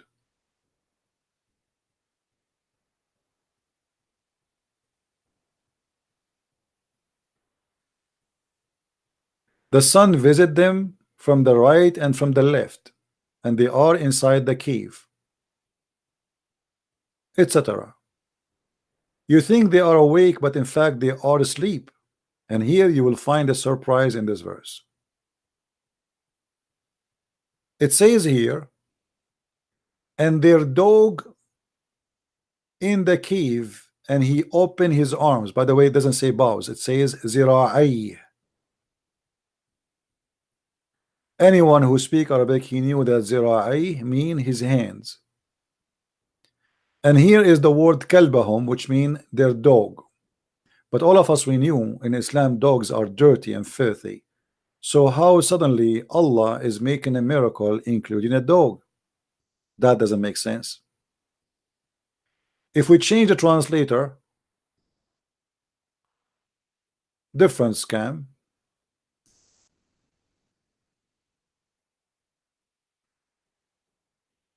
This guy, he changed the word 2 hands or 2 arms to 2 forelegs. Have you ever heard 2 forelegs? 2 forelegs. Anyway, it says clearly that he is opening his arm. The fact here, the word kalbahum is not kalbahum. It is coming from the Aramaic, which is kala'ahum, which mean their provider and supporter, and that is an angel. And this is why it says باسط ذراعيه بالوصيد. So he opened his two arms and ready, like to defend or to fight. It's not a dog. An army coming with the king, and a dog will protect them from an army of a king. I mean, have you ever heard of a silly story like this? If it's an angel, that makes sense. So the angel, he stand in the front of the cave, opening his arms or wings, which means anyone will get closer, he will face me. And if you see him, then you will be scared and you will be terrified. Terrified from what? From little tiny dog? An army of a king coming after them. He will be terrified from a dog.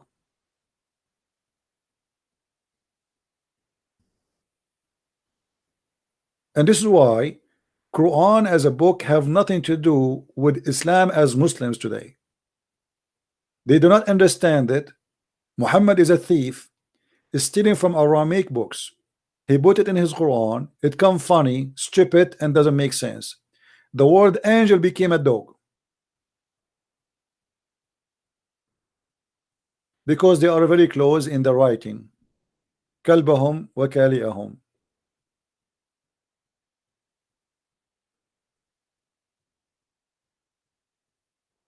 This is how silly this cult is.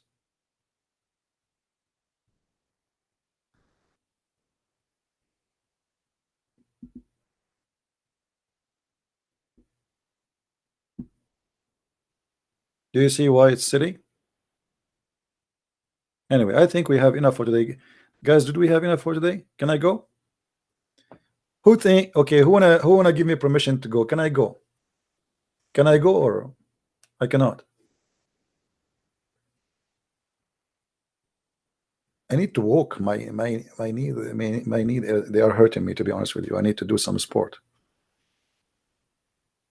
I'm not tired, by the way, but you know, I mean, we can stay here until tomorrow, and as you see, nothing will change. But the point is, we want everybody to download those videos, share them, please, keep them preserved, because they will flag you, they will take them down, keep them, you know, hide them somewhere, so always you can load them over and over and over. We have somebody here. He said he left Islam. Let us see if you want to share something with us.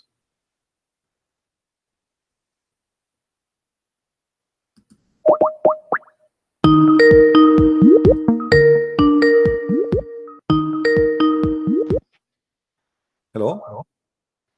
Hi. Hey, my friend. How are you? Good. How are you doing? Yeah, I see. Wait, from, I think I see from your text that you said you left Islam, right? Yes, I did. Why you left Islam? What happened now? You will not get the versions. Yes. I cannot find the virgin, so I left. Man, I realized I read somewhere that instead of virgins, it's raisins. Hold on, I have to. So, what make you leave Islam, my friend? Do you like to share with us, with some people here, they are listening, why you left Islam?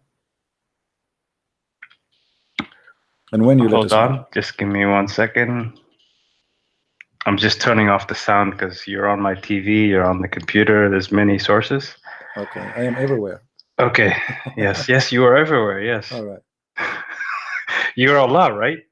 Maybe, yeah. I have not. Allah Christian Prince is Allah. You have to understand this for the audience listening. All right. Christian Prince. So what happened? Tell us what happened. Be serious. No, I just read. I read for myself. I had to make the decision, and I realized this is the religion of Shaitan. Mm-hmm. No, okay. So I cannot stay with Shaitan. So when you left Islam, a longer time ago, or like how long ago? Well, honestly, I don't know. Like, I think maybe 6 months, 8 months ago, I decided officially that I not only am I not in the religion anymore, but I think this is my enemy. So this religion is my enemy for life, pretty much. Mm. And did my videos help you? Actually, I started being skeptical maybe a few months ago, but recently I discovered your videos January, just I think 1 month ago. All right, not long time ago. Okay. Mm-hmm. Okay, and you decided to leave Islam how long ago? I would say officially maybe mid 2017. But for me, it was extreme. Like one time I was kind of thinking, okay, I need to investigate. The more time that passed, I realized, okay, not only is this something I have to leave, but this is something that's against all of mankind, like everybody. So absolutely, I am now on the opposite side. All right, well, good for you. What about your family? Oh, unfortunately, my family is all Abdul. They're all donkeys. So I got disowned, and yeah, it's very difficult. But in time, we'll see what happens. What do you think about Christianity? Well, honestly, right now I'm a skeptic. I'm just investigating everything. I'm looking at the history. I'm looking at logic. I'm looking at the arguments, and so far, the Christian argument makes the most sense, just from logic perspective, like you know, like inference, what's the word? Like non-contradiction, non-deception. It's like everything is there and it's clear compared to Islam. Islam is very the wisdom, the ethics, deceptive. the quality. We follow the Messiah, the quality of the Messiah, his wisdom, his teaching, what he stands for. All of this together make make something amazing. So what is holding you from accepting Christianity? Well, I think I already accepted. I just want to withhold judgment, because Socrates, he said you should not decide on anything, but at the same time, like if you had to make a decision right now, you already know. But I just want to suspend judgment as long as I can until I've gathered as much information. But it's very clear, it's very clear for me. Well, my friend, I invite you right now to accept the Messiah as your savior. As long, look, your heart is already, that this is the truth. You know that it's you. After what you told me, you do not even need my invitation to say to you accept the Messiah. But if I am you, I'm ready for this. And why don't say accept the Messiah as my savior? Okay, well, I have some questions. I don't know if you want to cover it on air. Sure. Go ahead. Okay, so are you aware of like certain? Because I was looking. Okay, so I was reading a book from Tom Holland. Do you know who Tom Holland is? No. Okay, so Tom Holland did like a comparison of Islam, Christianity, Judaism, and he has a theory that all these three religions in their current form. So I'm talking about politics wise. I'm not talking about ontological understanding of Yahweh. I'm not saying spiritual sense, but I'm saying in the political sense, these three religions, the way they exist today, came to exist around the same time, somewhere between maybe 200 and 600 AD. So he talks about a lot of the different sects and like the mystical Christian. How they came to existence in such a date if Judaism is older than that? How that can be? Yeah. So okay. So what he talked about was, for example, okay, this is kind of in depth. I didn't want to go now, but a summary is the Talmud, which is Shaitan, whatever, was founded sometime in somewhere around Kufa. And then, so he goes into the history of, the Romans, the Byzantine Christians fighting against the Persians, and then the Muslims coming out of nowhere. Okay, but the Talmud is just a book of rabbi. It's not really important. Even for a Jewish person don't consider the Talmud as a holy book.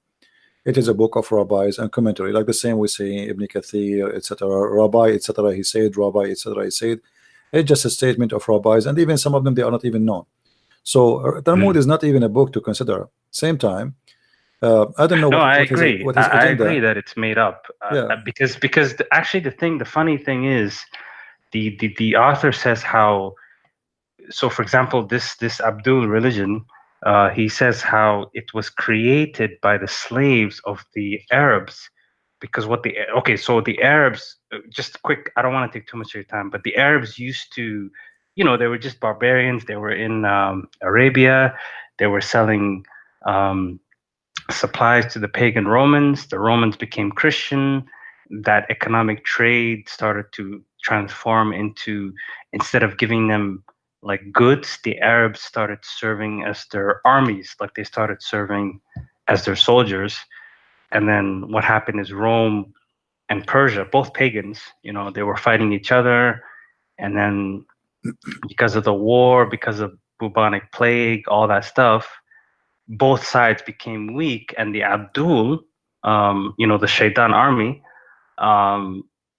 they had all their pagan beliefs, Alat, Manat, Uzza, demons, they worshipped all this weird stuff. And then eventually the Arabs realized that, okay, so Rome is weak, Persia is weak. Why don't we just take over, right? Yep. And the Arabs were also in the lands of the Romans. Like the Abdul lies to his, he gives the camel urine to his followers. He tells them that, oh, we are successful because of Allah, but in reality, they're opportunists, right? Absolutely. So Rome used to pay them as mercenaries, just troops, like, like there's a whole desert. Rome is like, okay, these even people Muhammad, his army themselves are a mercenary, because even the Quran says, even the Hadith says that even the Arab, they call them Sa'alik. In Arabia, we have something called Sa'alik. Sa'alik is the same we say outlaw. Those who they are not only outlaw by government, is they are outlaw by their own tribe, which means if you kill someone from other tribe, or you are a thief, or you rape somebody, so what your family do, they deliver you out, they throw you out in order to save themselves from the attack from the other tribe seeking revenge. You know what I mean? So they throw you out because now you became wanted and you did something bad crime. So those, they live together and they became like the pirate of the street, of the roads. They attack people to make living, the same as the pirate. We have them until now in Somalia. So the ones Muhammad, he took over the Sa'alik too, because they are criminals, they like to kill, they are fighters, and they have no morality. Actually, that's very interesting. You said Somalia. That's okay. That's actually interesting because Somalia, they're just thugs, right? They're what? They're thugs, like they're just gangsters, right? Well, I mean, you see, so they just kill people. They do what they want. So this is okay. So you said what's the reason that caused me to leave Islam? In Somalia, you see, I don't want to say that. In Somalia, there is people like us, good people, but there is people, their profession is piracy. That's what I'm talking about. So in every country, every society, but then if you are when you are influenced by a religion, and then you start believing that even if you are a criminal, your religion justify that. And that's why Islam is very comfortable for criminals, because now I can attack the ship coming in the sea, and just because they are Christians or Hindus or Jews, I don't feel guilty, because Allah, he gave me permission to do so. So this is what Muhammad said, I'm a hippie. So yeah, this is what Muhammad did. He made the criminal feel that they are doing a holy mission. So now you don't feel guilty for committing a crime. You feel you are doing good. The first war USA have, it was a war with Islam, because in Libya, each time a ship go through the shore there, the Libyan, they attack it and they ask for ransom. They kidnap the people. They take the goods and they say, if you want your ship back, Islam is for thieves, bandits, pedophiles, wife beaters. I agree. This is the roots of it. I agree. I agree very much. This is actually what it is. So okay, so you said Somalia, but today, I thought that was interesting. Listen. That's what I grew up with. That's what I've seen. So I've seen this religion is a way for demons to tell their victims that they are doing the right thing. Basically, that's what it is. Well, the Bible says, Jesus said that time will come and people will think by killing you they are doing favor to God, and this is exactly what Muhammad he did. He convinced he convinced people that if you kill those people, you are doing a favor to God, and obviously that is the devil. However, my statement is not against an ethnic group, Somalian or Afghani, or if you give them a better atmosphere. If you keep Islam away, I think Afghani people will be wonderful people. You will notice that Afghan was a Buddha country for centuries before Islam, right? And they blow up the statues, right? But you notice that those, when they are Afghan, they were not attacking their neighbors. I mean, when they are Buddhas, but when Islam came, Islam became different story. So you change the people by bringing a new cult, and that cult teaching you that you feel better, you are doing a favor to Allah by attacking your neighbor. So it's not the ethnic, it is the belief. It's not about you being African or Afghani or Asian or white or black. A person who is a blue eyes, who live in America, born in America, he convert to Islam second day, he want to do jihad. Correct? Yep. Okay, so it's not really about where he is from. It's not about being a Somalian. It's not being an Arab like me. It's about what you believe. Why I am an Arab? Why I don't want to attack anyone?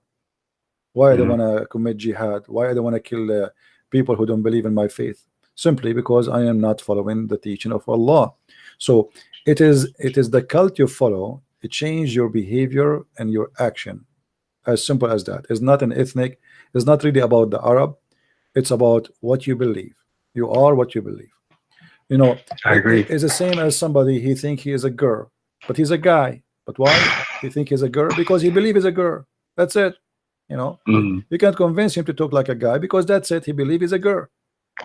Anyway, my friend, I thank you for calling, and maybe we can take your call again. But for me, I don't make decision by somebody wrote a book.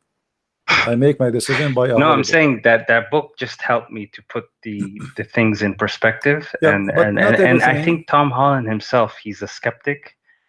Right. So right now I'm saying I consider myself a skeptic, but if there is, I'm just right on the fence, right? But I think if there is a religion that's true, honestly, I think Christianity is the most logical, and even I think logic has a very central role in Christianity. So it makes all the sense to me. All right. My friend, you sound like a smart man, and when you feel like you want to share with us that you accepted the Christianity, or even if you have a question for me, you can call me, and I will be happy to take your call. Okay, I appreciate it. Thank you very much. Thank you for calling. Take care. All right. All right. History is full of secrets, and history can explore things. But remember, history you have today in your hand is always written by the victorious. I will give you an example. Imagine if Hitler, he won the war against his enemies. Do you think anyone will dare to speak negative about Hitler? No way. Hundreds of thousands of books will be written praising Hitler.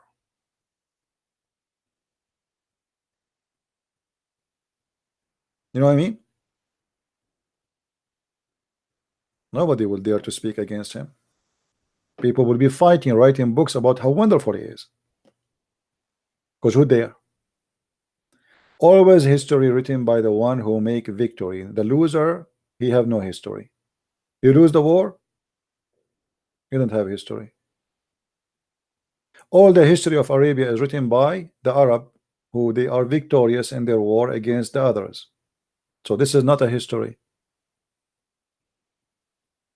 This is the history of those who have a victory, not the truth. And most of people, they collect their what they call history is from what they have in their hands. But what you have in your hands not necessarily to be the truth.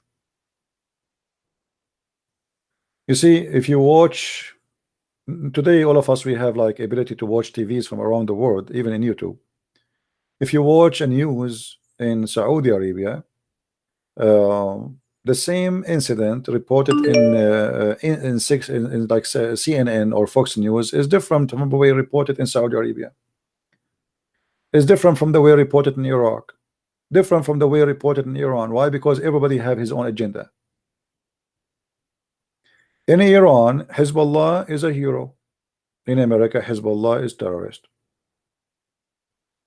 In Iran, if Hezbollah attack an Israeli, they are murder in America or in Israel, they are criminals.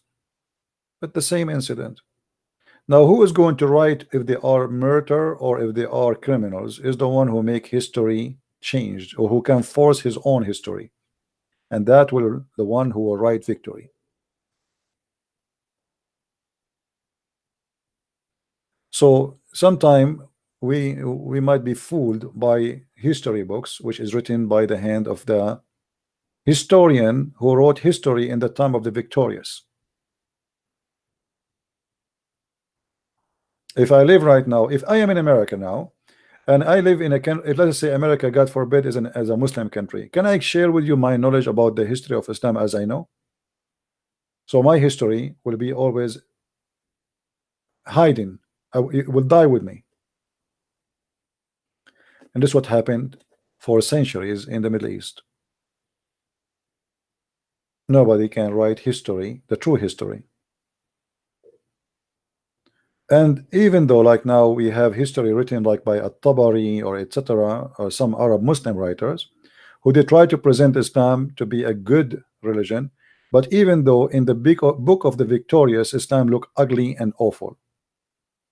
But remember, those who wrote those books at that time, they thought they are doing favor to Islam and they are presenting the victorious Islam, which means the purpose was not really to expose Islam.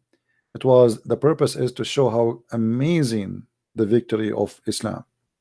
When they say to you the caliphate, he have 60,000 sex slaves. When we see in history, Islamic history, that the city of Al-Basra in Iraq used to be full of black slaves, and then they slaughtered them all. They brought them all the way from Africa by hundreds of thousands. The whole territory became a black area. In Iraq today we have 0 black. Why? Because they killed them. Where in the history we can find what happened to those people? Where in the history of Saudi Arabia we can find what happened to the Christians and the Jews? Saudi Arabia is 0 Christians, 0 Jews. What happened? Where is the churches? What happened to the churches who was there? Disappear. What we have in history is what Muslims wrote. Muhammad, he killed 900 Jews, and that's it. This is the whole story we have. We don't have details. And if not the Muslims, they have that. We don't have any details. If the Muslims themselves do not have in their books, and they are writing that the Prophet, he killed 900 Jews in 2 hours because they are proud, not because they are writing history. They were proud about how good the Prophet is.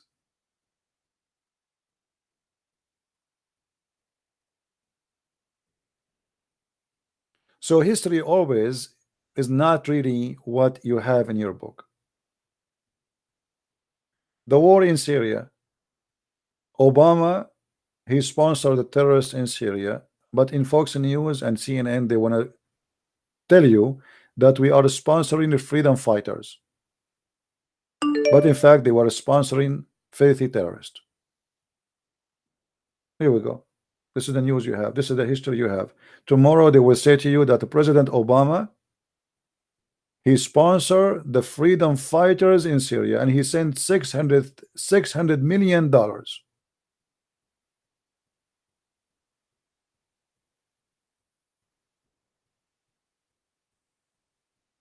But if you go down to Syria, you will see that Obama was sponsoring the terrorists who they are killing the Christians.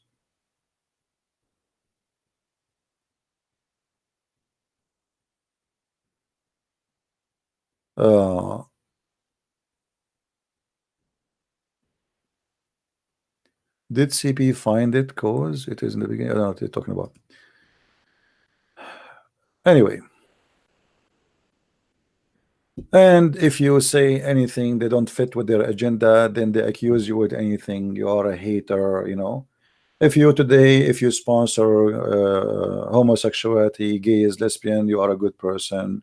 If you say you don't agree with it, they call you names and they consider you a hateful person. So there's nothing really, you know, hypocrisy is the standard of these days. They say to you, we support the freedom of speech. You see, like those guys on the left, They are fighting against Trump because he want to close the borders, and this is not a humane. So since when those who say this is not a humane, they allow killing babies and infant, or a woman she have a she get a breastnet, and now we have to do miscarriage.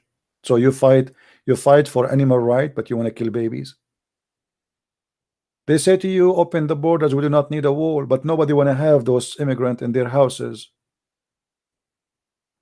Nancy Pelosi, I saw his villa. It's a huge villa, a huge land, very rich. She speak about everybody is welcome. So if I am an immigrant now and I came as a refuge, she will give me a room in her house? No. They have high fence, they have security, they have bodyguards. They speak to you about, we should fight the global warming, all those left. But all of them, they drive the most expensive fancy cars, who spend a lot of gas. And their houses is a huge palaces, and the light never stop. They don't fly like us in a seat, like us in an economy seat. They have the whole jet for them.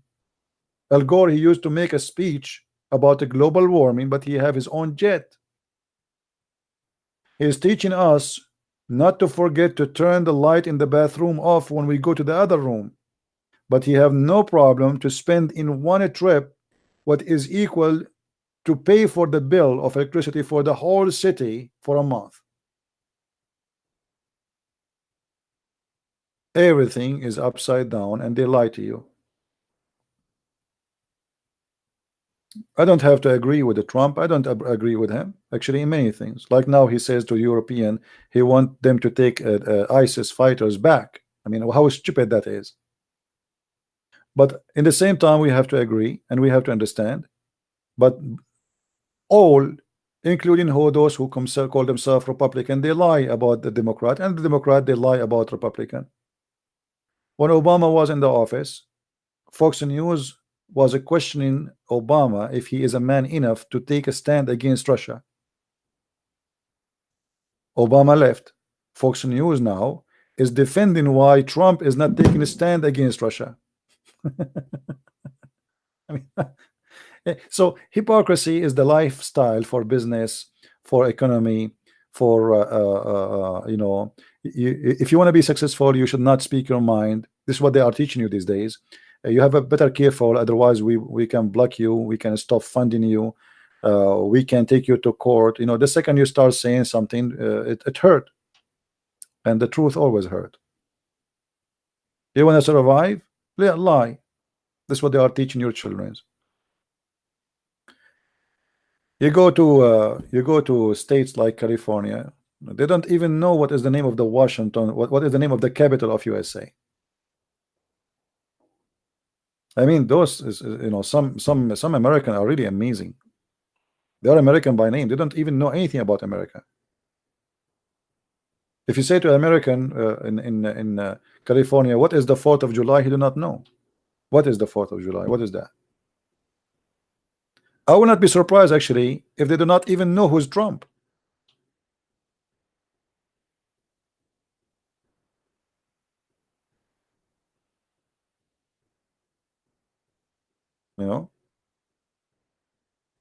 So don't learn your news from a news agency, from a newspaper, from even a book written by somebody, unless you find somebody is decent and he is not taking a side. And this is very rare.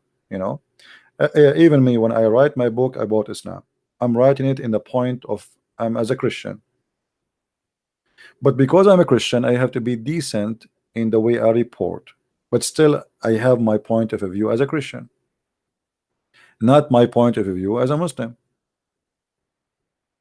So imagine now, you want to learn something about someone, and yet you are expecting that somebody writing history without being taken aside. It's impossible. Always you are going to take a side. If you ask me to write a book about the crusade, I'm going to write a book saying the crusade, they saved us. From the first line to the last line, My book is going to be about to show you the crusade. They are not bad people. If a Muslim he write a book about the crusade, from the first line to the last line he will show you the crusade are criminals. The same topic, the same issue, different writer and different history. The crusade, they are people who fought back. It's not them who invade the Muslims, as many liberals they try to show you and they teach you in schools. If not the crusade, all of Europe will be Muslims from long time. This is the fact. This is the truth. It is the crusade who saved Europe and saved America and saved Australia and saved Canada and saved you. If not them, today you and your children, you will be slave of Allah. But history books speak the opposite. Why? Because it's written in the agenda, propaganda, speaking against the crusade.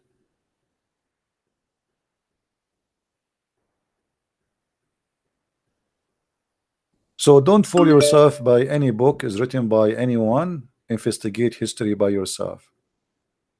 In my phone I have an app for news, and you will notice right away in this app, you will notice right away how the same news have different title, different presentation. I mean, everybody he have the news the same exactly. To make it simple for you, if a Christian prince is an Arab and he's driving his car and he hit a dog, in the CNN they will say an Arab guy he hit an American dog.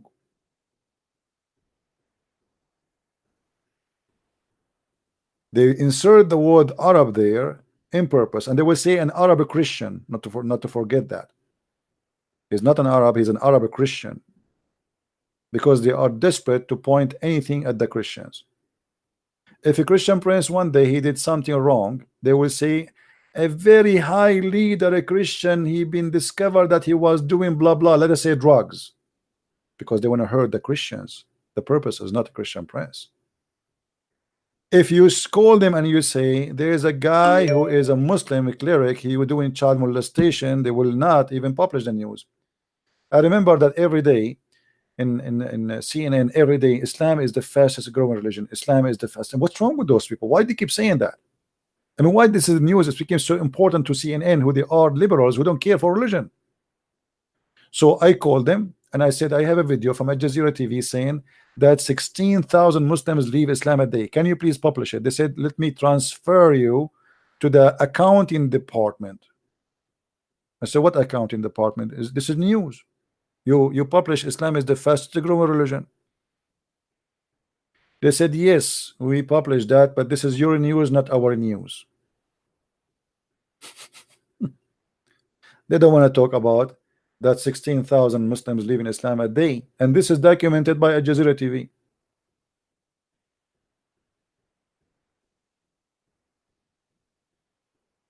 So if you are a person who will learn about Islam from a stupid TV stations, you better not to do so, or from somebody making a YouTube video.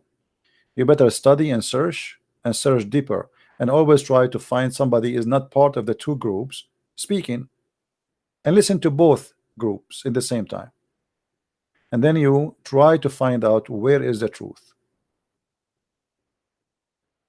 It's not an easy, but you have to work for it.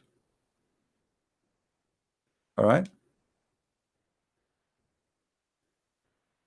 You know, me as a person who grew up in the Middle East, I never saw anywhere in our history in the Middle East somebody telling the truth. I told you the story before. You know, once we have the history teacher, you know, he was teaching us about like a scientist, famous Arab scientist, famous. So he typed for us on the screen, he says Al-Khwarizmi, he wrote. And I was looking, I said, what Al-Khwarizmi mean in Arabic? Doesn't mean anything. So I said, sir, what Al-Khwarizmi mean? He said, it's mean that he is from Khwarizm. I said, okay, where is Khwarizm? He said, from Iran. I said, so why you are saying he's an Arab scientist? He said, sit down. The guy is a Persian from Khawarizm. His name is Al-Khawarizmi. Yet they put the name of the scientist that he is a Muslim Arab scientist. It's like saying Yamaha Toyota is from Mecca. No, sorry. Yamaha Toyota, he is from Tokyo and he is an Arab scientist. And the second you ask a question which is very embarrassing, sit down. And the list of the names, and later we start out, even the student there in the class, we start laughing because all the scientists they start giving us, all they are Persian. All the Arab scientists, they give their names to us. We could not find really any Arab between them. How many of you heard about Al-Jabra 2? That the founder of Al-Jabra 2 is an Arab and he is a Muslim. In fact, he's not an Arab and he's not a Muslim. He is from the Yazidi, or let us say they are the Sabian. He's an Aramaic. He has not an Arab and he has nothing to do with the Arab. They made him an Arab. They made him a Muslim. They made him, I mean, we are the Arab, we are the Muslim, we created the Jabra too.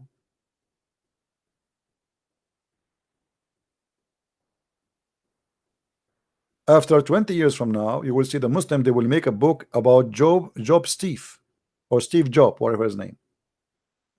The founder of Apple. His father was Syrian, right? His mother was an American, but both of them, they are like garbage. Drug dealer or a hooker. He was adopted by a Christian family, grew up in a Christian house, they give him a Christian name. But in 20 years from now, they make a book says that Steve Jobs, he converted to Islam. Right? I will not be surprised if I die and then day after the Muslim, they come on YouTube and say Christian Prince, a second before he died, he said Shahada. That's what they do. Deception is their lifestyle. I'm telling you. If Shaitan converted to Islam, why Christian Prince will not? I mean, come on. Have you ever heard of a cult says that Shaitan converted to the religion? Even Shaitan.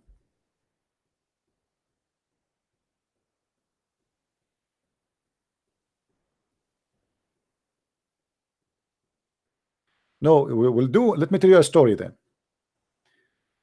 Many years ago, I joined the USA Army. And you know, when you join the army, you have to go and do training, correct? So I was away for a couple of months. And then I came back. And then I found in Paltalk program, I found a chat room open. And it says celebrating the death of a Christian prince. We believe it? They have a chat room, have my name in it, celebrating the death of a Christian prince. A party.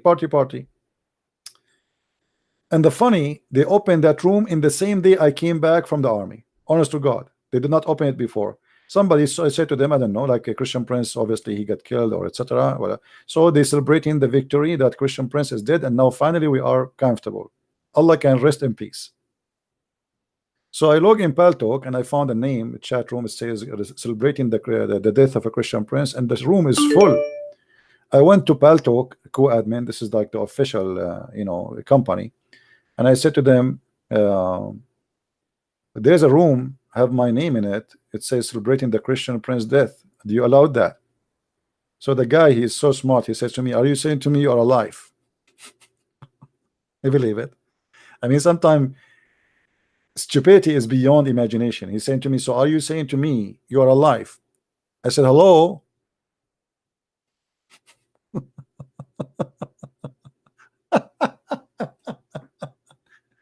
And if I am alive or not, you idiot, what do you mean? Who care how you allowed people in the chat program to celebrate the death of anyone?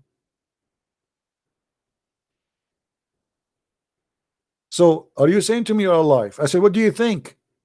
I said, "Look like you're alive." I said, "Sure, here we go, thank you." And then they closed the room for them.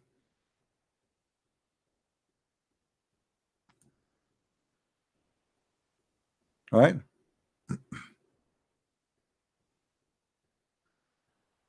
I don't know, this guy is calling.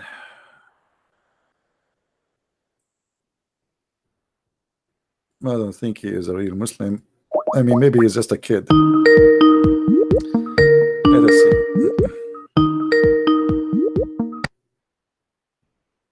Hello? How can you be taken? Here we go. My name is Sex or Allah, and this is my call me. This guy is like a pimple. You fight it in the face, it appear in the ass. Literally. Call me at my Skype, Sex for Allah. I want to debate you about the Trinity. Pimple. What's wrong with you? You have obsession with me?